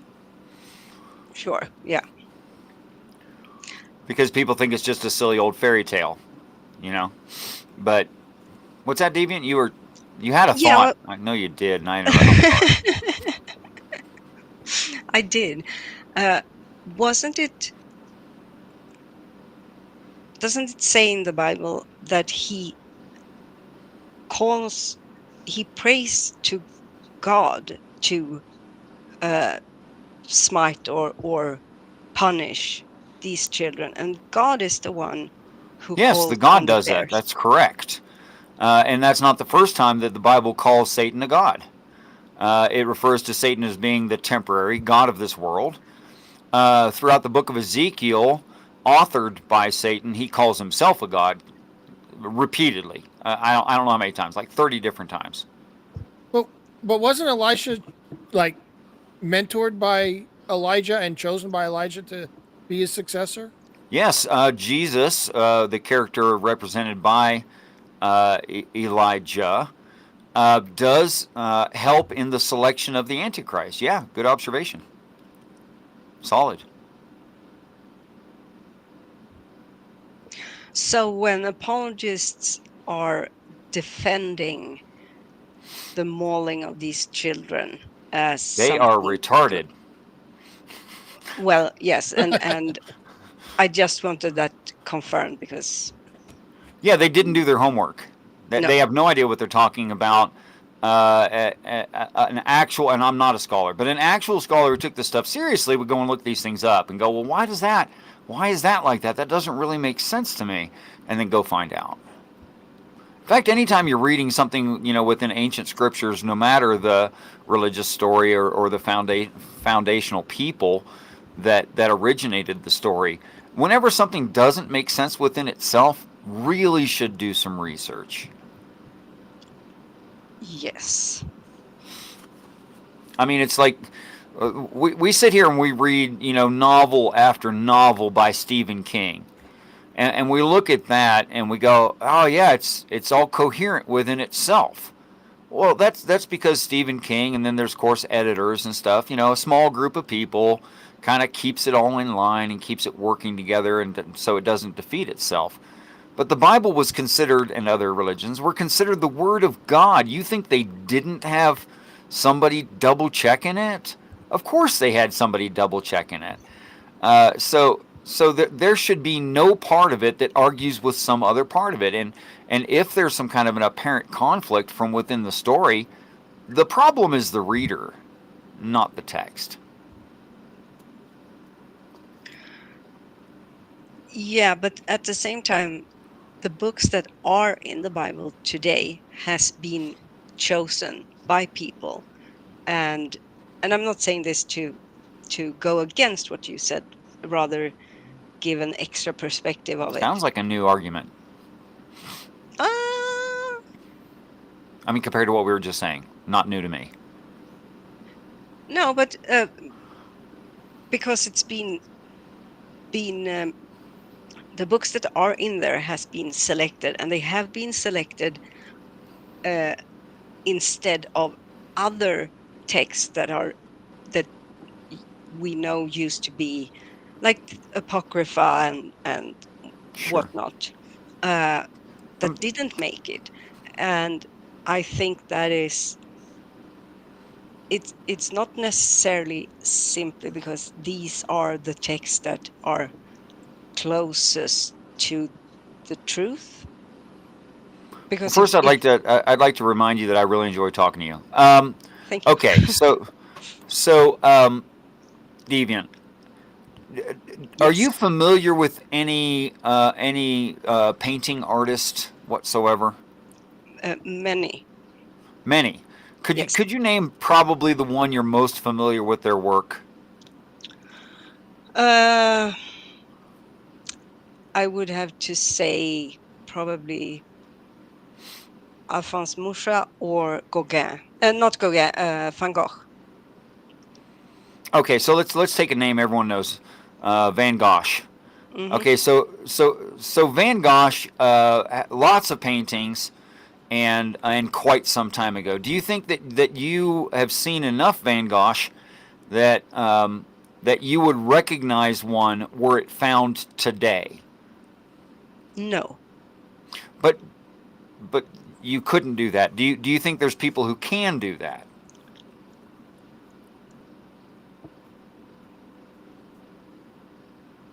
Possibly, but not definitely.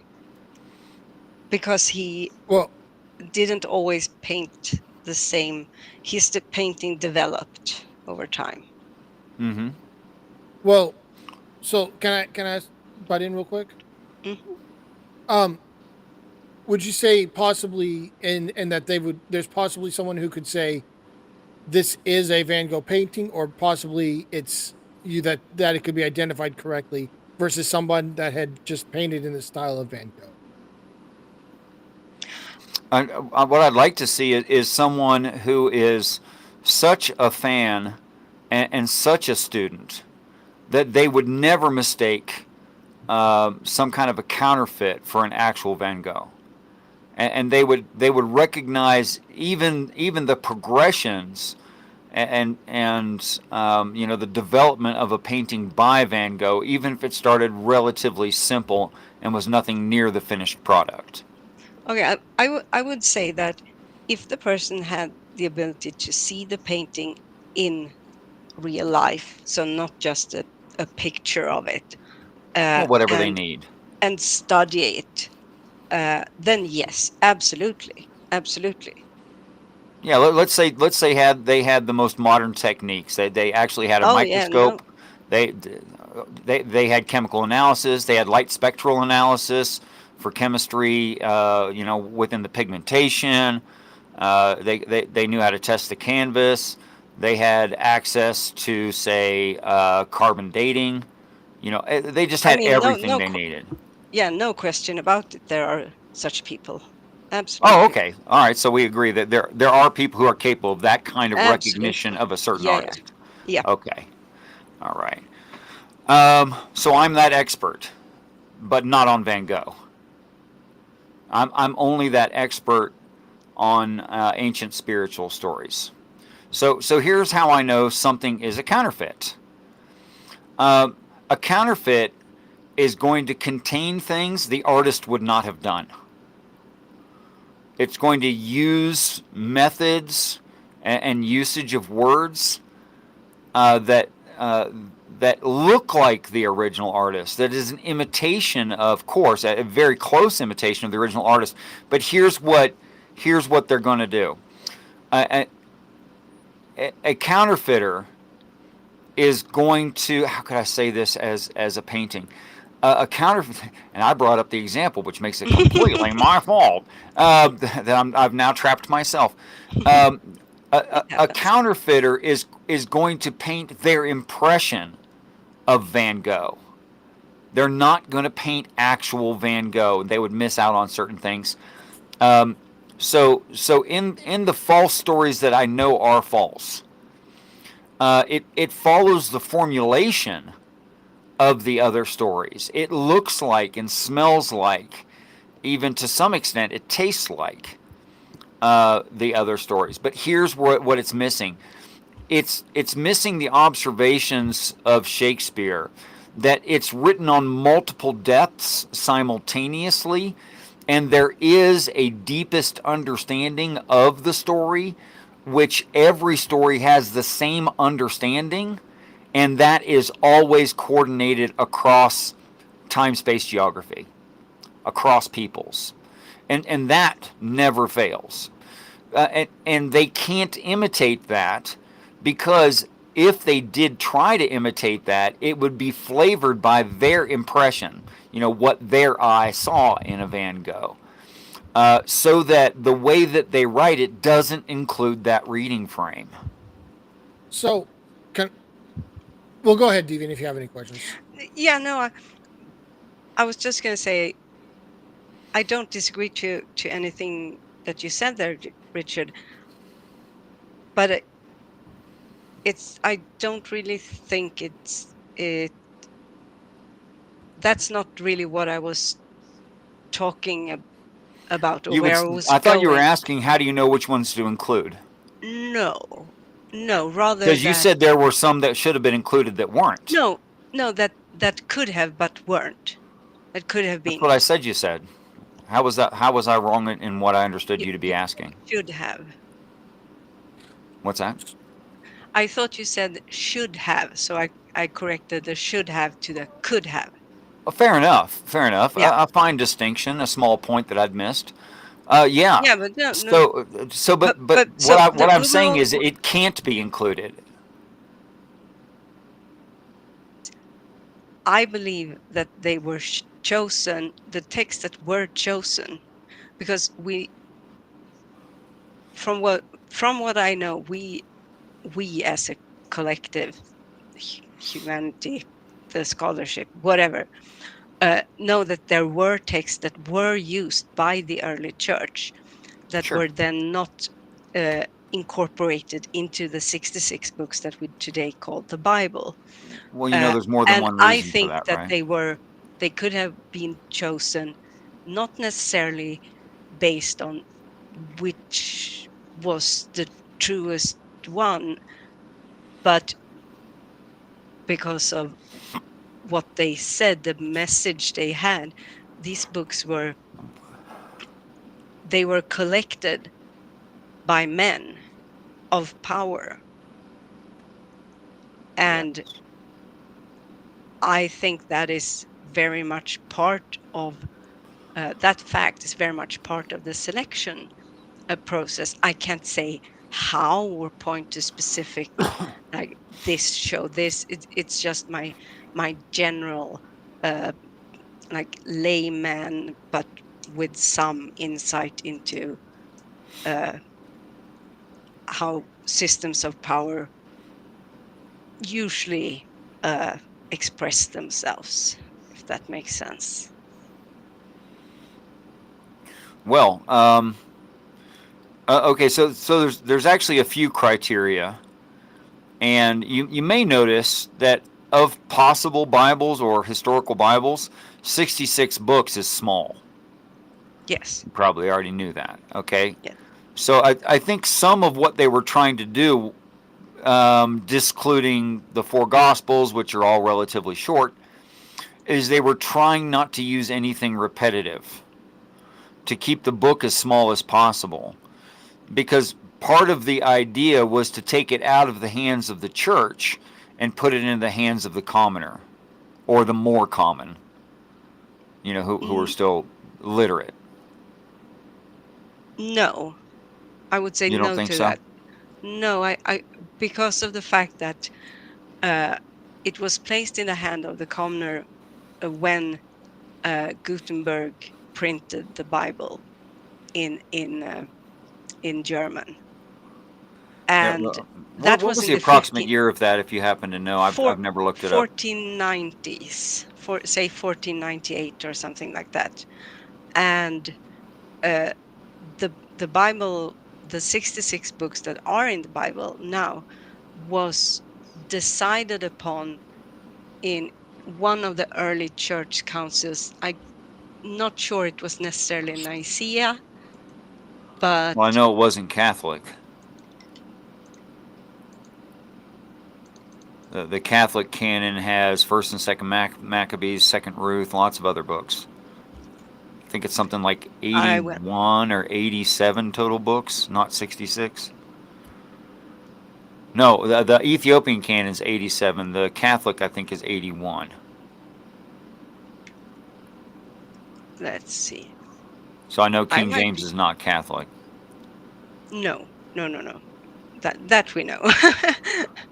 Well, I mean, what were these councils that decided on 66 books that were able to that long ago overpower or route around the Catholic Church? Who was that?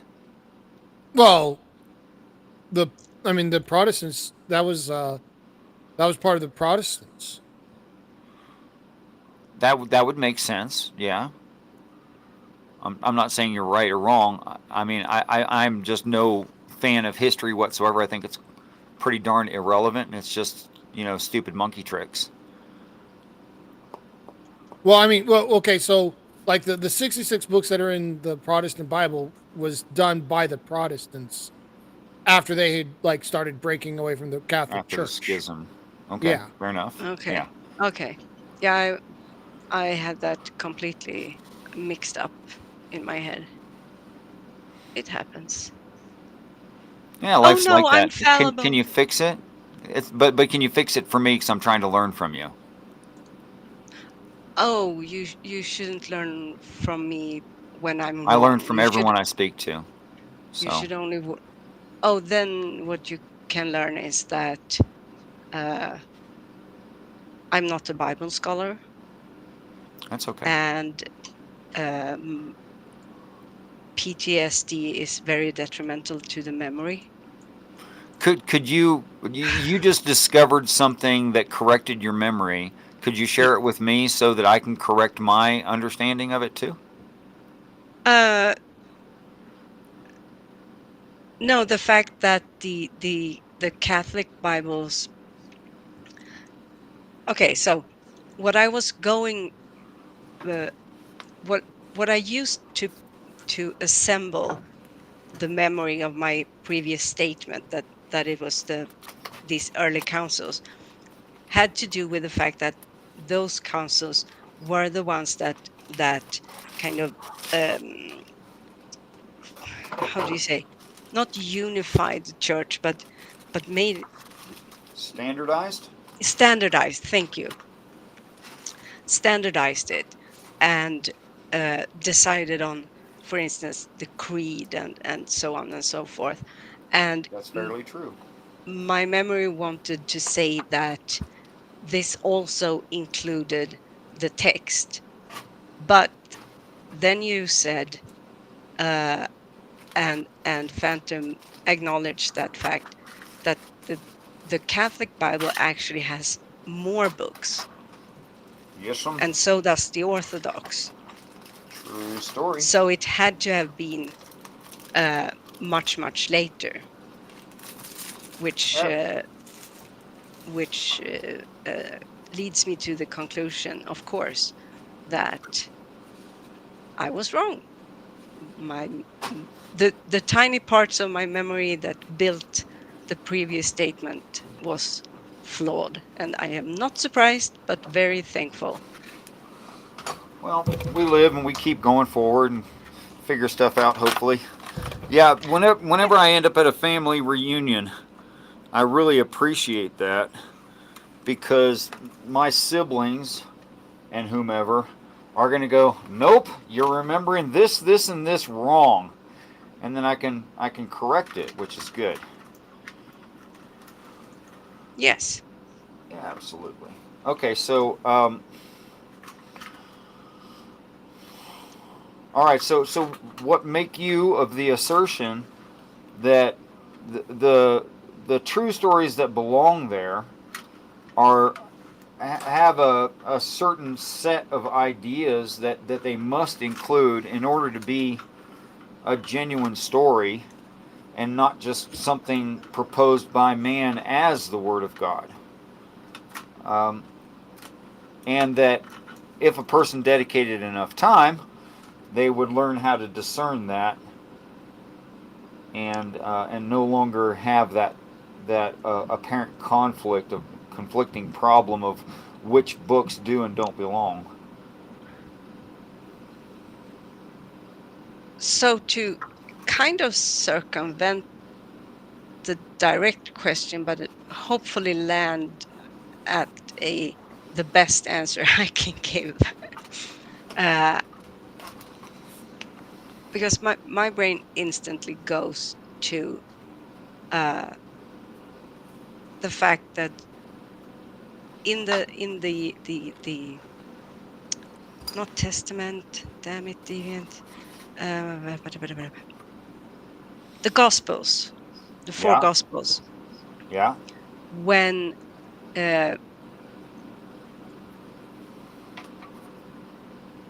the tomb after Jesus has been laid to rest, when the tomb is visited, the Gospels does not give. I can't say that none of them are. I know there are at least 3 different versions, and not 4. Not, and they should be the same. There should be no, because it is played out. If you go by the assertion that these are things that has happened in reality here on earth by actual people back in history, and these are accurate accounts of what happened, there should be no question whether or not the stone was there when whoever came there. There should be no question of who went to was it just one? Were there 3? Were there a whole gaggle of them? I love Was the word there gaggle. one I was hoping you would choose that one. I was thinking gaggle. Let her say gaggle. Thank you. Rather than say Congress. You know. Yes. Ooh, Congress is a boring word. Yeah. Okay, so why do you assert it should be the same? I asserted if I go by the presumption that it actually was. If I explain it like this, if I go outside now, there either is or is not snow.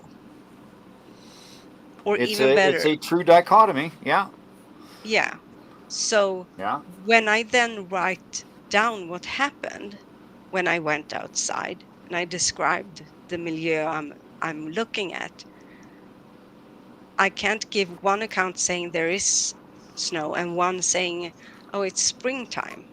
What if it were on different days? What if it were 4 months apart?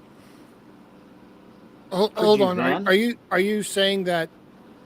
You're implying that the time they went to the tomb was different, like months apart? Smart people always jumping ahead in the conversation. Yeah. Actually, I have no problem with there being 4 conflicting accounts. Where if I just dismiss tradition of Christianity and read it for what it says it's 4 different events. It's obviously 4 different events. Any more than if I would be self-contradictory for saying I was in the park and saw a sky blue bicycle and there was a little girl riding it. I was in the park and saw a sky blue bicycle and there was an old white guy riding it. I am not necessarily a liar unless you assume I mean the same person. Or the same bicycle at the same time. Exactly, precisely. So it's just, and this is why law is designed the way, why police interviews go the way they do, why they ask the kinds of questions they ask, is to eliminate those possibilities and make sure that the people are talking about the same event. And what does it sound like if people are talking about different events? Well, there's different details. And certainly if they were meant to all say the same thing, argument from Stephen King, they would say the same things.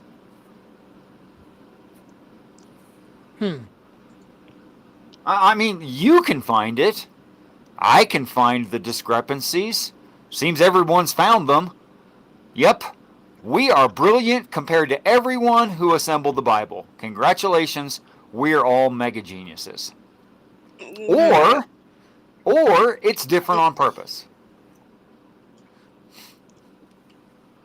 Yes, and I think it's actually different on purpose. I'm inclined to agree. But maybe we don't agree necessarily about the reason.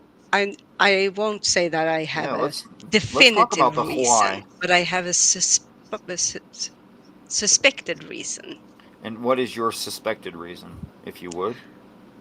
The fact that giving contradictory claims as absolute truth is one way of manipulation.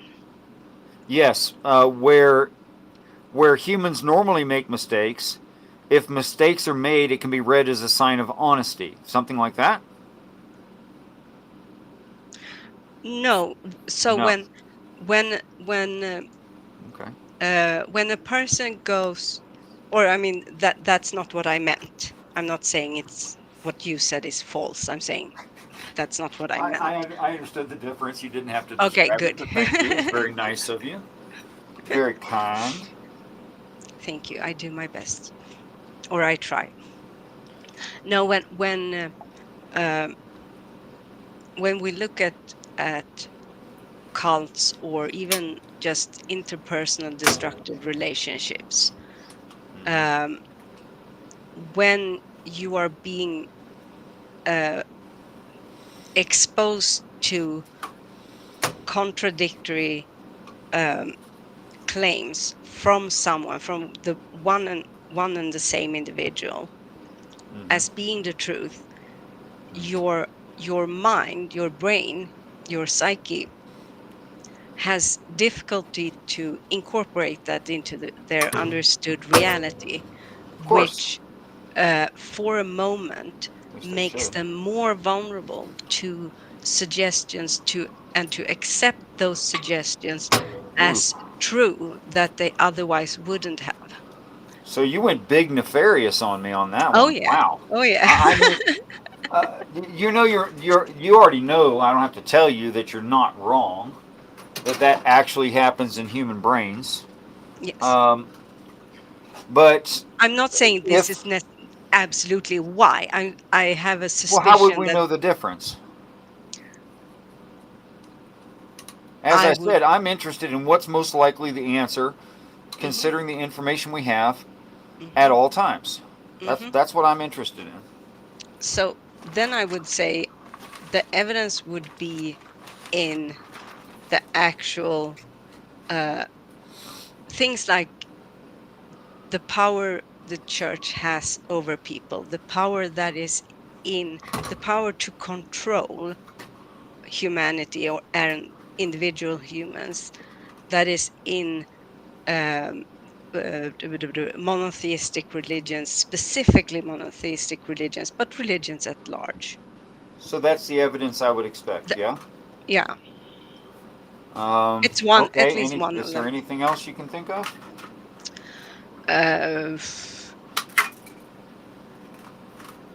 Well, it would be that we know the different accounts were written by men. They are said to be inspired by God, but they were written by men. We know that. And no, you don't. I wish people would quit saying things they don't actually know as things they know. You do not know that. Well, we do know that. So, okay, they were maybe not authored. We can't say who authored them because we don't know who authored I heard them. what you said, and I'm not strawmanning your position. You said scribed by. You said men Yes. scribed it. Yes. Okay. Love to see that shown. How? Yeah, great question. How would you show that? Well, I was going to say then, Richard, you show her the same thing from your point of view because it'd be just as valid. That would be fair. I think, Well, it would be fair, right? Turnabout be fair play, right? Right. Okay. So, I think that if a person said, and this would be outside of an internal critique, that what the text must have been was written by mankind, because it says that it's inspired of God, then we have thrown away the possibility in that of any angel having written it. Have we not? Sure, but the manuscripts that we have are not the original manuscripts. So we cannot say anything about the original manuscripts, because we know that in churches, the only way you could multiply a book back Sorry, then. I thought you meant the originals. Wherever they got lost in time, however they got lost in time, and all of us aware we don't have signature copies of any originals anywhere. I thought you were referring to those. Now, if you want to talk about what is written, well, that's an entirely different claim. That makes your first claim absolutely pointless, and not having any deeper meaning than human beings transcribed. But we all grant that human beings transcribed. Yeah, what I'm saying is that But what was the point in bringing it up if you meant human beings transcribed?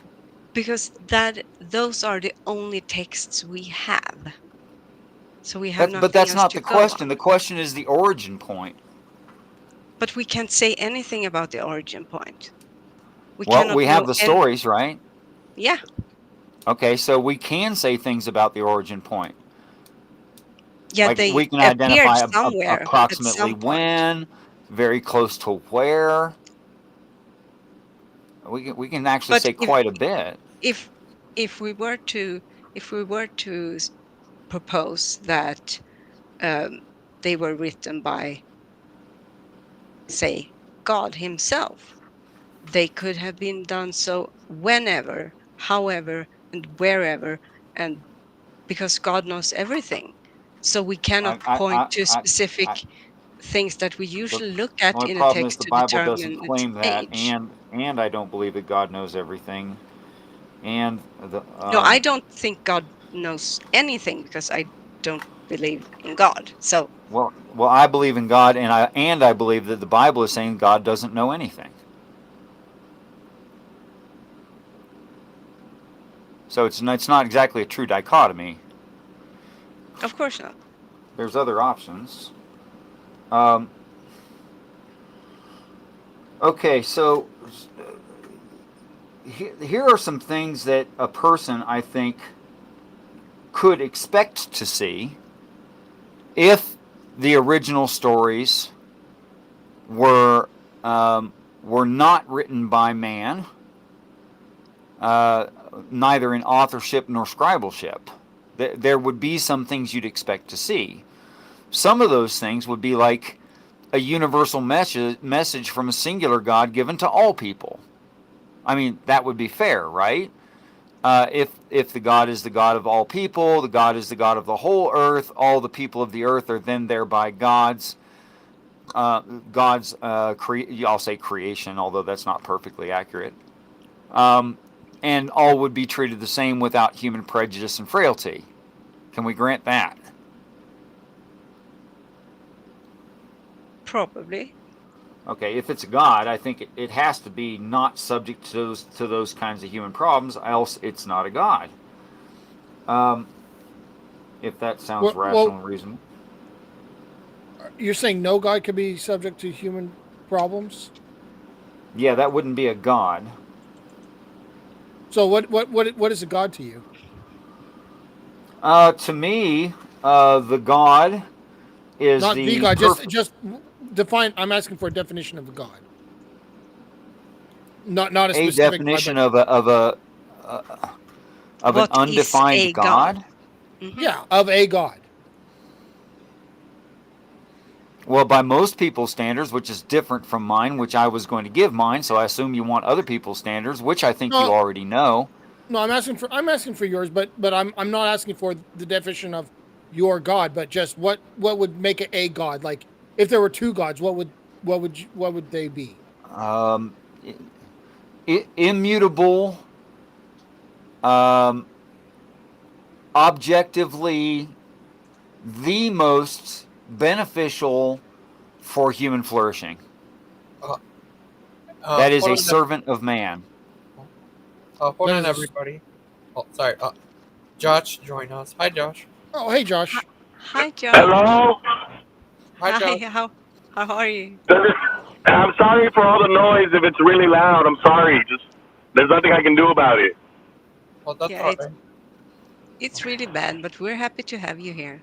Or I am at least, and I'm gonna Yeah, make all the other ones accept that fact. It's fine. Yeah, no. It's fine, Deviant. I like Josh. Yeah, I'm here whether they like it or not. I don't like this demolished guy though. I'll be honest. I don't. Why? That's okay. You don't have to. No, yeah. I mean, I'm not gonna like hate you either. But I did want to ask you about that accidentally correct or something. We talked about it last time, but we never got to finish it. So if you get a moment, can you explain? Can you break that down for me? You know what I'm talking about?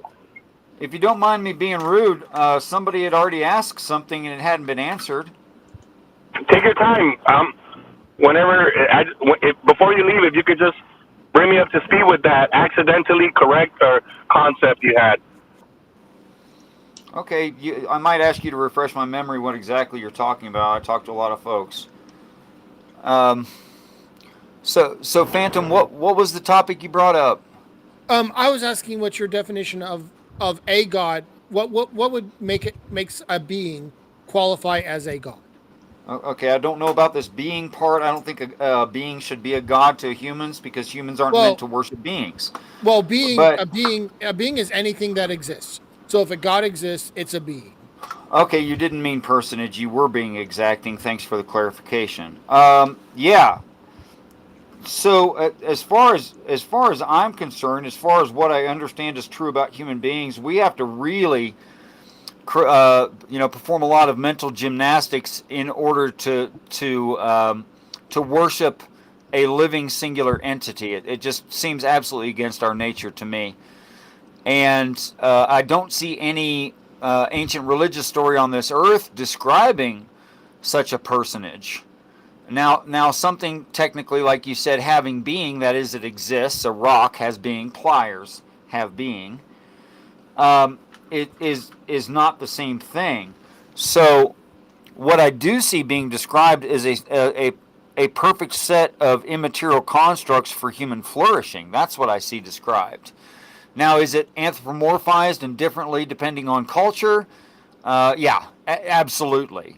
But I've also caught Richard Dawkins anthropomorphizing cellular activity because our language is just limited that way, and you run out of ways to say a certain thing, and you end up saying things like the cell wants to. Well, cells don't want things. They don't work like that. Sure. Or that gravity tends to or wants to pull things toward the larger object, smaller things toward larger objects. But of course that's just a limit of the language. It's not scientifically or technically correct, nor is it correct in these ancient scriptural stories that God wants things or desires things. Okay. I think it's just a limit of the language. So for you, a God doesn't necessarily have intention? Yeah, no, there is no intention in a set of immaterial constructs. It doesn't have wants, needs, desires, thoughts, feelings, any of that stuff. So it's more like a process. A process. Well, it's the Bible uses the word spirit, and it describes the seven spirits of God. And if you review those, they are literally immaterial constructs. In fact, everything that it directly says about the God is all describing immaterial constructs, like love, empathy, wisdom, knowledge, counsel, understanding, fear, power, conservation. These are all immaterial constructs. Right, but what I'm saying is, you said it doesn't have thoughts, it doesn't have feelings, so Right. it doesn't have intention. So it's more like an automatic process. Is that what you're saying? Is that what a God Automatic is? process. No, there has to be intellectuals who value it, who do have personage, able to interact with reality. Exercising God onto the reality. That's why you have the angel of God, the Father, Jesus, etc., etc. If it wasn't for the immutability, unchangingness, and inability of God to interact with the physical reality, then you wouldn't need the Father, the Son, angels, blah, blah, blah, blah, blah. God would just do it. So is it like it's like the Force? The Force. From like Star Wars? No, it's more like the Constitution of the United States. Okay. It's just the perfect set of immaterial constructs for human flourishing. Literally, wisdom, knowledge, counsel, understanding, fear, power, and conservation, and the perfect application of all those things and all the repercussions thereof. Things like love, empathy, understanding. I mean, it's pretty much a list that doesn't end. Okay. So it's like I think I'm kind of getting what you're saying when you say. And I can show you that in the book of Isaiah. It's not my guesswork. It's literally what the text says about itself. As one example, the Bible says it. So can you give that? I didn't mean to interrupt you, Phantom. Sorry. So when the Bible personifies God, what do you think it's doing there? Is that metaphor? It's just a linguistic. What's the correct term? It's a linguistic tool. Sure, but what I'm saying is like, what would, when I personify gravity wanting to pull things in, I am saying I'm trying to relate something that's actually happened. Sure. Right. When the Bible personifies God doing something or wanting something, what is that? What are they trying to relate there? Good question. I like your question. You're thinking. What is it trying to relate there? Well, that heaven has a purpose. That the Father is the number one representative of God, that angels will be doing certain things in a certain order, and all of it to our benefit at the specific time. Okay, so you think God is like kind of some ideals, but the Father it's a set is of ideals. I literally listed them to you. Yeah. If you heard me, they are ideals, and it's exactly out of the Bible, precisely what the Bible says about itself. Right. So God is a set of ideals, but the Father is an actual agent. Right. There have been living beings with personage, such as angels, the Father, the Son, who interact with reality, believing that God is worth performing. Okay. So we could discuss whether or not they're delusional or if it's accurate, but that's another topic. Sure. So is the Father? So when the Bible, when most people, like most Christians, talk about God, they're talking about, say, the Father and Jesus and the Holy Spirit and the Trinity, and that's I don't know what you're. That's why they're confused, because they can't read. Sure, but they're talking about those agents. Yes, they are. And like one of the things about those agents is they are omniscient. Do you think they're omniscient?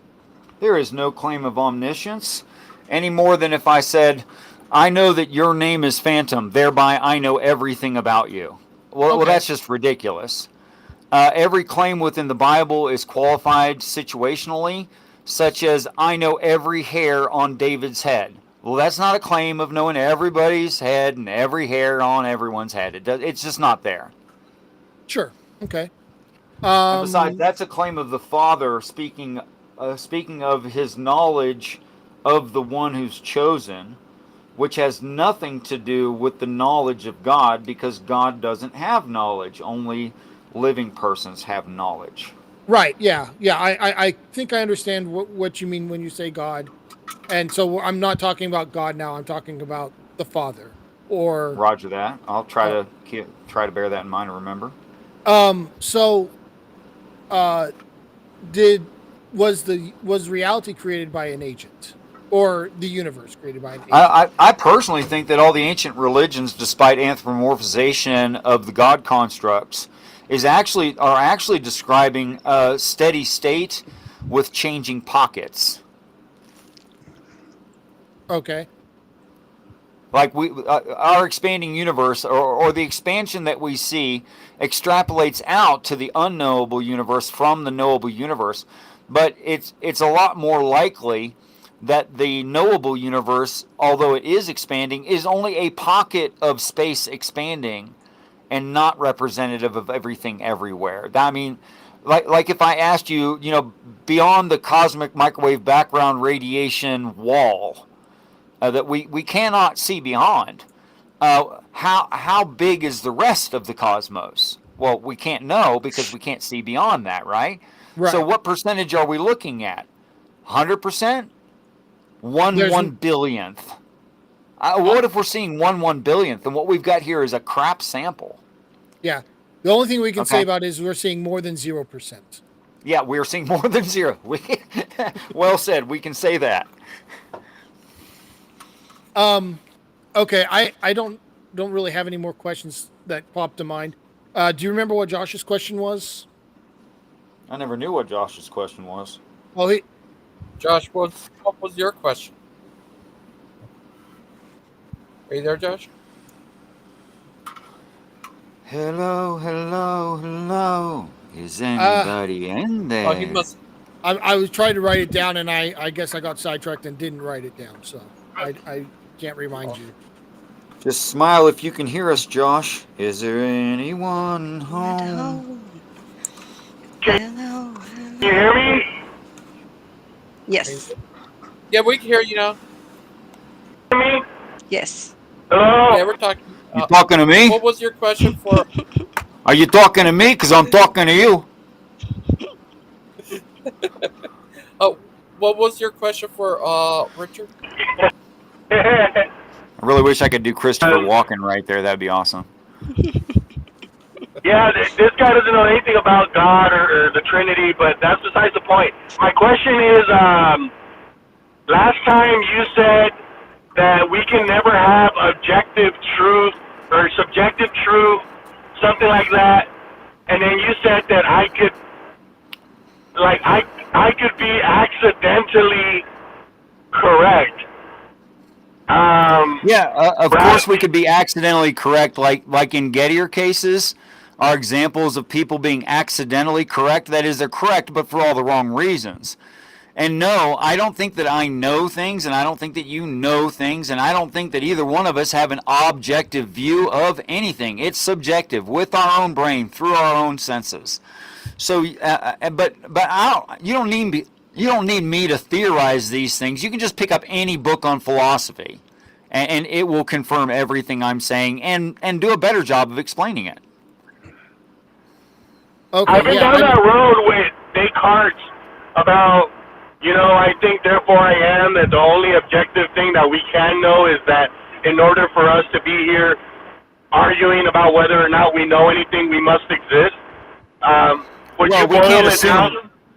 We can't assume all we can say is experience. And I can make that into a sentence. Experience happens. But that's really as far as any of us can go. So saying I think it's not too correct? far. You can't actually say I, because you don't know that.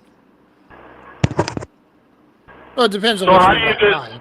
So who's experiencing what?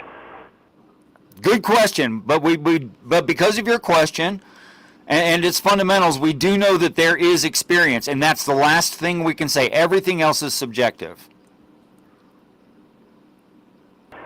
So then you're wrong, because just now you've admitted that there is one thing we can know objectively. No, we can't know that. It just objectively must exist. So we objectively know that something exists. No, we subjectively know that something must objectively exist, even if we can't experience it. You lost me, Phantom. Take over. I'm done. I can't do it.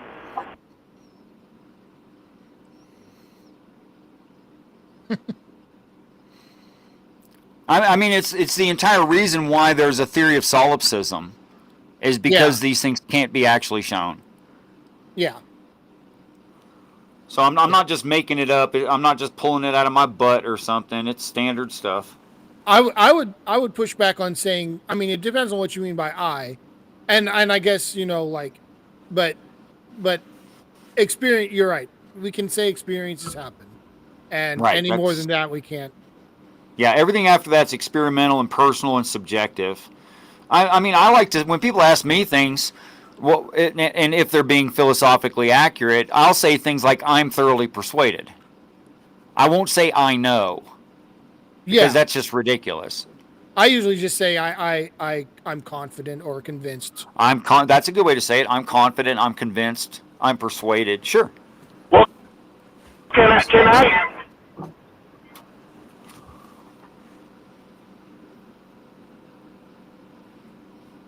And 5, 4, 3, 2.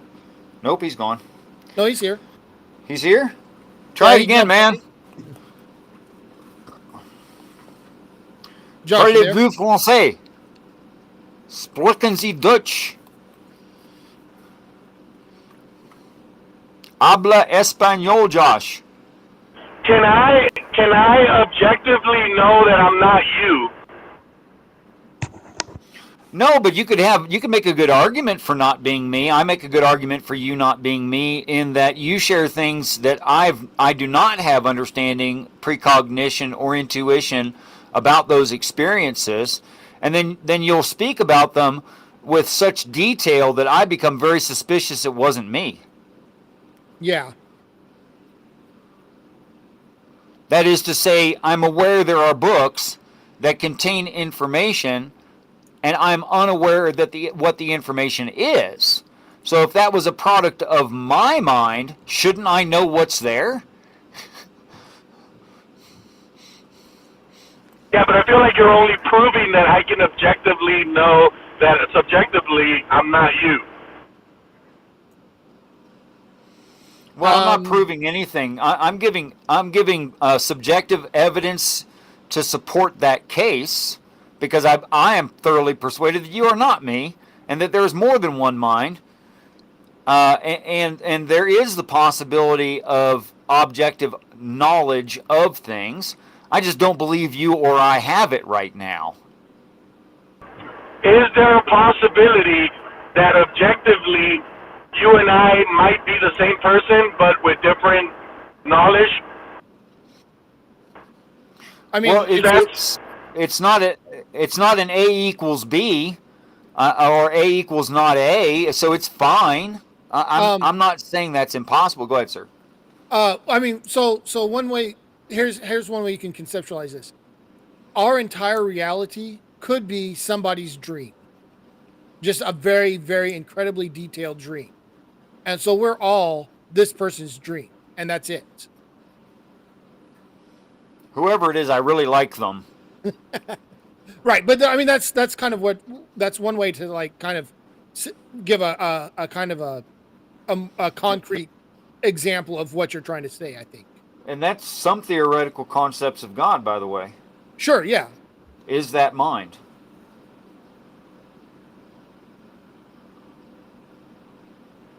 Gee, and I thought Josh was going to be all combative the way he came across at first. You can subjectively be convinced that you don't have knowledge.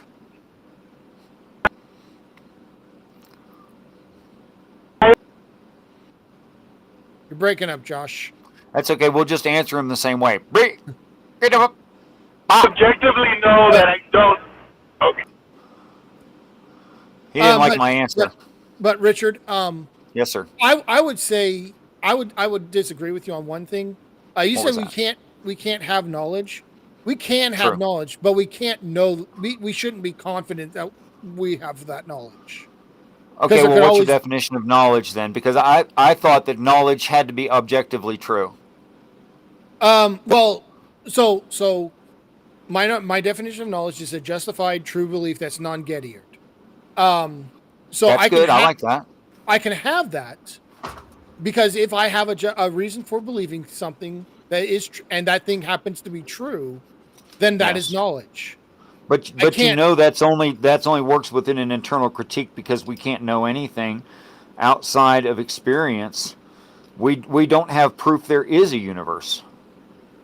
Well, no. So when we say justified true belief and say something like correspondence theory, something like that, where we say, oh, this is true in reality, and I know because what I'm trying works in that reality, thereby I am complying with the objective reality. We don't know that because we don't know that reality is there. Yeah. So what you're missing is, I can never know that I know it. Even so, if I have a justified. Oh, okay. Well, if you're going to say that, sure. But now you're using two different forms of the word know, and I was sticking to one. Yeah. Fair enough. I mean, it's fair play. I'm objecting really.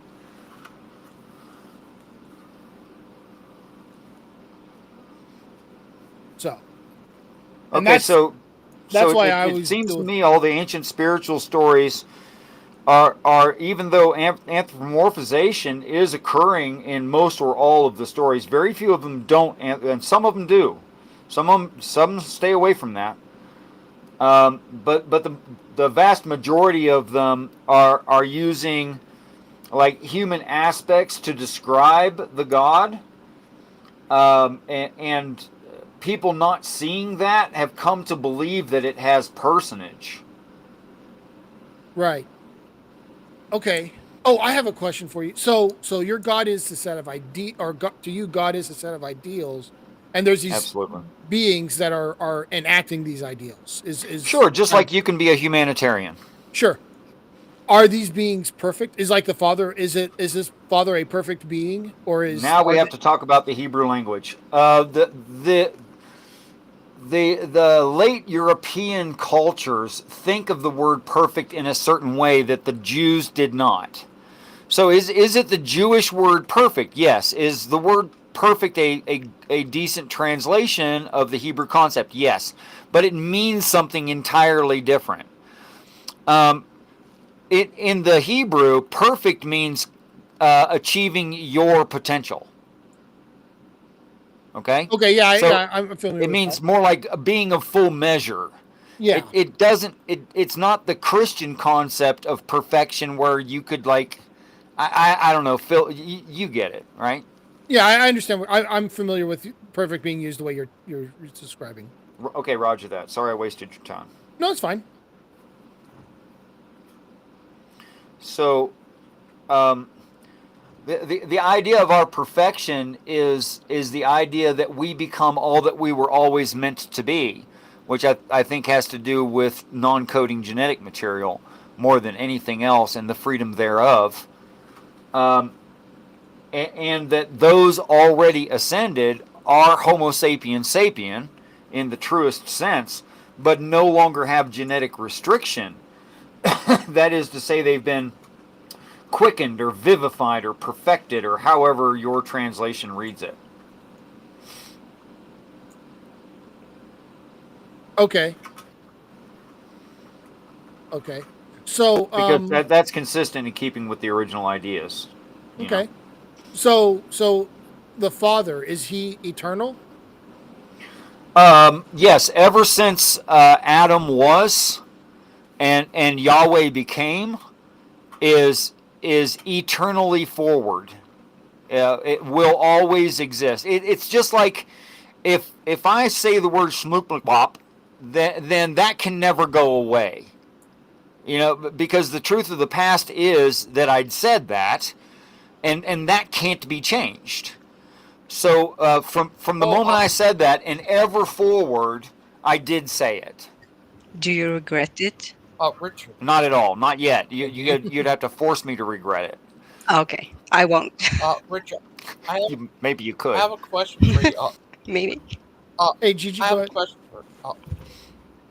Do you believe the God of the Old Testament, the bad God, but the God of the New Testament is the good What God? I do believe is Christians are prejudiced, and so were the Jews, and they're very tribalistic, and they read those texts in such a way that makes themselves the hero and the God agreeing with themselves.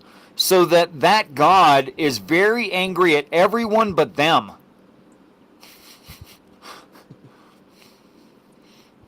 Now that's not what the text reads, but it's what the people think when they read it. It sounded like you said the guy who had these bears kill, go after those kids.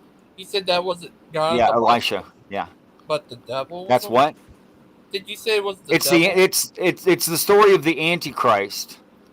That he does that during the end times through the power of his mentor Hashatan, the Satan. And whether that's like emitting some kind of high frequency that just drives wild animal nuts and make them attack anything, or if he just like sprays some kind of a hormone or pheromone, or poisons water sources to make them lose their mind, or maybe gives them all rabies. I don't really know how it's done, but that's who it says does it, and that's when it says it happens. Hey guys, I appreciate the talk, Richard. It's been great talking to you. Gigi, thank you for having You us. as well. I gotta go though. Okay, talk to you later. Thank you for joining. Take care, Phantom. You too. Take care. He's got a go like Elisha Cha-Cha, the king of dance. Actually, I have to at least pop out for a bit because my brother wants to talk with me, and given the time of night, I feel it might be very important. So I well, best wishes to you and yours, and Thank I think it's amazing that you have a sibling that wants to have a conversation. That's great. Yes, it sure is. I love him very, very much, and I hope he's okay. See you, Deviant. Hope he's See okay you. too. Yeah. Bye. Take care. Bye. Bye, Josh. If I'm I call allowed, my I would sister all the answer time. directly to. I would answer directly to Jimenez Misamis, Yeah. Occidental Mission 2024, whose name is actually longer in pronunciation than my handle. Yes, I believe the Bible is describing that Jesus does as the Father did before him in his time of testimony unto death by crucifixion and resurrection by the power of his Father, just like Jesus says of his Father. So when we read of the New Testament, it's a description of the end of the last earth and what Jesus did, and all of that to teach the next earth and the next Jesus what they must do. Oh, here's a guy I saw on YouTube. Said Your microphone cut out, Gangster. What was that? Sorry about that. Here's this guy on Here's YouTube. a guy.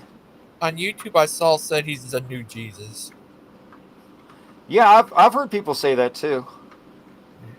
What do you think, Josh? Of course, what the text Yeah, I says. mean, why not? Go ahead, John. Fuck it. Everyone's Jesus. Well, here's the problem that I have with it. It says the old Christ or the Father cometh with clouds in all of his glory, and every eye shall see. Well, that makes sense. If heaven arrived here, it would be impressive like that. And the Father is apparently guiding heaven, which he claims directly, and is the conductor of end times. But then it also says that Jesus comes as a thief in the night. That is, nobody will know, nobody will recognize him. He's all sneakity, weekity, and nobody will see him like a thief in the night. Well, that has to be two different personages, because I can't think of more opposing scenarios than thief in the night and every eye will see. So it seems evident, at least in an internal critique, that this is exactly what it's claiming. There has been an Earth before. We are an Earth, not the Earth, despite our pride problems, and there will be another. And on the next one, we get to help. What do you think of that, Josh? Yeah, I think the idea of the 7 Jesus and 7 Earth is psychotic, and people who think that need to be put in a mental institute so that they don't infect the rest of the population with their lies. Go ahead. Yeah, I'd agree with you. Yeah, that if I couldn't keep straight the 7 spirits of God and the 24 elders, that person should be committed. Oh, I'm sorry, that's what you just did. And there's no hope, though. There's no objective truth. So from this point forward, I've just given up on knowing anything. I don't even know my own name anymore, to be honest. Well, it's fine to be humble and honest about these things, but we still have to act like there is an objective reality, even if we can't sense it, even if our sensual measurements don't work for judging it. Because you can't just drive down the street at whatever speed you want and tell the cop, I don't believe in radar. Are you sure? I'm pretty sure you can't do that, or you will imagine yourself in jail.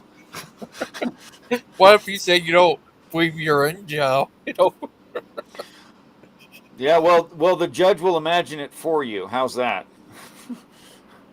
All I gotta say is that there's no objective evidence that the person, which is I, that you have just pulled over, was speeding over the speed limit. There's no objective truth to that. So you're right, there isn't.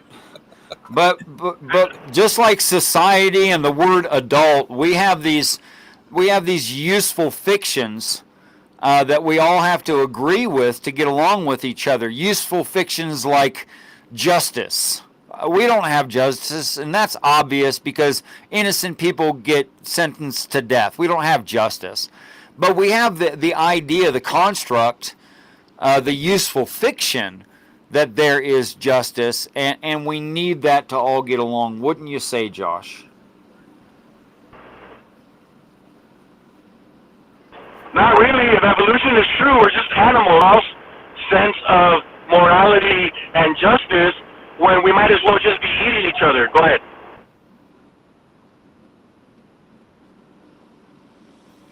I'd be just fine with lower animals of lesser consciousness eating each other, although normally you have to get pretty low on the food chain to find that, fish eating fish, etc. And then normally a fish won't eat its own species of fish. So no, I don't think it's natural, even if we are just strictly animals, which we are, just strictly animals, though highly advanced and very conscious, aware of our own consciousness, being able to ask a question like, I'm thinking about me thinking. Now I'm thinking about me thinking about me thinking. Now I'm thinking about me thinking about me thinking about me thinking about me thinking. And how deep can that go? So our level of consciousness is apparently very, very high, and we certainly, because of that consciousness, shouldn't be dismissing that and acting like we're some lower life form like a dog or perhaps a porpoise. In my observations or experience, which is subjective, I think you can make a case that the level of consciousness that we attribute to ourselves, that a caterpillar might have the same level of consciousness, but we don't have any objective way to classify ourselves as a higher or lesser life form. I think that if what you're saying is true, then we're all on an even playing field. Go ahead. No, we're not necessarily on an even playing field. I see no evidence for higher consciousness in other animals aside from human beings. For instance, a beaver might build a dam, but a beaver isn't going to take two different kinds of materials, heat them up, and then cool them suddenly to create log-like structures which they can then use to make a high-rise apartment housing 5,000 beavers in one dam. They're just never going to do that, whereas we obviously have. Yeah, but who says that stuffing 5,000 beavers into one dam is the ideal way of living? As far as I'm concerned, I don't want to live in a building with 5,000. I don't blame you, and I wouldn't want to live in that situation either. But I didn't mean it as a literal ultimate example. What I mean is they don't seem to do anything that indicates a higher consciousness. That they're just working off of feelings and instincts.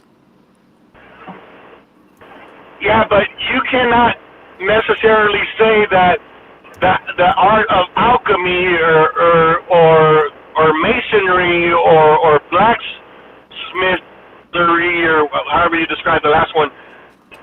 There's no way to say that this innately is a more efficient, non-destructive manner of creating, because you have complex creatures like ants that build like very complex like structures, like their ant hills, and in some cultures they even observe ants and insects to understand how they accomplish any given task so that we can replicate it.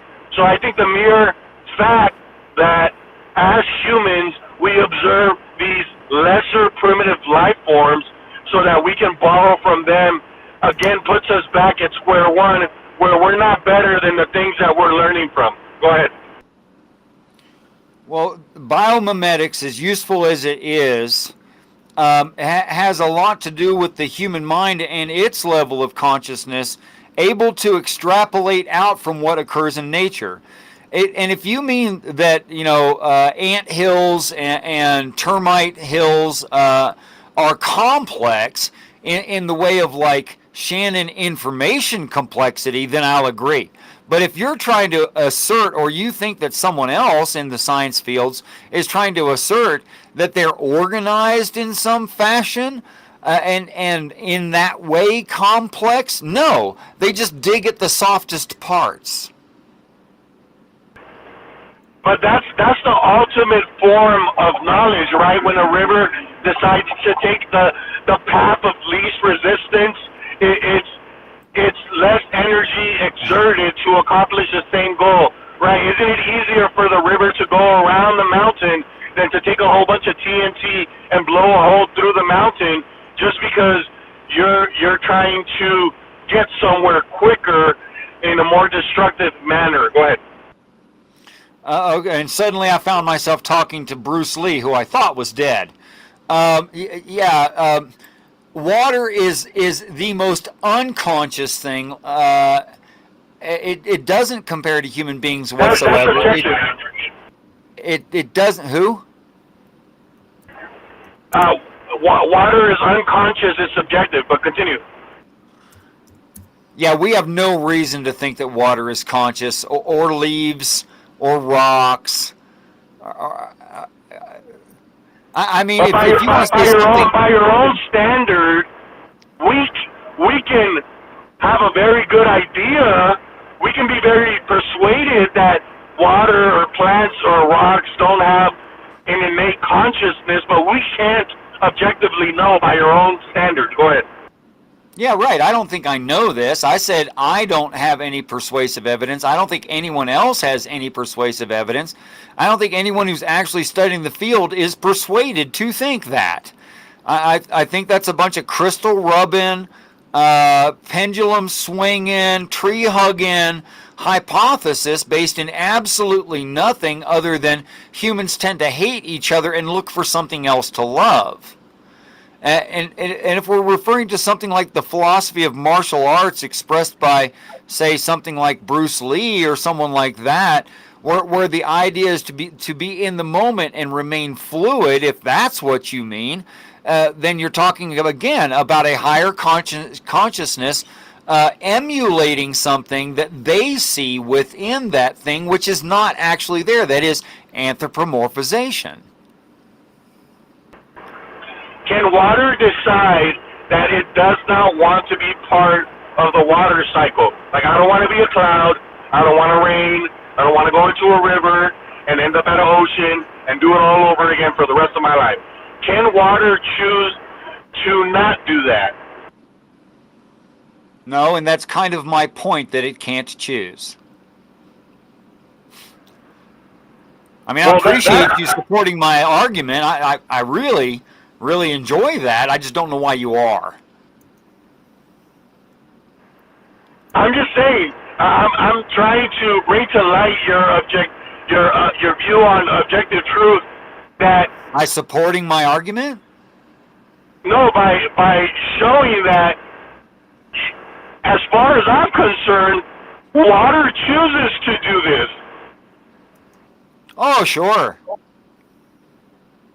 Probably believe God is magic, too.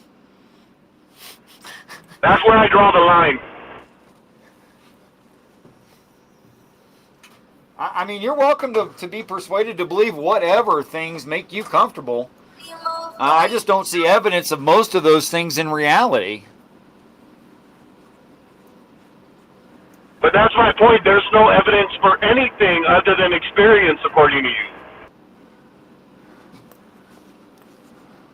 What do you mean, according to me? These aren't my ideas. I mean, I'm persuaded to believe them because they seem to be true in reality, but it's not exactly new observations. They're certainly not my observations, unless you've, like, mistaken me for Socrates or something, which I don't know why you would. It goes back to my initial argument that there's no evidence to show that I'm not actually you. Therefore, you might actually be Socrates. Yeah, except for I would have never thought a living person may actually be Socrates. Thereby, your brain and my brain are very different, and that's the most persuasive argument against solipsism that I'm aware of.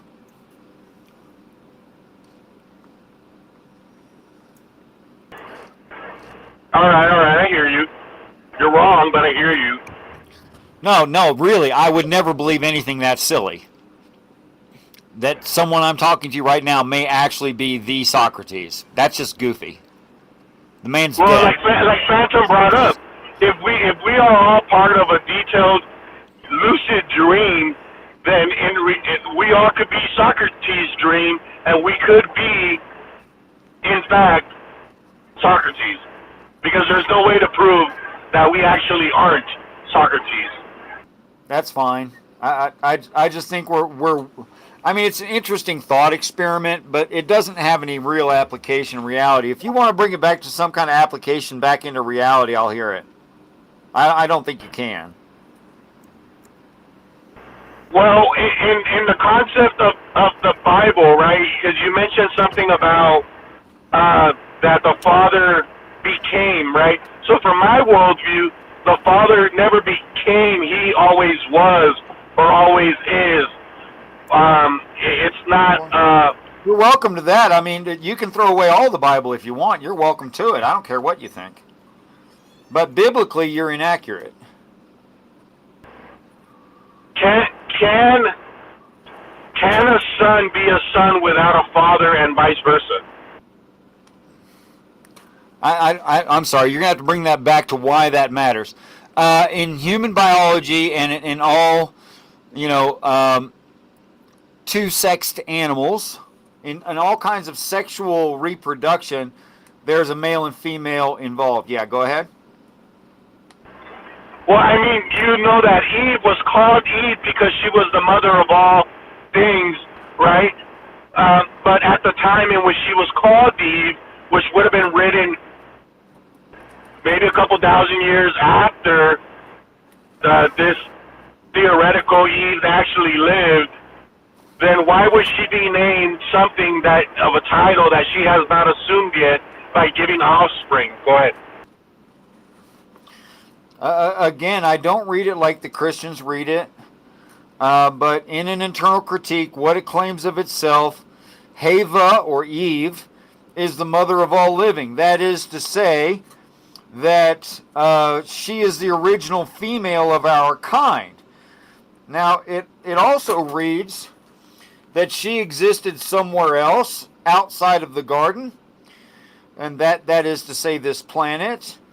So she pre-exists the planet and is the mother of all humankind, not of all things. You really shouldn't read it all things. That's super weird. It makes her the mother of, I don't know, slime mold. And that's just not what's being claimed there. It says mother of humans. So, I mean, I have no problem with goddess, described both there and also several other places, but probably most eloquently and majoritively in the Song of Solomon.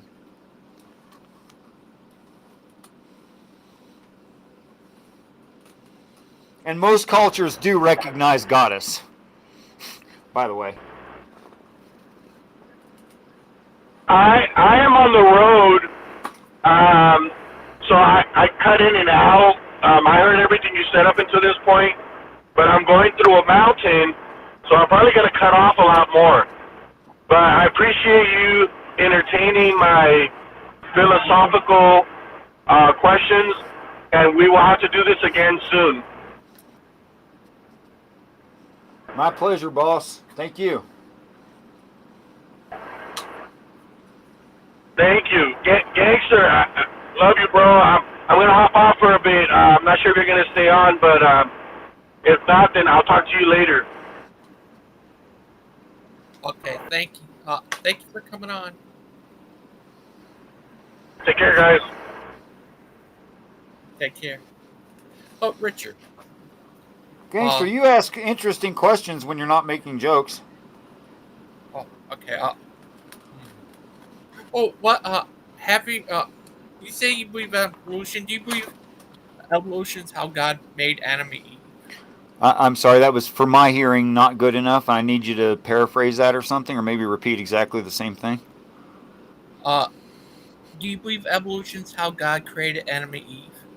Evolution is how God created Adam and Eve.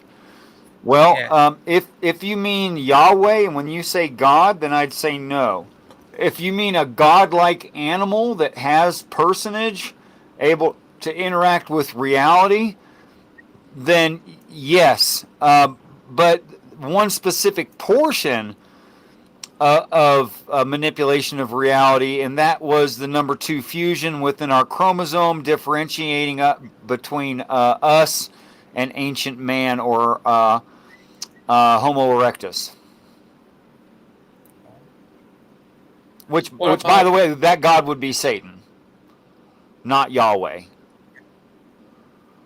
The Bible clearly points out that we are a product of the slave keeper, and that we were never actually meant to be, but we were kind of a freak, an accident. And his top brass actually warned him it was going to happen, but he didn't believe him.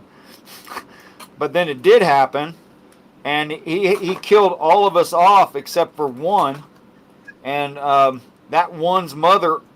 That one only survived because that one's mother did some pretty unpredictable stuff, and were it not for that, we wouldn't be here at all. Are you a Gnostic?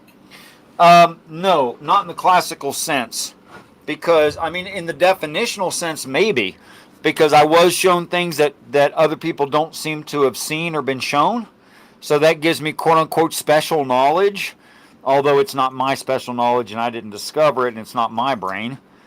So I can't claim being bright or anything like that, and I wouldn't. But in the classical sense of what a Gnostic means, that's a certain set of beliefs and its own separate religion, and I don't agree with them. I've been shown that those things are not accurate. So I'm not a classical Gnostic, but you could call me a definitional Gnostic. Yeah, not the agnostic, the agnostics from back in the day. Agnostics? Not the agnostic, like the ones who doesn't undecided about God. I mean, the Gnostics like back in the earlier days who believe that God of the Old Testament is a bad God and God of the New Testament is a good God.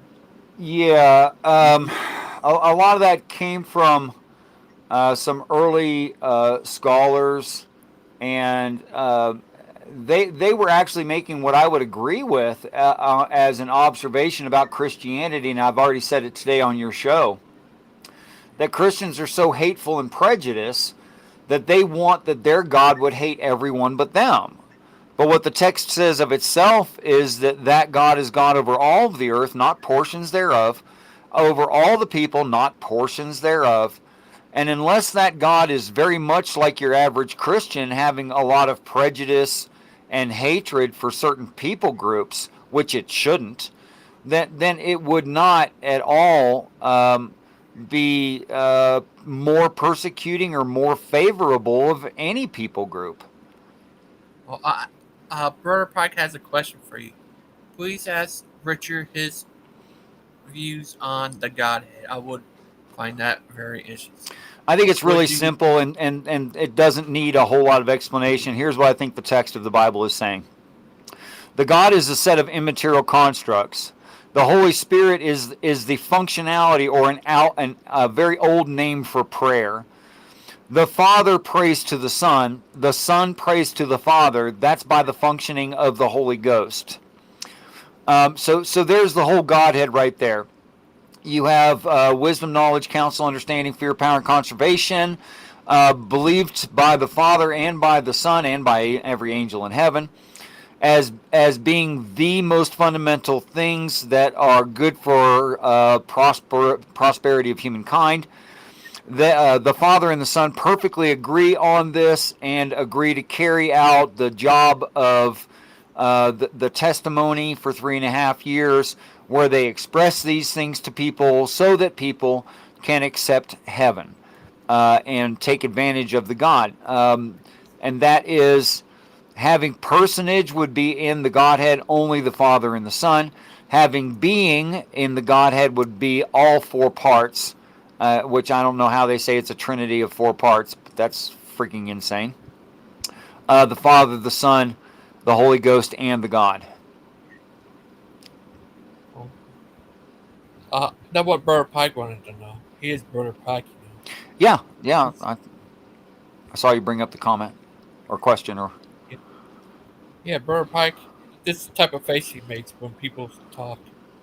See?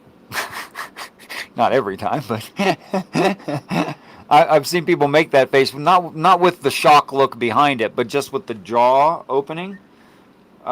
When people have asked me very pointed questions that meant something to them, and then I answered directly, and then they have to think about it for extended periods of time. Not because of my own, but because how well this theory works throughout all of the text of the Bible and Hebrew definitions, and even cross-culturally and on different land masses throughout all of the ancient religions of all the earth.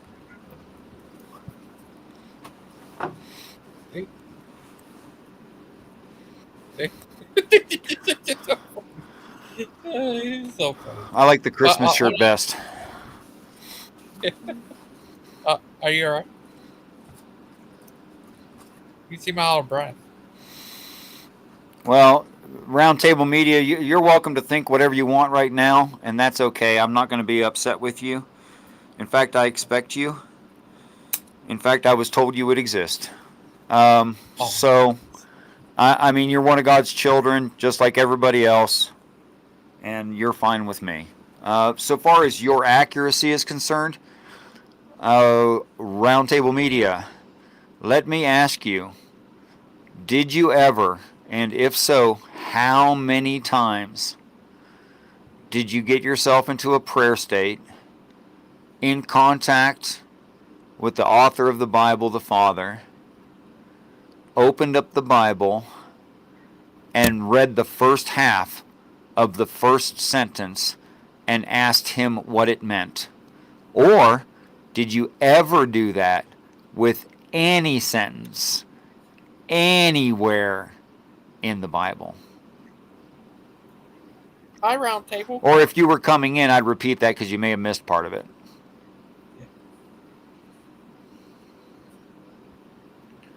Are you there, Roundtable? What's up, gentlemen? Yeah, I had to get the other page shut down so I could hear you. Life's like that. Did you have anything you wanted to Yeah. say from the start? Because you should have the floor. You just got here. Oh, yeah, sure. No. Oh, thank you very much. Greetings, guys. Thanks for having me on. Appreciate you. Man, I don't even know where to start, but I mean, what did you say about?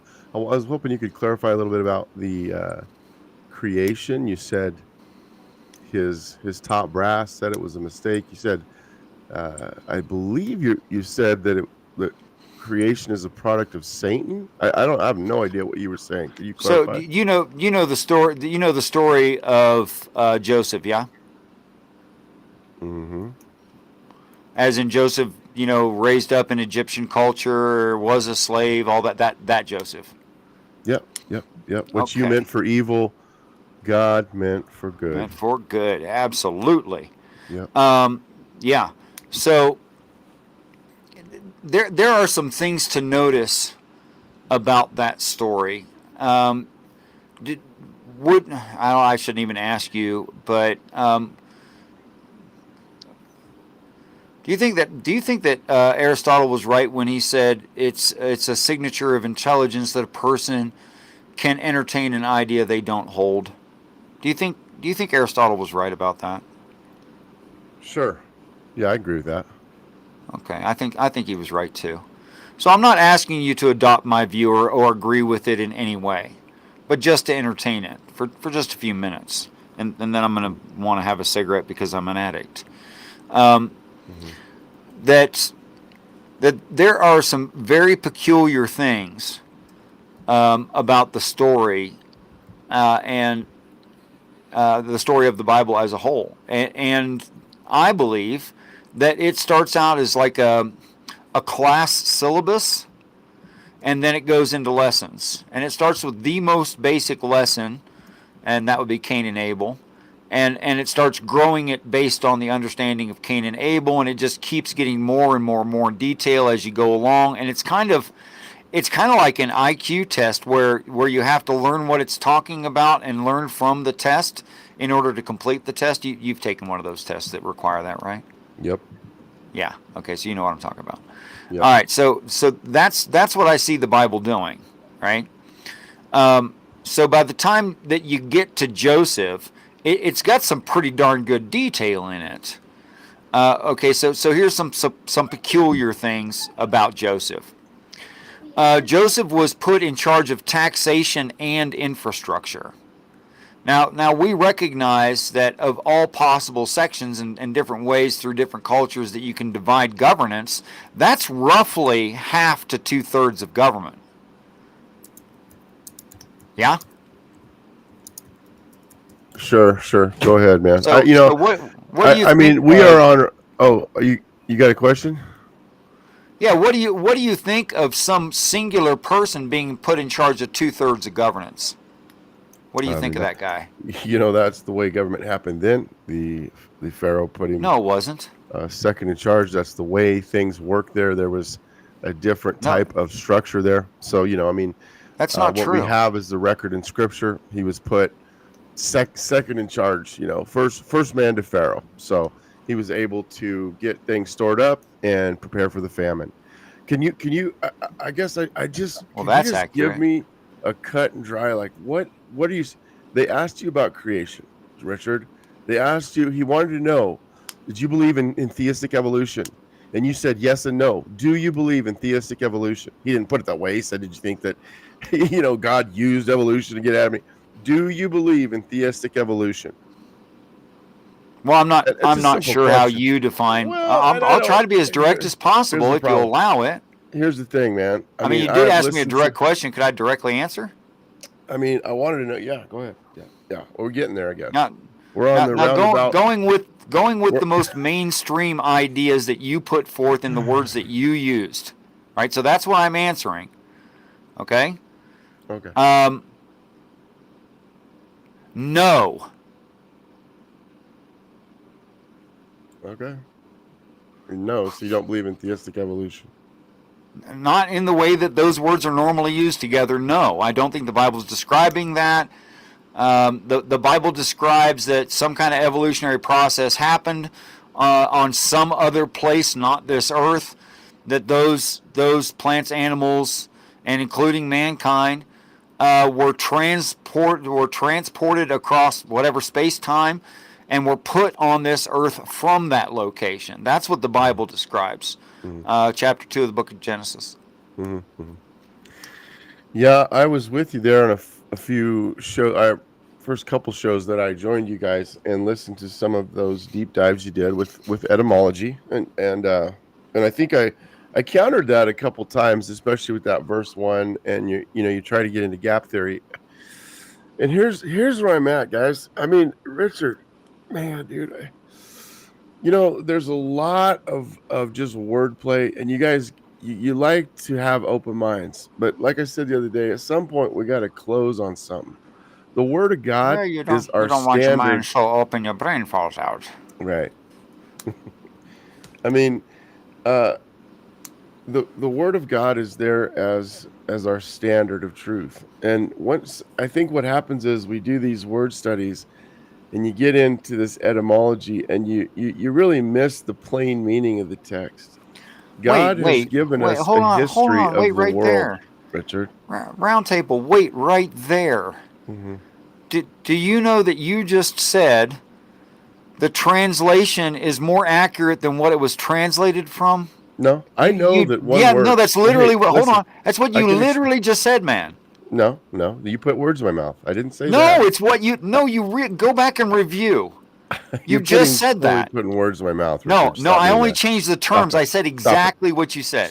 Stop it. Stop. No, I won't stop it. I won't stop it because it is what you just said. Yeah. No, what I said was, when you do these deep dives into the word studies, you miss the meaning of the text. Now, I have no qualms that these words have all kinds of meanings. That's the point. Okay, we know that those words are packed full of meaning, but they don't have all kinds of meanings. They have very defined related meanings. It's pursuant to context. Just like the word world has about 10 different meanings in scripture, and we can see as we read what it means, and that happens even in English. What got translated into the English word world has about 10 different meanings in the ancient tongues. Okay. Well, it's just like this. I think that there's a lot of meandering away from the solid meaning of the text, and we have what you just said, and I'm not even sure, like that beginning of that, like that God formed man out of the dust by What's his that breath. word formed right there? He made him. See, here we go. This is the problem. You break no, it down it's not words. The problem. The problem is you don't know you have no idea what the original text said. We're speaking English. I'm speaking English. No, I don't care. We can actually come to the truth of the matter. English is not the standard of reality. Neither is the King James. In this language, though, Richard, it's like sitting here thinking you're more holy for saying Ashia Mashiach or Yeshua. Oh, don't you hate when people do that? I hate that. Jesus. Okay. It's just like when people start quoting chapter and verse as if that means something. That was just crap they added later to keep track of stuff. Sure, but it's good, and you can find the places. No, it's more important to know the verse than it is to know where it's located. Who cares where it's located? Right, those help us get to it, though. But you can find places that maybe there shouldn't have been. How about this? Just memorize the Bible, and if somebody misquotes it, you'll know. I try. I'm not as good at it as I'd like to be. I recommend it. Makes life a lot easier. You don't have to worry about all this crap about Bibles, chapters, and verses. And the Bible's not called the Bible, really. You know that, right? It is the Word of God contained in 66 It is the Word of God, but it's not called the Bible. Writ. It is canonized in 66 books, 40 authors, all from different walks of life, pointing to the same scarlet thread, and that is the God-man, Jesus Christ, the second person of the Trinity, who made a way where there was no way. Absolutely true. Well, actually, the Father makes the way. He doesn't. You're wrong. I suggest reading the Bible.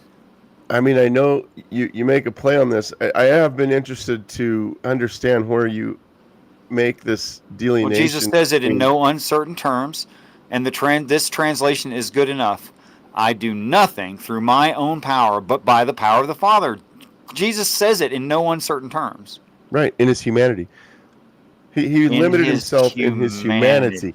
I can only humanity. be in one place and one time in my humanity. And then So Jesus, is Jesus the Father? Is that what you're saying? Of course not. They're three persons. But Jesus is not the Father. You know the economy of the Trinity, Richard. I mean, what? Don't play. You don't got to do gotcha with me. You know what the Trinity. It's not a gotcha. I'm said. pointing out something you're being inconsistent in as you speak. It's not a gotcha. The whole point is that Christ, the Son, is not the Father, but he I is agree in with fact God. They are equal in power. They are Depending one on how you in mean essence. that, sure. They're Yeah, one in he essence. didn't consider it theft to count himself equal with the Father. That's true. Right. So is Jesus just a mode of God, or was Jesus I'm not created? a modalist. Was Jesus created? I mean, I've already said it once in this hour, but I'll say it again before I go to smoke a cigarette. I didn't The hear Father you. has personage, the Son has personage. Neither the God nor the Holy Spirit have personage. But was Jesus created? What do you mean by created? Was he made? Did he have a beginning? Was he begotten? Yes. Yeah. Absolutely. That he is what going begotten out means. of. He is going from God. That is what that means. But not that he was made or that he had a beginning. Wait. Now you just went from the Bible to a creed. I was not quoting a creed. Of I was course, quoting the you Bible. are quoting a creed. Oh, No, Richard, I'm not. that's where they you took the you creed from the err. Bible. I'm not quoting the creed. That's where you err, though. I don't agree with any of you the have all creeds. kinds of creeds and doctrines. Your doctrines No, are I all over don't the think I place. do. As soon as you No, they're open your not. mouth about Jesus, Richard, as soon as you start to, and all these guys that follow you, and as soon as you tell things to them really round about table is God, not fair. You that should is pause a after such an doctrine. accusation. That is a creed, man.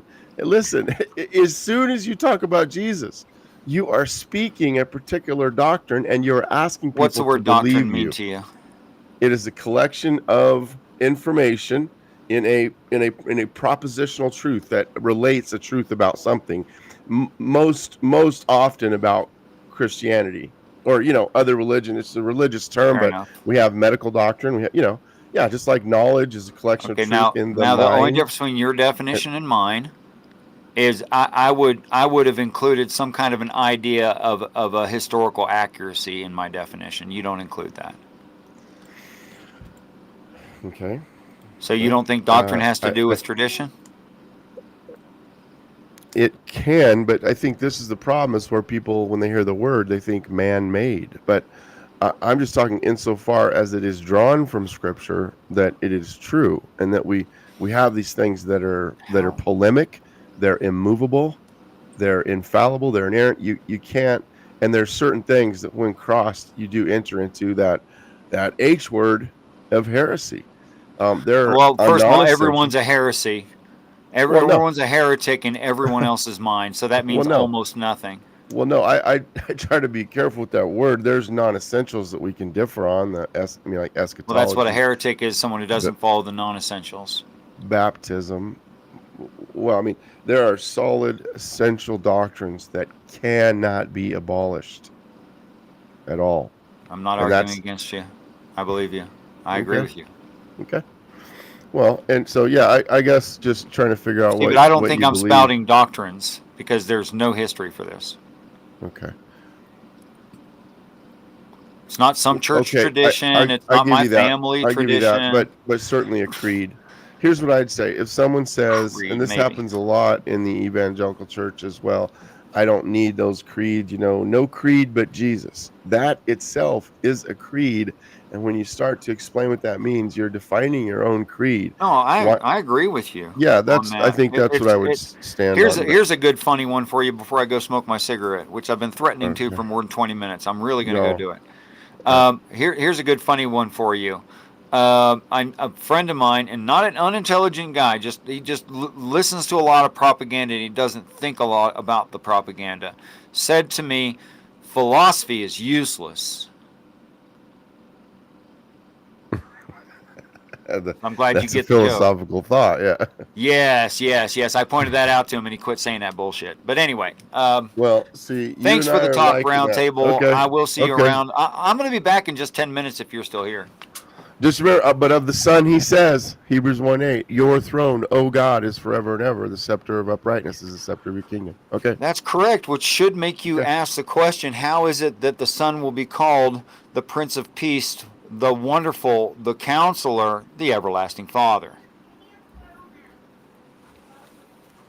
It's a good question, don't you think? The Son is not the Father. What verse is that?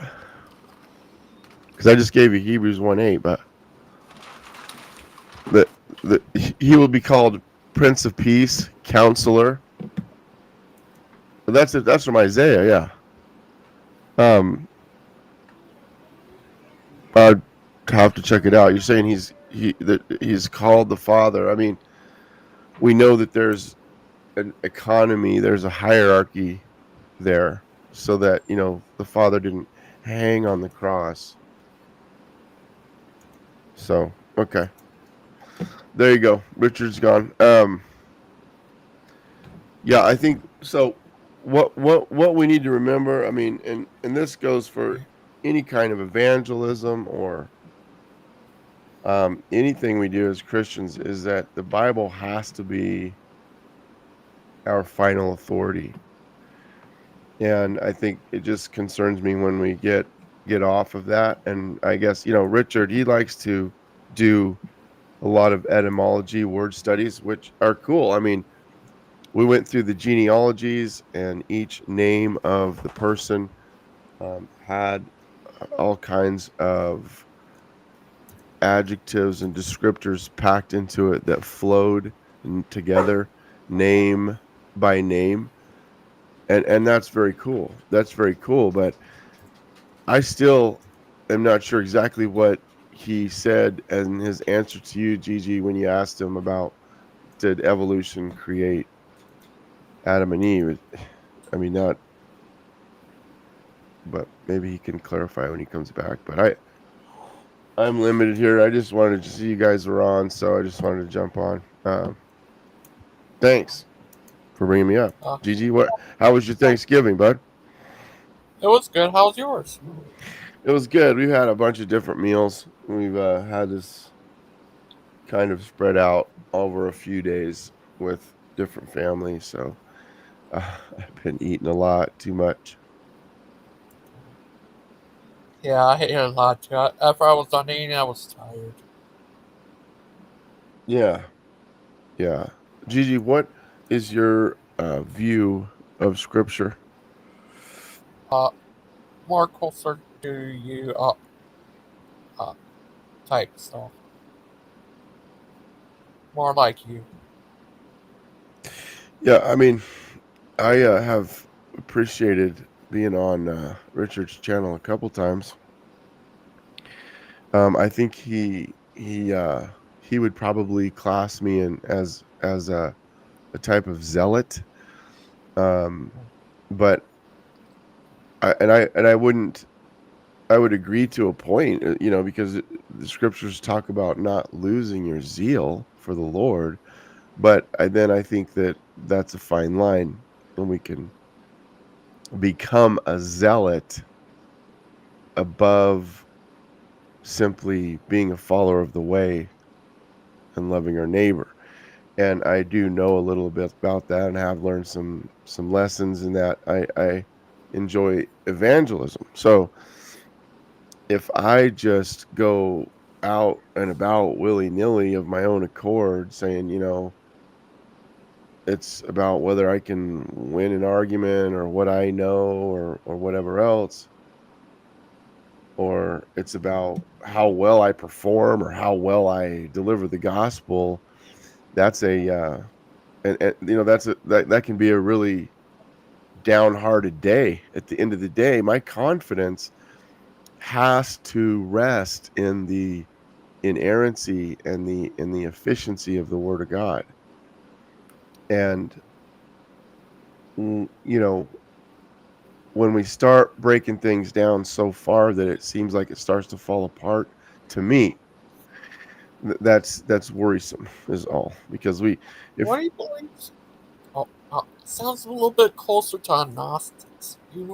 Have you ever heard of those guys, the Gnostics? well, yeah, I mean, of course it does. And when we talk about knowledge that nobody else seems to have, even though he was quick to say, what, I didn't come up with it, but there was a word for that, and that phrase is esoteric knowledge.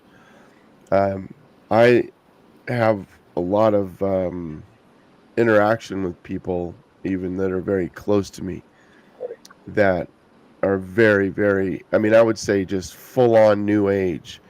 And I wouldn't necessarily say that Richard is new age, but there's, this esoteric wisdom that people think that they have, that's, man.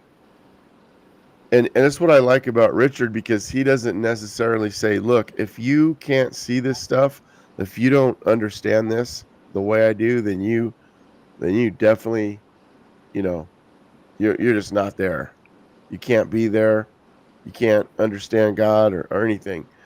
And I've seen that a lot from other Gnostic people.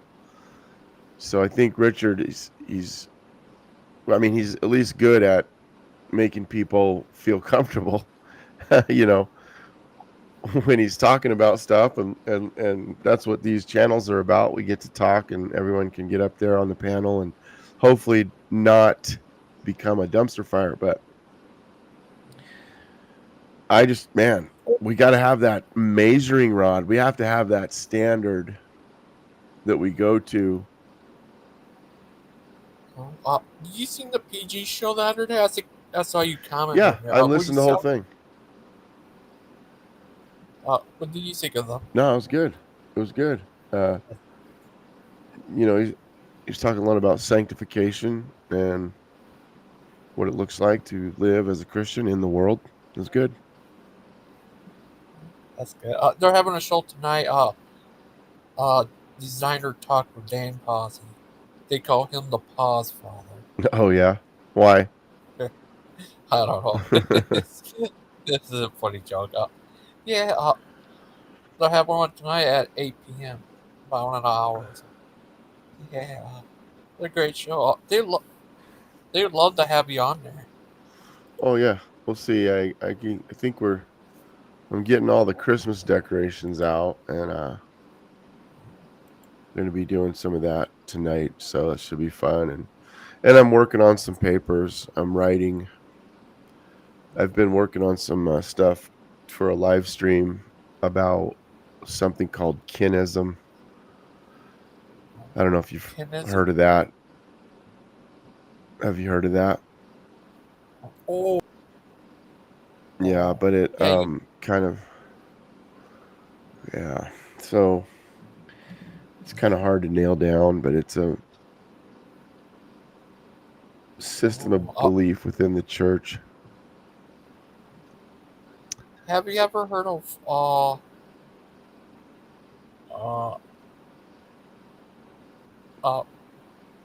I know, have you ever heard of the predator? Oh yeah, I think I told you about it, the preterism. Yeah. Oh yeah. Yep. Definitely have had experience with that. Yeah. Yeah. Old Derek, he got into that. Derek Lambert. He was my buddy, man. Good buddy. And we were doing some online ministry together. Got together a few times, made some videos. And then, man, he got into preterism, and I was like, dude, that ain't it, man. Christ has not split the eastern sky wide open yet and returned and killed all sin and death. So, yeah, if you're a Christian, see, that's what Christianity says. And when we get into this and people get deceived and think that Jesus has already come back, they are in error. They're against Christianity. And so I tried to plead with Derek, and then so he completely walked away from the faith. I guess Derek is a full preterist or partial preterist? Oh, hey, Rick, no. Today he is a full-fledged atheist. He's running one of the fastest tracking atheist channels on YouTube called Myth Vision. Oh, that Derek. I know of Yeah. him. I don't know him, but I know of him. Yeah, it was sad to see. Sad you see. Sad you see. Sad you Yeah, see. that's why they're sad, you see. I have a friend who's a preterist, Mark Stoney. He's big into preterism. Would you ever like to talk to him about it? Yeah, I talked to him.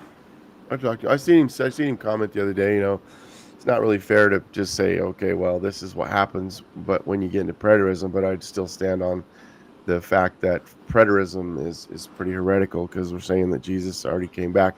And I know they say it a different way, but anyway, I think that there's partial preterism just is what scripture is. I mean, either that or Jesus was actually lying to the people in front of him when he said, There's a third option. It's not a true dichotomy. What's that? Yeah, this is something I was shown in prayer. You could say I'm praying to demons or whatever. We'll talk about it. But there is the third possibility that Jesus says that, and it's true, and it perfectly applies the way he said it, to whom he said it, at the correct time. And that would be end times. But this is the last age. It began. I mean, Paul literally talks about these last days. Yeah, I think we're in those last days. Yeah. So you mean applicable then and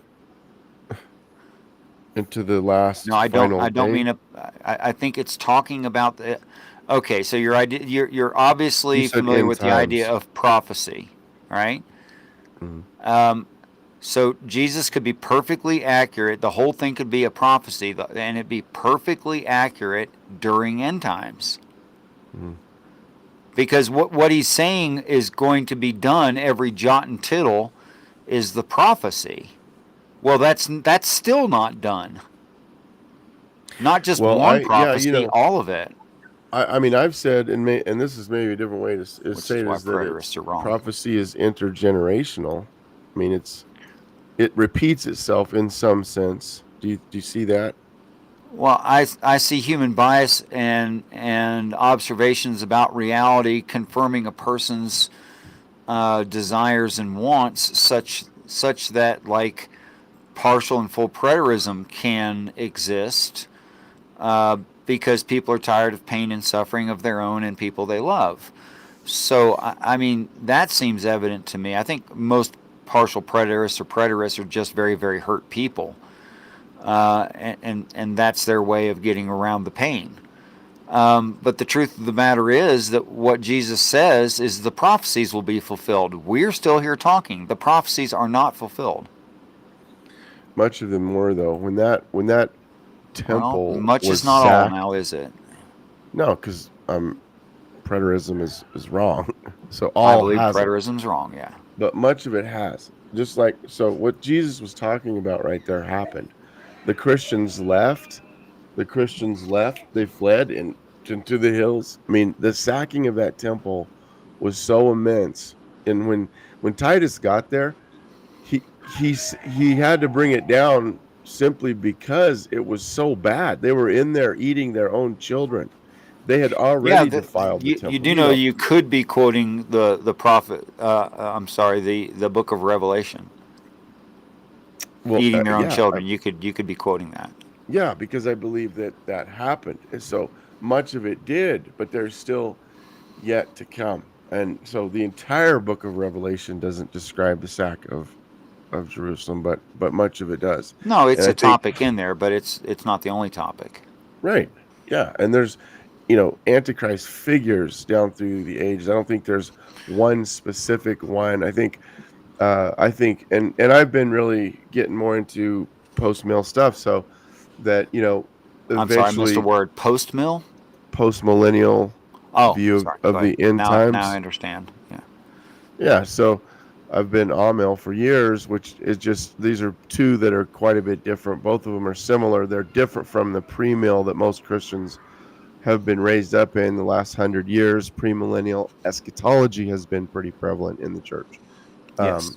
And so, it just makes more sense to me. But post millennialism is a little different, but it does believe that eventually the gospel will permeate the earth so much so that it will rise to the top. Not that Christians will necessarily be in control of everything, but the gospel will have great influence, and we will, see the enemies of Christ being made his footstool, and then he will return. And but there won't be this partial return and Satan gets thrown in the pit, then he gets let out, after 1,000 years. You None of think the that makes Bible is any just sense. wrong on that part? I think that Satan's already bound, and just not in the way we think. And so, yeah, he will but be. what about the 1,000 years of being freed again? What do you think of that? No, I'm saying his being freed is what will happen next. He is bound now, and he was bound on the cross. Well, then right? what do That's why if he's bound now, why is he the God of this earth? he's not bound in the way we think of. He's bound in that he Well, can't in what bring way do all you the. mean bound? Okay, listen carefully. When God proclaimed the proto-evangelion, the first gospel, over Adam and Eve, and said that your seed will bruise. Well, his heel will be bruised. When he will crush the head of the serpent. So that happened. Not He crush the head of the crushed. serpent.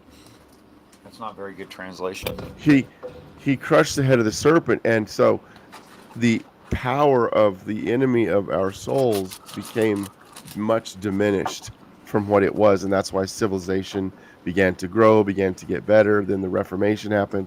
All of Western civilization was established by Calvinists, and as the gospel permeates the earth, things get better and better and better and better, because the enemy of our souls has been.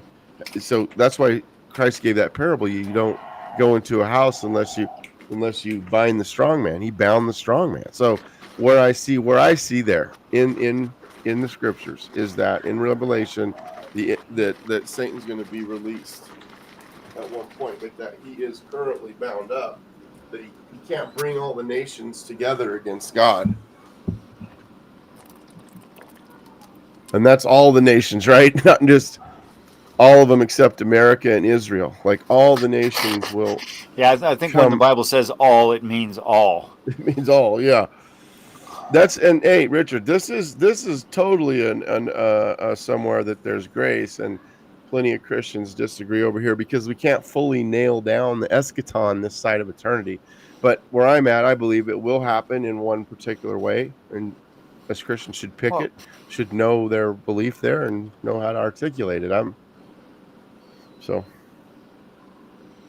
studying it. I mean, there's so many things I could ask you, and when I ask questions, I'm hoping to provoke thought. I know that by pointing out certain parts of the Bible, a person might go, actually, I see that there's an implied or direct, apparent contradiction there, and how would that be justified without any kind of what's pejoratively called mental gymnastics? And I think very few people are honest enough with themselves that they could actually entertain such a thing. So the fact that I would argue with someone is, at least in my opinion, they're capable, and that's high praise from me, because I don't give that away easily. I don't just assume people are highly intellectual and honest with themselves. In fact, on average, I assume the opposite, because that's normally true.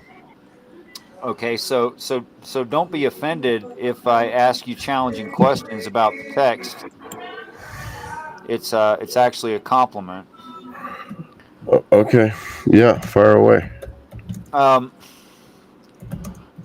What do you make of Jesus both coming as a thief in the night and on the clouds every eye will see? That it was a traveling. It's a going. They saw him coming on the clouds. That meaning it was his ascension into heaven. Wait, no, I'm talking about the arrival, or the arrival narrative, where are you talking about Matthew 23? I'm talking about like halfway through end times. Well, it's mentioned several places, not just the book of the Revelation of Jesus Christ, but other places as well. Even the Old Testament, there is stories that indicate the same thing, that that every eye will see, every tongue will confess, every knee will bend or bow, and that is very not thief-like. Well, right, but I think it's just the moment of it's happening, right? Is going to be Well, like the right as in people. I'm hearing your words, or right as in I should agree with you? Let me let me rephrase. I think that people who are not in Christ will be completely stunned. I think that Christians are given some kind of, idea, but yeah, no, that's pretty substantial fanfare. I think that's hard. It's hardly thief-like as it takes place, but it will happen so suddenly as to be like the suddenness of a thief, breaking into your home. I'm sorry. In the idea of the thief in the night, it's not about surprising the people who are in the house. It's about them being unaware he's in the house. Well, I mean, if you want to draw this out and say it's the whole event of the theft being taken place, I don't read it like that. I don't think it reads like that. I think it's the suddenness of the breaking in that he will come as the suddenness when you least expect it. Right? You're at peace. Theoretically, you're asleep, and boom, this Essentially, that this uses event. sleep that way. Yeah. Yeah, the event takes place that suddenly, but not that it's like he's prowling through the world with a black sack filling up with goodies. It's the event. Well, it doesn't say that he will be a thief in the night. It says he will come as a thief in the night. Yeah, when you least unannounced, unawares. Yeah. In secret. That's what thief in the night means as a Hebrew idiom. Yeah. Well, no, now. Well, yeah. So there's premills. They believe in a secret. Well, I don't want to talk about them. I'm talking to you anyway. Rapture. I guess that's if you where don't mind me being rude. Is that where the preterists go? That it's in secret. That it's happened without us knowing. Is that what you're trying to say, or no? No. You just want me to think. So I'm telling you that's my answer. That it's the suddenness of the event is what that's talking about. Okay, and what do you base that idea in? That it's in Scripture. It's just no man knows no man knows the day or the hour. Right, but not even the angels, but only the Father, not even Christ. Yeah, as he said that in his human form, in his humanity. Well, it's written in the book. It is. It is. We can say that for certain. Yeah, and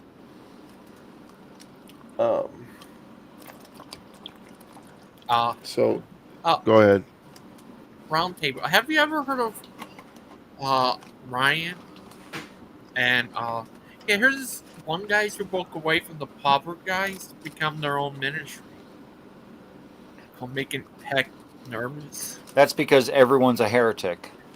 You just have to talk long enough and you become a heretic. That's why I read dead guys, Richard. They don't have any chance to apostate. That's true. They're already dead. They can't change now.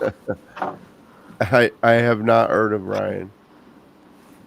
Yeah, him and Tim and them broke away from the pauper guys to become their own ministry. Is that crazy?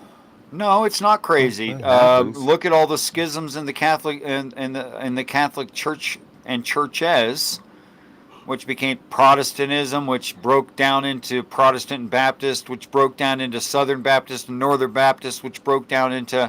I mean, there's some 22,000 denominations of Christianity on the earth. They're all heretics, every single one of them. Even, what about Roundtable? He's a heretic too. You don't look like a heretic. You might be a heretic if. Yeah, you might be a heretic if you disagree with anybody at any point who doesn't have the right form of Christianity. It's all very, it's just a term the Catholic Church made up, like the FBI made up the term conspiracy theorist. It's just designed to sound discrediting. That's all it is. It's an opinion. The word apostasy, though, is definitely a very Christian term. But and what is an apostate? To pull away from the truth, to veer away from the gospel. To pull away from the truth, you had to have known the truth at some point. Is that correct? Correct. Yep. Okay, now tell me who knows the truth.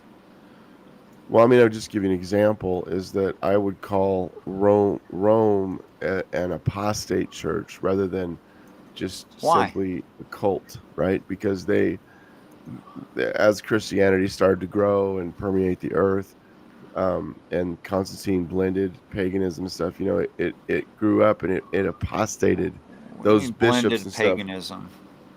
Well, they brought in Christianity to Rome and blended all the paganism, or syncretism it's called, right? Rome likes to do that. They still do that to this day. There's Rome has churches that allow the Catholic voodoo. Church does, yeah. Yeah, but it's syncretism, and I just see that in Rome, and they brought in all the but that's not the question. How do you know it's wrong? Is Pope and stuff? Because But the question is, how do you know it's wrong? It's against how you read Scripture. No, I'll agree with that. Scripture interprets itself. Scripture is clear on its whoa! face. Come on! Who fed you that line of bull crap and you swallowed it? Scriptura interpretans scripturum. The greater, yeah. Just because you can say it in Latin doesn't make it true. The Word of God is alive. It is active. It reads you. Yeah, but that's not the question. Piercing to the asunder of bone from marrow, soul from spirit. Yeah, but that's not the question. And no man knows the way of it. The word, there's nothing like it, though. Wait, what did you just say? So, no man knows the way of it. What if that's true? Well, I blended scriptures. Because I was no, that's written there of the heart. Don't back down now. You're right. That's written there. Because I was thinking of where the heart is deceitful above all things, and yes, no one knows the way. That's part of the problem. That's exactly what I'm saying. Is the human heart is deceitful? Who can know it? It's beyond deceitful. It's unknowably deceitful. Right. It is. Okay, then tell me who has the truth. Well, so here's the thing. Jesus said that the kingdom of God is like a treasure hidden in a field, where a man finds it and goes and sells everything he has, and then comes back and buys the field. So the picture is by his mind, right? We like to discuss these things. By our minds, we determine the treasurefulness of the treasure.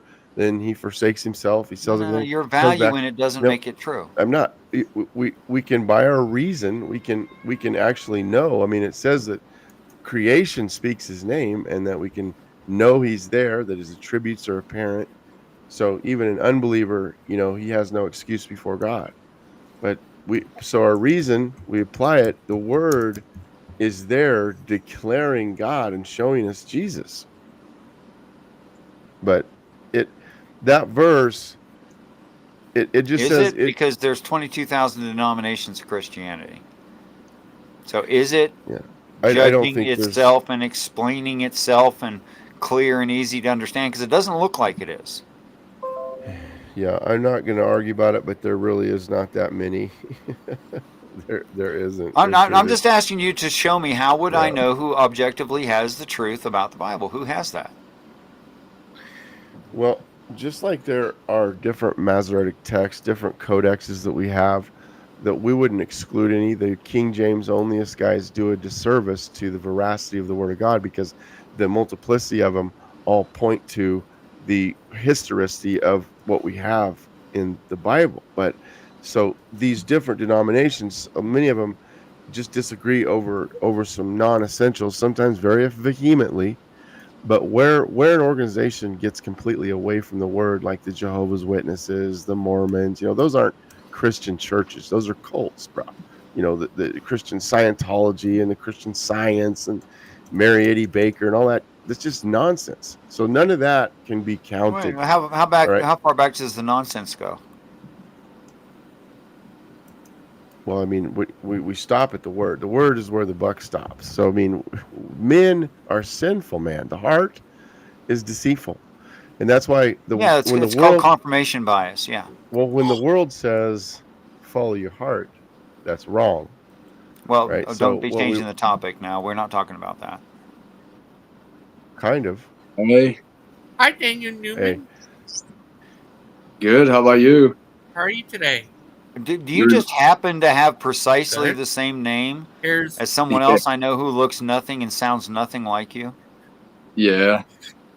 The spelling's different on mine. There's two N's. You're talking about burning bushes? No, I'm pretty sure Burning Bushes, Daniel Newman spells it precisely as you do. No, his middle name is with a J, though. Well, you're more likely to notice something like that because my name is not Daniel Newman, and I'll take your word for it. Yeah. That's his friend Clay. He likes to joke around, pretending to be him. Well, you need to get a hell of a lot less polite and a hell of a lot cockier. I like them skins on the wall, dude. You got badger? Oh, yeah. That's the badger up on the other side. Yeah, that's cool, man. That's what I got. There you go. An otter, a red fox. Coyote. And I got a bunch of bucks. Nice, dude. I just picked an argument with with a Facebook post about wolves. Is this video about how wolves turn a river and how good they've been for the environment. And I just offered up some alternative views, and some people went nuts. You need to have a couple wolf pelts up there, dude. Yeah, I don't have any. I know a lot of states that have wolves that are getting out of hand, and they're starting to have seasons on them. You know. Yeah. Yep. Because I guess they do a lot of damage to livestock and stuff. Yep. So single spring or two spring trap near water sources for 10-pound to 20-pound animals. What do you mean? What's your preference? I use double spring long springs a lot for water, and also coil springs. Like number 2 coil springs. A lot of the shit I catch in my yard, I'll use 1.5 coil springs, like the foxes and coons and stuff. Yeah. But I have a lot because my whole family, my great grandfather, my grandfather, my dad, they all trapped, and then when they all died, I got all their traps. You know, so I have like really old Victors and Newhouse long springs, and then modern stuff I bought. Right on. Yeah. Yeah. I had trapping videos on my YouTube where I was checking my trap line and catching beavers and otters. And I showed like shooting them in the video. And I probably got mad.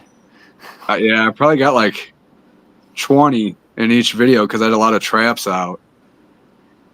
So, and then I got like so much hate, like overwhelming, like death threats and stuff. So I was like, yeah, I better do it. Yeah, but if you were a doctor killing babies, that would be just fine. Yeah.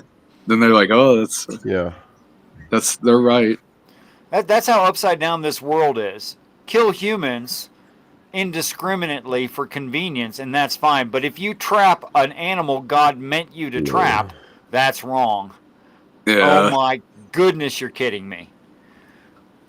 Yeah. Dude, I'm telling you, man, I've seen some there's these women, some of these gals that are arguing on the atheist group we have about testing mice for tests, and they're just so appalled. And there was this big long thread, but they just vehemently but if 500 mice save one human life, I'm happy about sacrificing the mice. Dude, it's a mouse, you know. I mean, that's what I was thinking. No, worst thing in the world. But yeah, we should kill our babies. Yeah, same woman will say kill the babies. Yeah.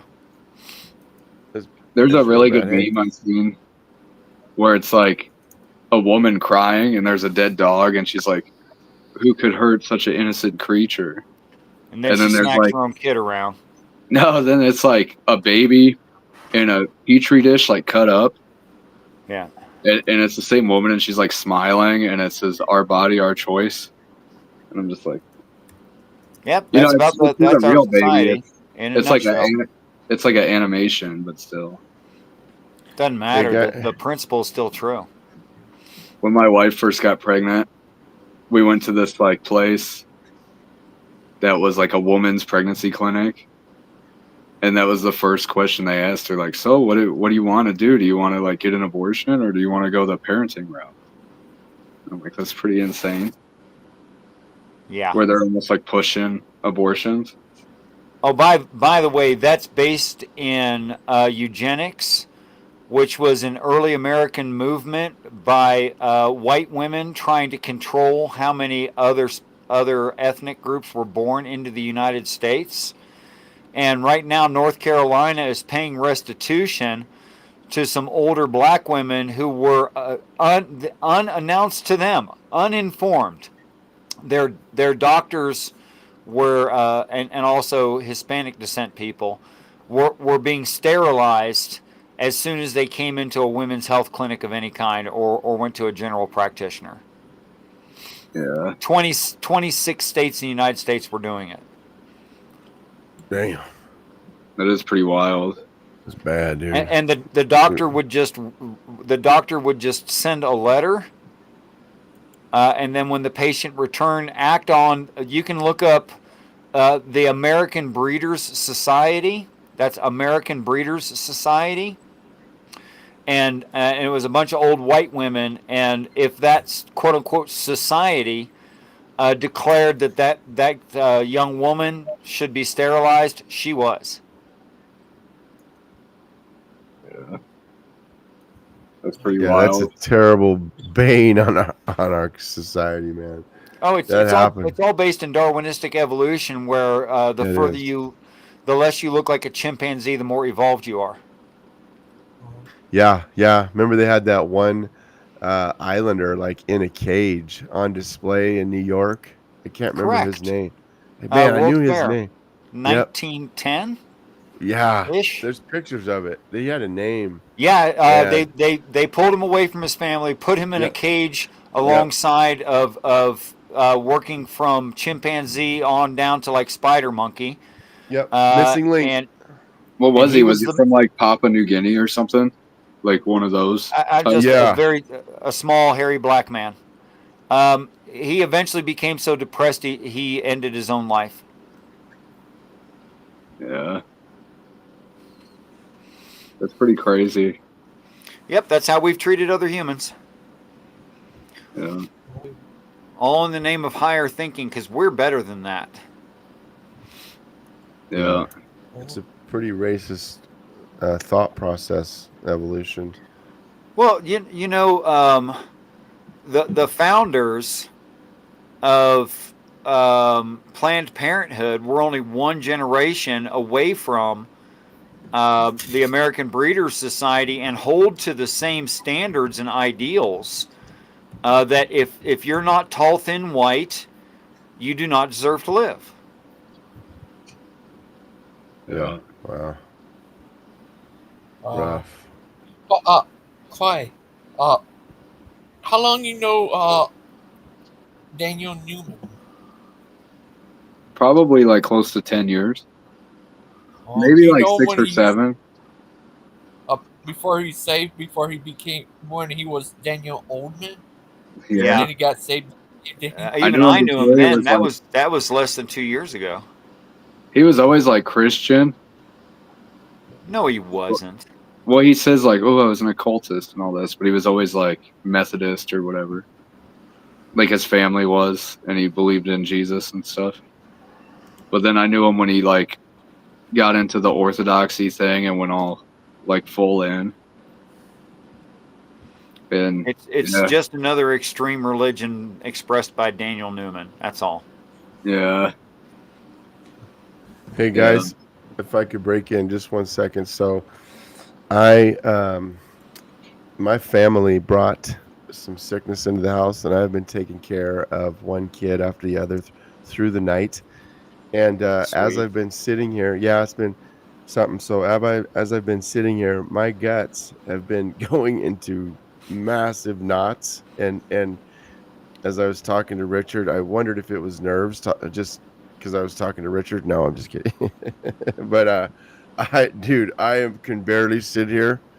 I Sounds am like you need to go churning. sit on a white chair that doesn't move. Well, yeah, dude, it's hit me. This was the throw up sickness. So, but I want to say, dude, you did give me some things to think about, and that verse about Christ being Father, it does say that. I mean, that's a pretty popular Yes, it verse. does. But it doesn't It's say just, the other father is dethroned. It certainly doesn't say that. no. I think it just speaks to his fatherly nature. But I mean, I appreciate the conversation, bro.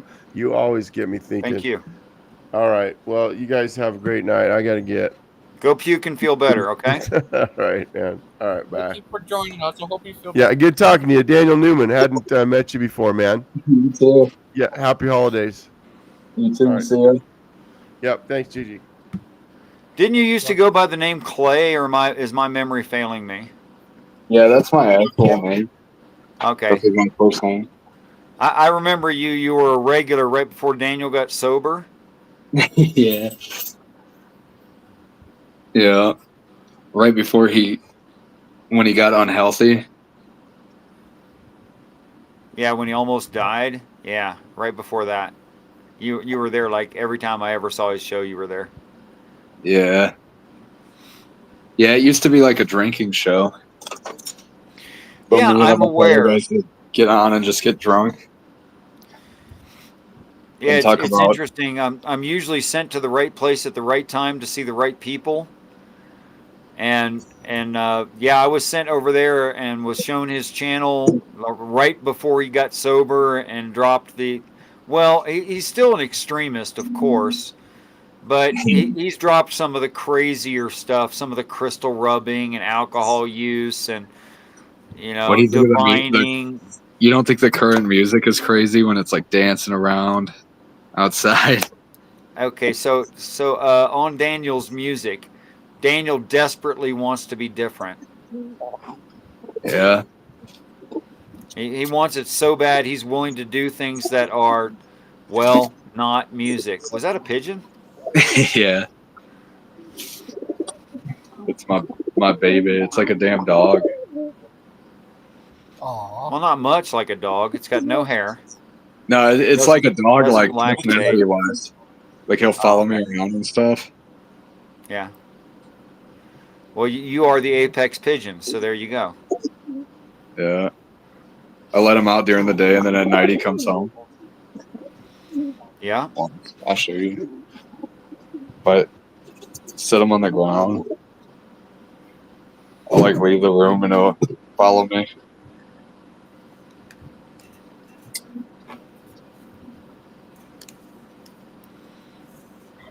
Okay, point the camera down if you want us to see the bird. I can't figure out how to flip it around. Well, then just point it the other way. Yeah. See him like following me? Yep, sure do.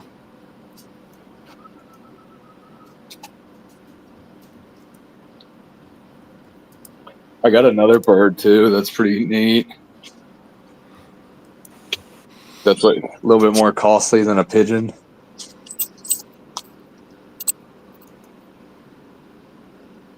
It's on the Amazon. If you've ever. No, I'm not much into birds and wildlife and stuff. I don't know much about it. I know a little bit about hunting and trapping, just a little. What type of Catholic are you? Are you Roman Catholic or Irish Catholic or what Catholic? Well, I'm like Irish and grew up Catholic, but it was always called Roman Catholic, you know. Oh. So. Oh, that's nice. You ever been to would you like if they had a mega Catholic church? Because I've been to a mega church before. Yeah. I don't think they have mega churches, but they have.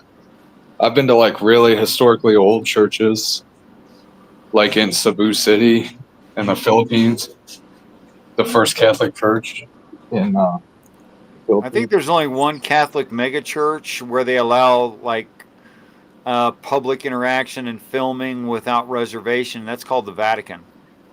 Yeah.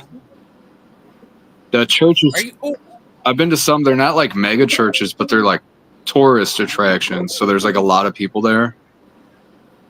You know what I'm saying? Just because they're so old. oh, are you Vatican One or Vatican Two Catholic? Or Vatican Three? The Revenge of the Pope. I don't know. I'm just joking with you. Yeah, what do you think of that Pope you have up there now? Pope Francis? What do you think of him? I don't know. I kind of like them, but I've been obsessed with this thing lately called the prophecy of the popes. And it talks Where about the last one is supposed to be a Jesuit and this one is a Jesuit. Yeah. Yep.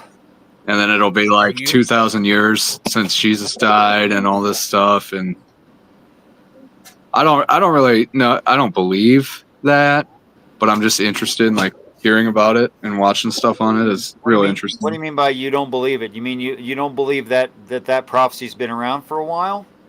Well, I don't know if I necessarily believe it's a real prophecy and not just a hoax.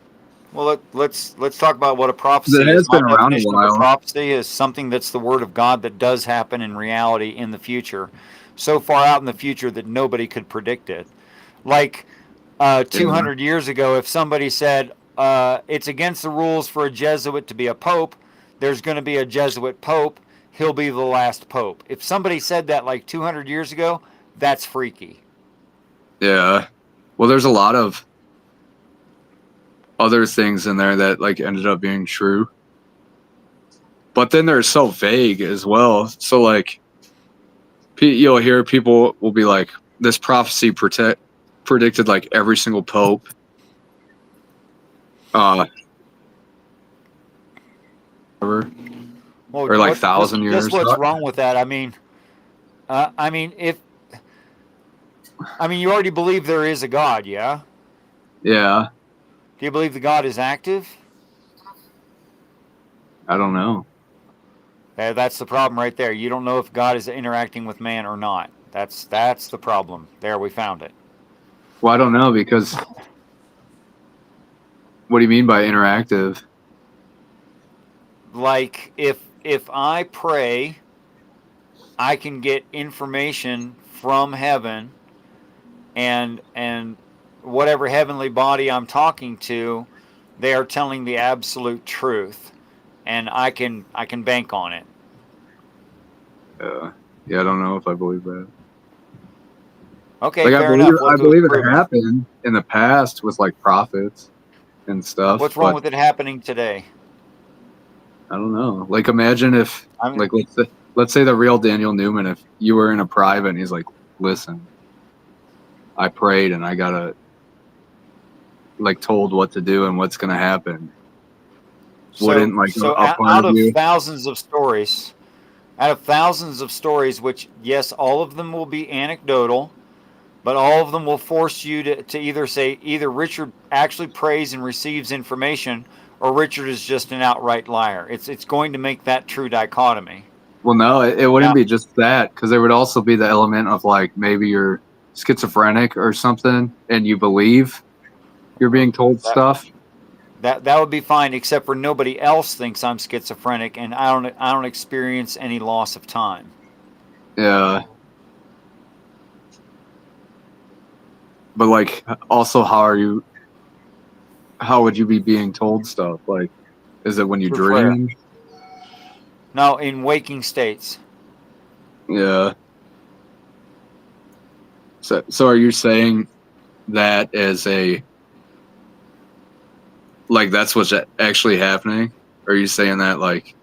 As far as I can tell, it's what's actually happening. is what's been labeled prayer. Yeah. I don't know. When you're talking and stuff, you don't seem crazy. I just thought you were saying like, for example, and like using yourself. I right now have on my hip a key to the garage of, and they coded the year I was born, 1968, into the passkey code for a house in Santa Fe that's I've been working on for more than a year and a half for this couple, and I also normally have 2 of their credit cards. So that I can buy materials to do improvements to their house when the materials are too technical to describe to them, and they just order it online. I keep 2 of their credit cards. So apparently I can keep employment under more than one person, and then both share the opinion that I am very, very stable and trustworthy. So much so that I have access to a property that's probably worth at least $500,000. Yeah. Clay Daniel, Clay are Daniel. you a Jesuit priest? What? Would you ever like to be a Jesuit priest? No. Oh, okay. No, I would never want to be a priest. You know, the idea of the Jesuits was that they would be soldiers. Yeah. Yeah. But I don't know, because like let's say you are having delusions. Yeah. Like mental delusions. That doesn't necessarily mean you're untrustworthy or like a thief. You know what I'm saying? Oh yeah, those are not precisely the same thing. But what I was giving testimony to is that people know me in real life. Oh, I also have a key to a business downtown, and have full access to that business. But my point is that people At the know same me. time, these people who know you, do you like tell them what you're experiencing, or do you? Yes. You do. Yes. You don't have the fear that they're gonna think I'm like crazy. No, because it doesn't sound crazy. Yeah. Why don't it Now, depends on there's like, people that don't like it, but it doesn't sound crazy. on the context of like what you're being told.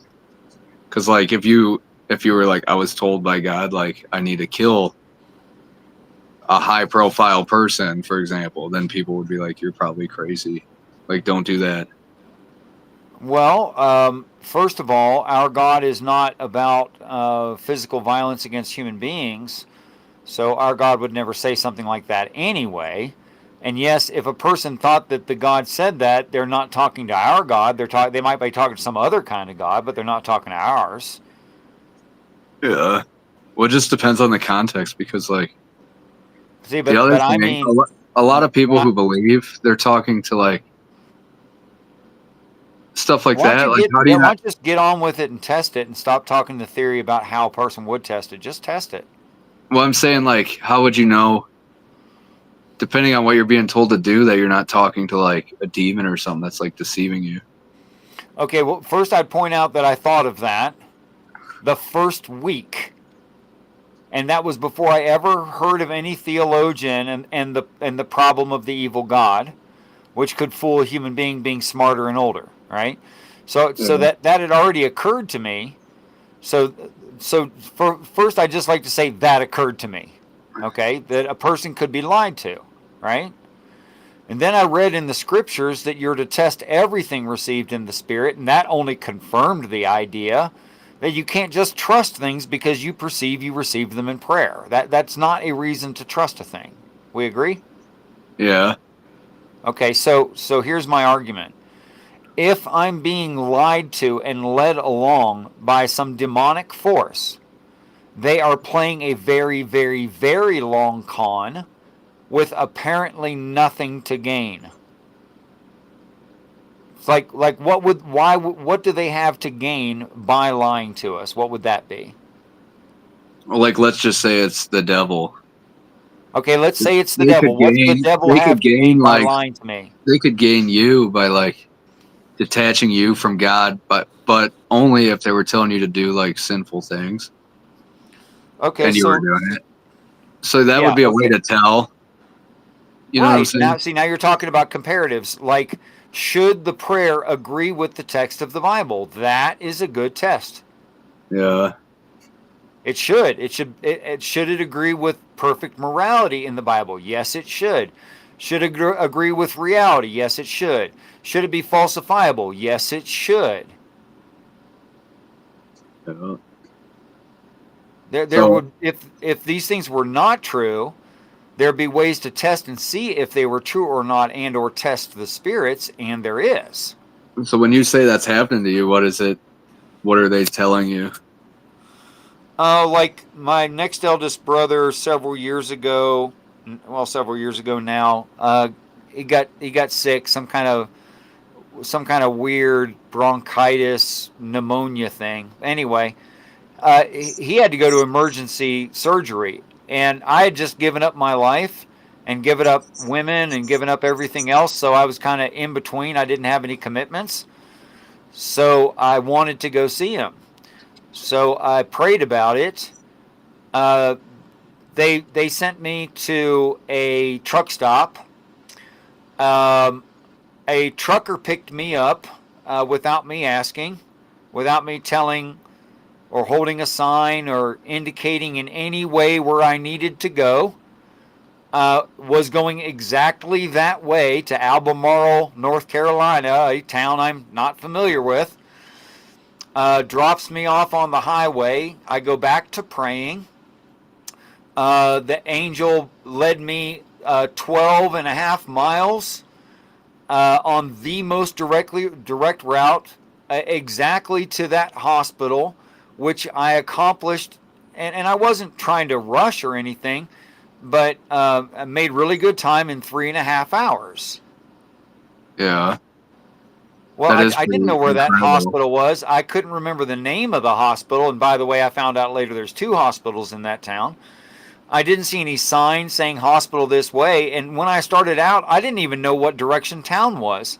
I was walking amongst forest and housing developments. Yeah. There was literally nothing to indicate which way I should go. Yet they had me walk exactly the shortest possible route.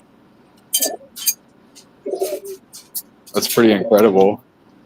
No, that's one out of thousands of occurrences of this. I could keep going.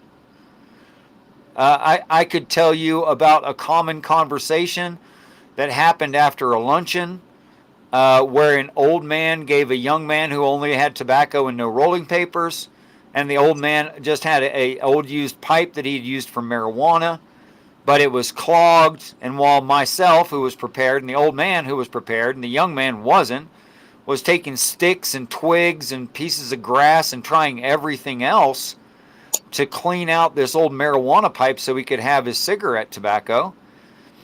And the old man says to him, he says, what you really need is a street sweeper wire, from a street sweeping machine like the city owns. Yeah.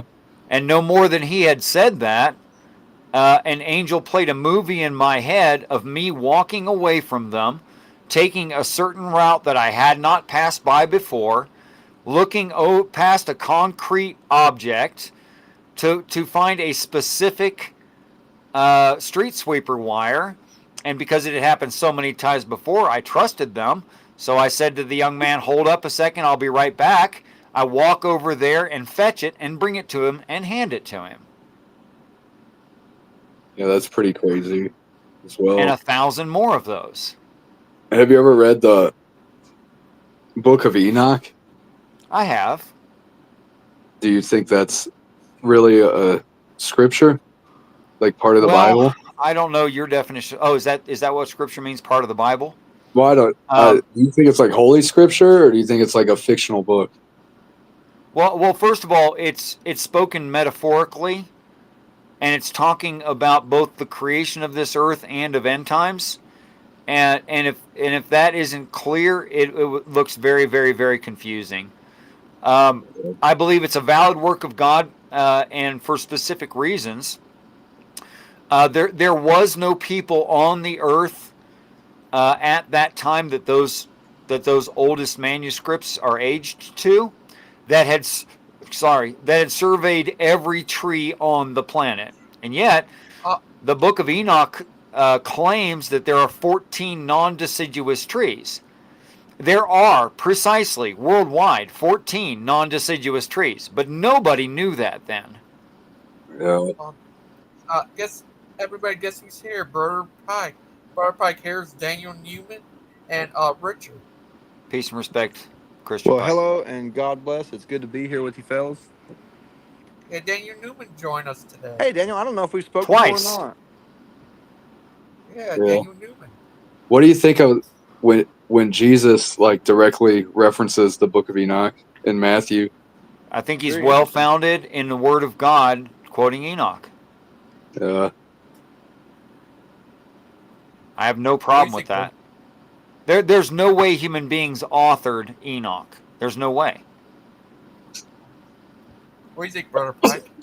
There's several books that are mentioned in the Bible that were not canonized, some of which we don't even have any copies of, but some of which we have copies we don't have confidence in. But the reason that some books were not canonized was not because people didn't believe they existed. It's just because they didn't believe they had an accurate or original enough copy to feel comfortable canonizing it. So, like, for instance, Paul mentions in one place that he wrote an epistle to the Laodiceans, but we don't have that epistle, but he did say that he wrote it. So there's another place where it mentions, what is that book that they quote when they say that he saw Christ coming with 10,000s of his saints to execute judgment upon all those that dwell upon the face of the earth? That might have been Enoch that I think Jude or James was quoting. So there's a number of books that are actually mentioned in the scriptures that either weren't found or weren't canonized because they didn't have confidence in the copies that they found. So there's no doubt that there was a book of Enoch, but I don't know if the one that we have today is an accurate rendition of it. I have the Amazon version where it's got like 3 versions. It's got, if you go on Amazon, it's like $10, and it has the Ethiopic version from like the Dead Sea Scrolls, and then 2 other versions. It's from the Dead Sea Scrolls? Yeah. See, I would be interested in reading that version. Yeah, it's like if you look on Amazon, there's so many, but it's the one. It's like $10, and it's got 3 versions in it. Yeah, if it's from the Dead Sea Scrolls, I would like to read it. I mean, obviously there was certainly a book of Enoch that the writers of the scriptures had confidence in for sure. The reason it was excluded had nothing to do with the fact that they didn't believe it existed. It's like if we found a letter today that was an epistle to the Laodiceans, that would have to go through a rigorous process of authentication before it was added to the canon. You know what I mean? As things should be. Sure, of course. Yeah, there's the Book of Enoch is pretty insane. No, it's not. It's just spoken in code. I mean, I don't know if it's in code. Like if you take everything it says at face value, it's like pretty wild. And Well, then if a you lot took of it the at stuff, face value as if it weren't written in God code, then yeah, it's freaking crazy as hell. Well, that's what the apostle, I think it's Jude or James, when they quoted, they said that he saw the Lord coming with 10,000s of his saints for to execute judgment upon all them that lived in ungodliness upon the earth. And they were quoting from a resource that they had confidence in. So we know that the New Testament authors had copies of things that we don't necessarily have copies of today. True story. Yeah. Which is a freaky thought, really. Yeah, it's like, what are we missing? You know, but on the other hand, I could just say, Christian, that and many other miracles not recorded here. Yeah, Well, very similar. What other miracles and what isn't recorded? Hold on a sec. Very similar. Yeah. You know, I think Yeah, it's about very that much all the the same. time. I was going through some of these with a friend of mine like a month ago, and he was just combing through the Old Testament trying to find them. And there's like 5 or 6 that are mentioned. It's not just the 2 that I mentioned. But the one that always catches my attention, of course, is the Epistle to the Laodiceans. And the reason for that is because of the 7th admonition from Revelation chapter 3. It's so specific and so strict and so daunting that I would have been very interested in knowing what he had to say to that church. Right. Or here's another example: the 7 thunders. Now that I have my own thoughts on. I imagine you do as well. Let's hear. Yes, I do. Let's hear them. The 7 thunders, when John heard, he said, and 7 thunders uttered their voices. Yep. So when we see, I don't have all the passages in front of me, so you'll have to take my word for it for now. But when we see this idea of thunderous voices, then we see something in a pattern throughout several passages of Scripture. The people who heard the thunders are people who God was not speaking to, and the people who heard a voice through the thunders were the target of who he was speaking to.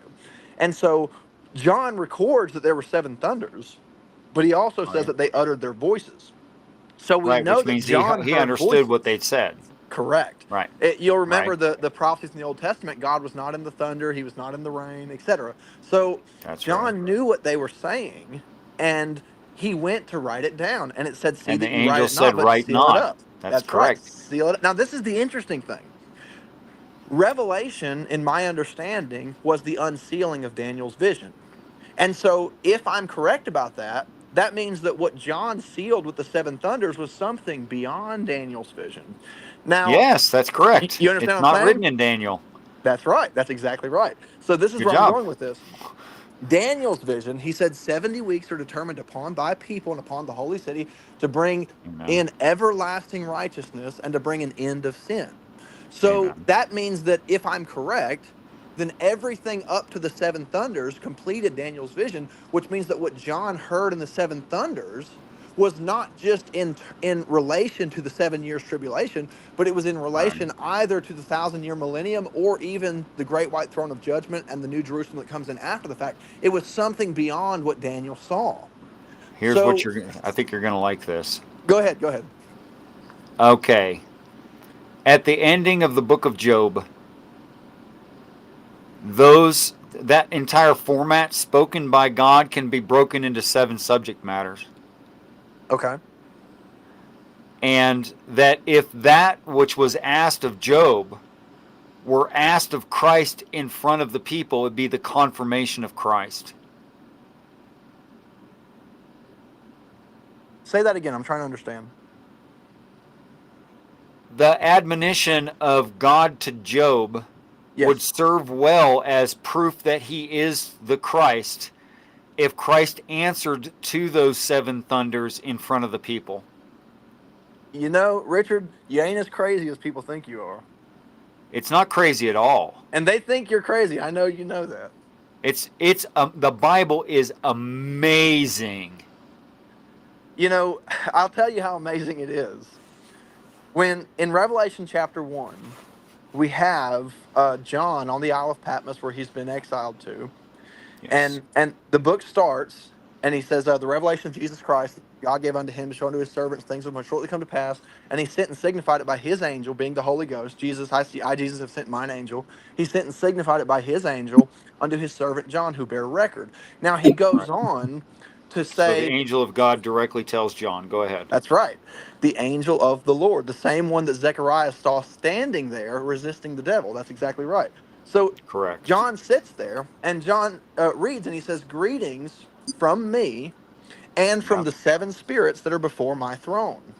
And then after John goes through the open door in Revelation chapter 4, verses 1 and 2, he goes through the open door into the second heaven, and then John sees the throne room, and he says there were 7 flames burning there, which were the symbol of that great menorah that used to sit in the inner courts.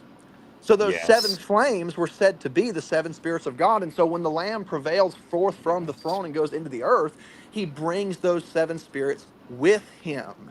And then we start to see those 7 trumpets utter their voices. Lift up thy voice like a trumpet. Tell my people of their sins. Okay, now When the what does trumpet last mean? trump sounds. That's exactly right. A trumpet shows a voice in Revelation. That's So you're right. exactly right. Those 7 thunders, those 7 trumpets, those 7 angelic messengers are the menorah coming out of the throne room with the Lamb, declaring that he's Lord of Lords and King of Kings. And that's why the Lord told John not to write it, because it was not time yet. The same That's reason the right. angel told Daniel to seal up the vision, because it was not time yet. Yes. That's awesome stuff, Richard. You're more serious a student than I have met. I'm not even barely a student. This is my whole No, life, you are man. more serious a student than any else I've met. And I don't care if you like it or not. It's not a compliment. It's an observation about reality. It's just my obsession. I mean, you have to I'm understand. obsessed too. It's okay. I get it. I was an atheist. I didn't believe in God. I didn't believe in anything. Did not know that about you. Yeah, I had an experience with the Lord when I was 18, and it was kind of weird because the way that it works for most people, or at least my understanding is, the way it works for most people, is that they get an indoctrination, and then later in life, if they remain sincere, they have an experience with God's Spirit. But with me, it Maybe. worked right the opposite. I had an experience with the Spirit of God and then went on to get the indoctrination. So I kind of went in backwards, you might say. Actually, I wouldn't call it backward, except backward from average. Yeah, backward from average. That's what I mean. But you do understand that's the same experience that was given Paul. It is. It is the same thing that happened to Paul. It's the same thing that happened Yes, at and the Pentecost. same thing that happened to me, and the same thing at Pentecost. That's right. That's it's a beautiful thing because John heard those voices. That's one thing nobody ever talks about when they talk about the thunders is that John heard those voices. Yeah, Most people, obviously. What do you mean people don't talk about it? I've never heard people not talk about it. What do you mean? well, I've never heard people emphasize the fact that he knew what they said. They always just say, well, they weren't written, move on. I've never heard people teach and focus on the fact that, because most scholars that I've read Well, how after, many? well, I don't know everybody, obviously, but most of the scholars that I've read after seem to believe that John lived up until somewhere around 104 AD and probably died at Ephesus where he trained in Polycarp. And there's actually some people That's what that they believe that think. Yeah. Polycarp recorded Revelation for him. I don't know if that's true or not, but if Doesn't that's really matter who correct, recorded it. correct. But if that theory is right, if John lived for any length of time after the vision, then that means that he continued for years and maybe decades of his life with that in his heart, not able to share that with anyone else. Yep. And I just thought about that. That'd be a thorn in your side, wouldn't it? Mm-hmm. That'd be Not that something I to think carry it's that. Paul's thorn, but just the same, it's a thorn. Yeah, I mean, it's, a man's desire. When the Lord shows you something, the only thing you want to do is share it with others. That's a man's desire. But the Bible says a wise man conceals the matter. And so you see John the Apostle sitting there, knowing in his heart the seven thunders, knowing in his heart what the end shall be, That's but correct. forced to conceal the matter. Amen. That's right. Richard, what do you think of some people believe that Jesus already came back? Yeah, there are people that think that, and that's because the Bible is written in the past tense. But you might notice that even the book of Revelation is written in the past tense, and that hasn't happened. How I read this, and by necessity of what I call the intended reader argument, it makes no sense for the Bible to be written for the masses as demands and rewards. First of all, the demands are unreasonable. Second of all, they don't get the rewards. But the only one that's referred to within the story that can be made such demands is extended no grace, does overcome, and get all the rewards is the Christ Jesus. So logically, the story of the Christ Jesus is for the Christ Jesus. That is to say, it's predictive and educational. So, I mean, people are welcome to think whatever they want, and that's absolutely going to be fine because of grace and the sacrifice and vicarious redemption. They'll all be absolutely fine. But the truth of the matter is, the only thing that makes sense is if the Bible is to teach the Christ. That's the only God Israel ever had. People don't realize that the Holy Ghost is the only God that Israel ever knew. When it speaks of the Heavenly Father, he said, no man hath seen him at any time, and the Lamb, who is the only one who's ever seen him dwelling in that light alone, hath immortality and has declared him unto us. So the Spirit of Christ, the Holy Ghost that overshadowed Mary, that personified itself in the life of Jesus, that was the same God that Moses knew. It was the same God that Elijah knew. Human beings have never had any direct contact with the Heavenly Father. They have only ever known the Holy Ghost, and the Holy Ghost personified as the man Jesus. Now let's talk about the physical situation concerning our spiritual enlightenment.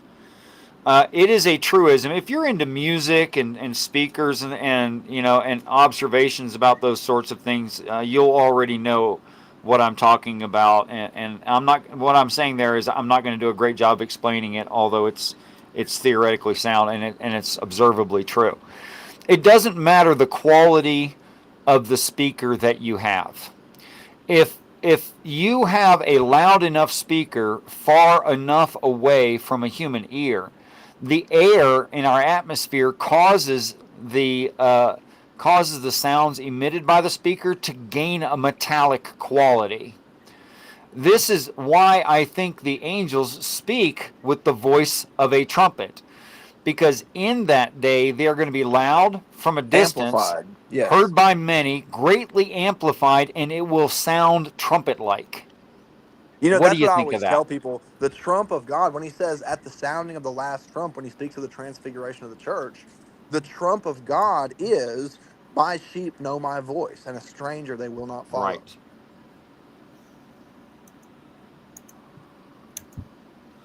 Right.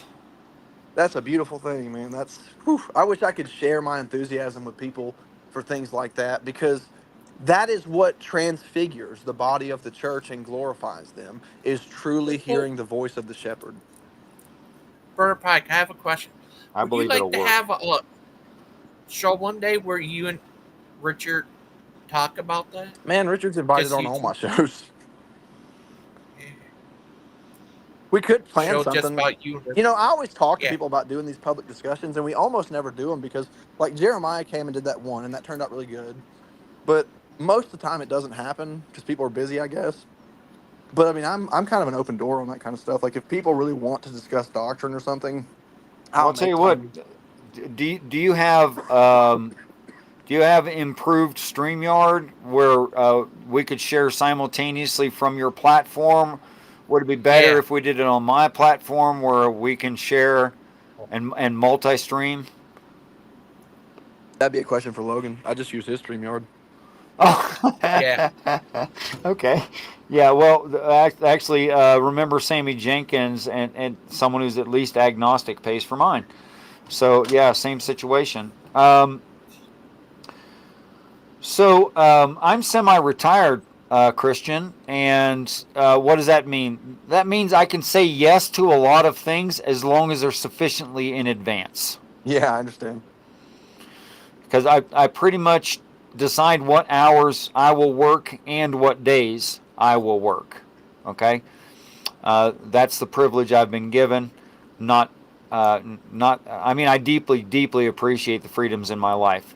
So if you said right now, perhaps 3 different time space zones, all the same time zone, of course, but 2 or 3 different time spaces, I could probably agree to one of them.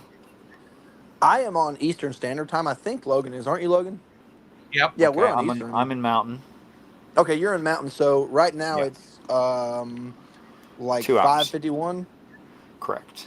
Okay.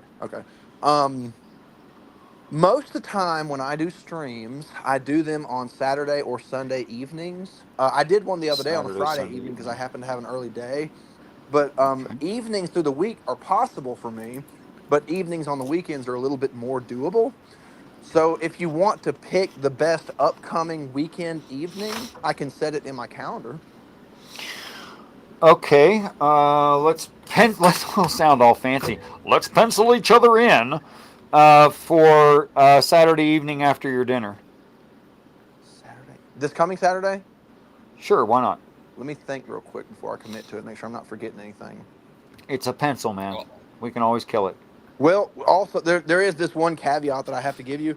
My wife and I are expecting a baby, and she has a history of preterm labor, so Aw. that could wind up disrupting things. I don't think it will, but we can go ahead and set a tentative schedule for this coming Saturday. Now, we're 2 hours apart. The earliest that I could probably commit is Say 7, something and easy to meet. let me think. Like if I say 7:30, that's 5:30 for you. Is that doable? 1930 or equivalent 1730. Yeah, that's very doable. Yeah. We can do that. Logan, do you mind just making a little reminder thing just because I forget everything? Okay. Me and Richard will have a conversation. And what is the specific subject, man? I'll try to come prepared. Anything you like. I'll tell you Or what I I'd like could to talk to you just about. I could just make any kind of assertion that I received in prayer, which are usually things people ignore from the text of the Bible. They just don't even preach on it. They don't even talk about this stuff. I've got about let's see, about 7 syllogisms right now. I've got about 30 different observations, and I could assert any one of those. we could talk about. Here's one of the things they ignore, since we were just talking about the Book of Revelation, and then there was a silence in heaven for the space of about a half an hour. Yes, sir. I'm They sorry, do ignore what? that. They definitely ignore that. Who the hell preaches on that now, and what does it mean? I've calculated it. That's a conversation right there. I've actually calculated it. Kent does. Well, He says there's no women that's in an opener. heaven. What's that? Oh, There's yeah, no Kent says women that the in men, heaven? the men get raptured 30 minutes early, so there's silence in heaven. Oh, that's funny. But that's just a joke. That's not what it means, of course. No, it's. Yeah, I know. I'll tell you what, and we can discuss this. I did write a little bit about this in my last book, and I'm not an expert by any means, but I do think that the 7 years tribulation is a tad bit over 7 years. I don't remember if I calculated it like 40 days or 60 days, but It should be 40 days. Yeah, when you translate the 30 minutes to the timeline, it comes out to a calculable number of days. And when you look at the prophecy in Daniel, you see that the exact days when they're put together are a little bit over 7 years. So he actually accounted for that. Yeah. I'm I'm telling you, you're a pretty serious guy, man. Congratulations. Well, I mean, honestly, I was telling Aiden the other day, I have a horrible retention. That's one of the reasons that I write books, is because like when something's fresh in my mind, I try to get it on paper because I know I'm going to forget it later. Yeah. No, but most people don't know that the 7 years isn't precise 7 years, or didn't do the calculation, or did the calculation to fit their own biases instead of what it actually says. Oh, yeah, it's a little over 7 years. When you put Daniel's timeline together, it comes out a little over 7 years. And when you run the calculation, it is talking about that 30 minutes. But Brother Pike, is this the face you make when you forget something? That's the face I make when I remember. Oh. What about this? Logan's like collected like 50 of these now. I got them from most of them I got from But you're making those faces on purpose to be expressive. Those weren't genuine. Most of the time, yeah, because we just get goofy. Like, I'll do a serious teaching, and I have to say this community has been very respectful, because I'll hold the floor anywhere from 30 minutes to 2 hours, and they will always patiently listen to me. So I can't really complain about them at all. Nice. But after the fact, when we open the panel up and do the open Q&A or whatever, then things just kind of get goofy half the time. Yeah, of course. This is the face when he makes. That's the face I make most of the time, yeah. Sort of like my resting face. Yeah, and he also make this.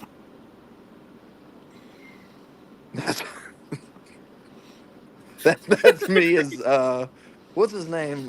What's his name, Logan? Albert Pike. Yeah, Albert Pike, and that's Aiden as Charles Darwin. Look, those crazy Proverbs guys hate me so much that they started a whole show called the Pike Files. And they put up a picture of Albert Pike to pretend like it was about him instead of me. Oh, Brother Pike, I need to tell you something. Guess what I found out? No, Ryan have a new show now. He had told me the other day that they were planning to start a channel, him and a couple of the other guys. Yeah, it just they had a show earlier. Well, that's awesome. Him, Tim, Jeremiah, and Andrew. I'm glad. I told Ryan that I would help him and support him any way that I could. That's funny, because I think that Gangster is bringing it up because it seems suspect to Gangster. Oh, is it suspect to you? I don't know. I mean, I knew it was going to happen. Like the other day when Steven told all those guys they were going to hell for having Christmas or whatever, all those guys left at the same time and like started their own channel.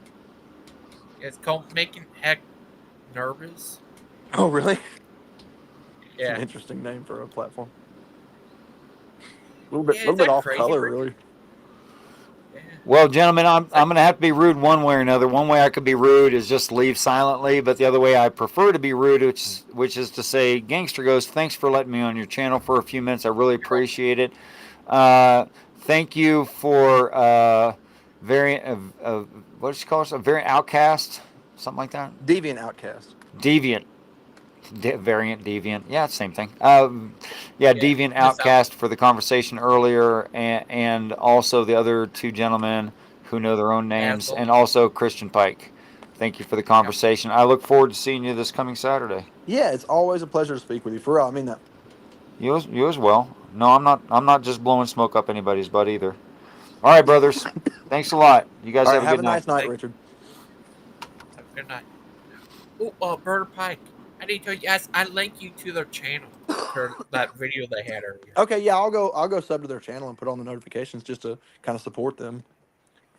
Yeah, is that crazy? They had a show. I didn't know they were having a show. Yeah, that's pretty quick. I mean, because they had just decided to do it the other day. Yeah, and they're PG's having a show in a minute. Oh, thank you. Oh, the PGs are doing a show. What is it, like the Anti-Christian Pike show? The Dan show. Oh yeah, so yeah, the Anti-Christian Pike show. The Podfather. Oh, the Podfather. I like the Podfather. That's pretty cool. It's designer talk with Dan Pod. I don't know. Maybe it'll be good. I've been trying to get along with people lately, but the other day Achilles started an argument with me, so I'm trying to not argue. I feel like even when we're not arguing, like some of them try to force an argument. Sorry about that, brother Pie. Yeah, I mean, I'm just sorry that they always want to fuss all the time. Like they're losing hosts. They're hemorrhaging hosts from their channel constantly.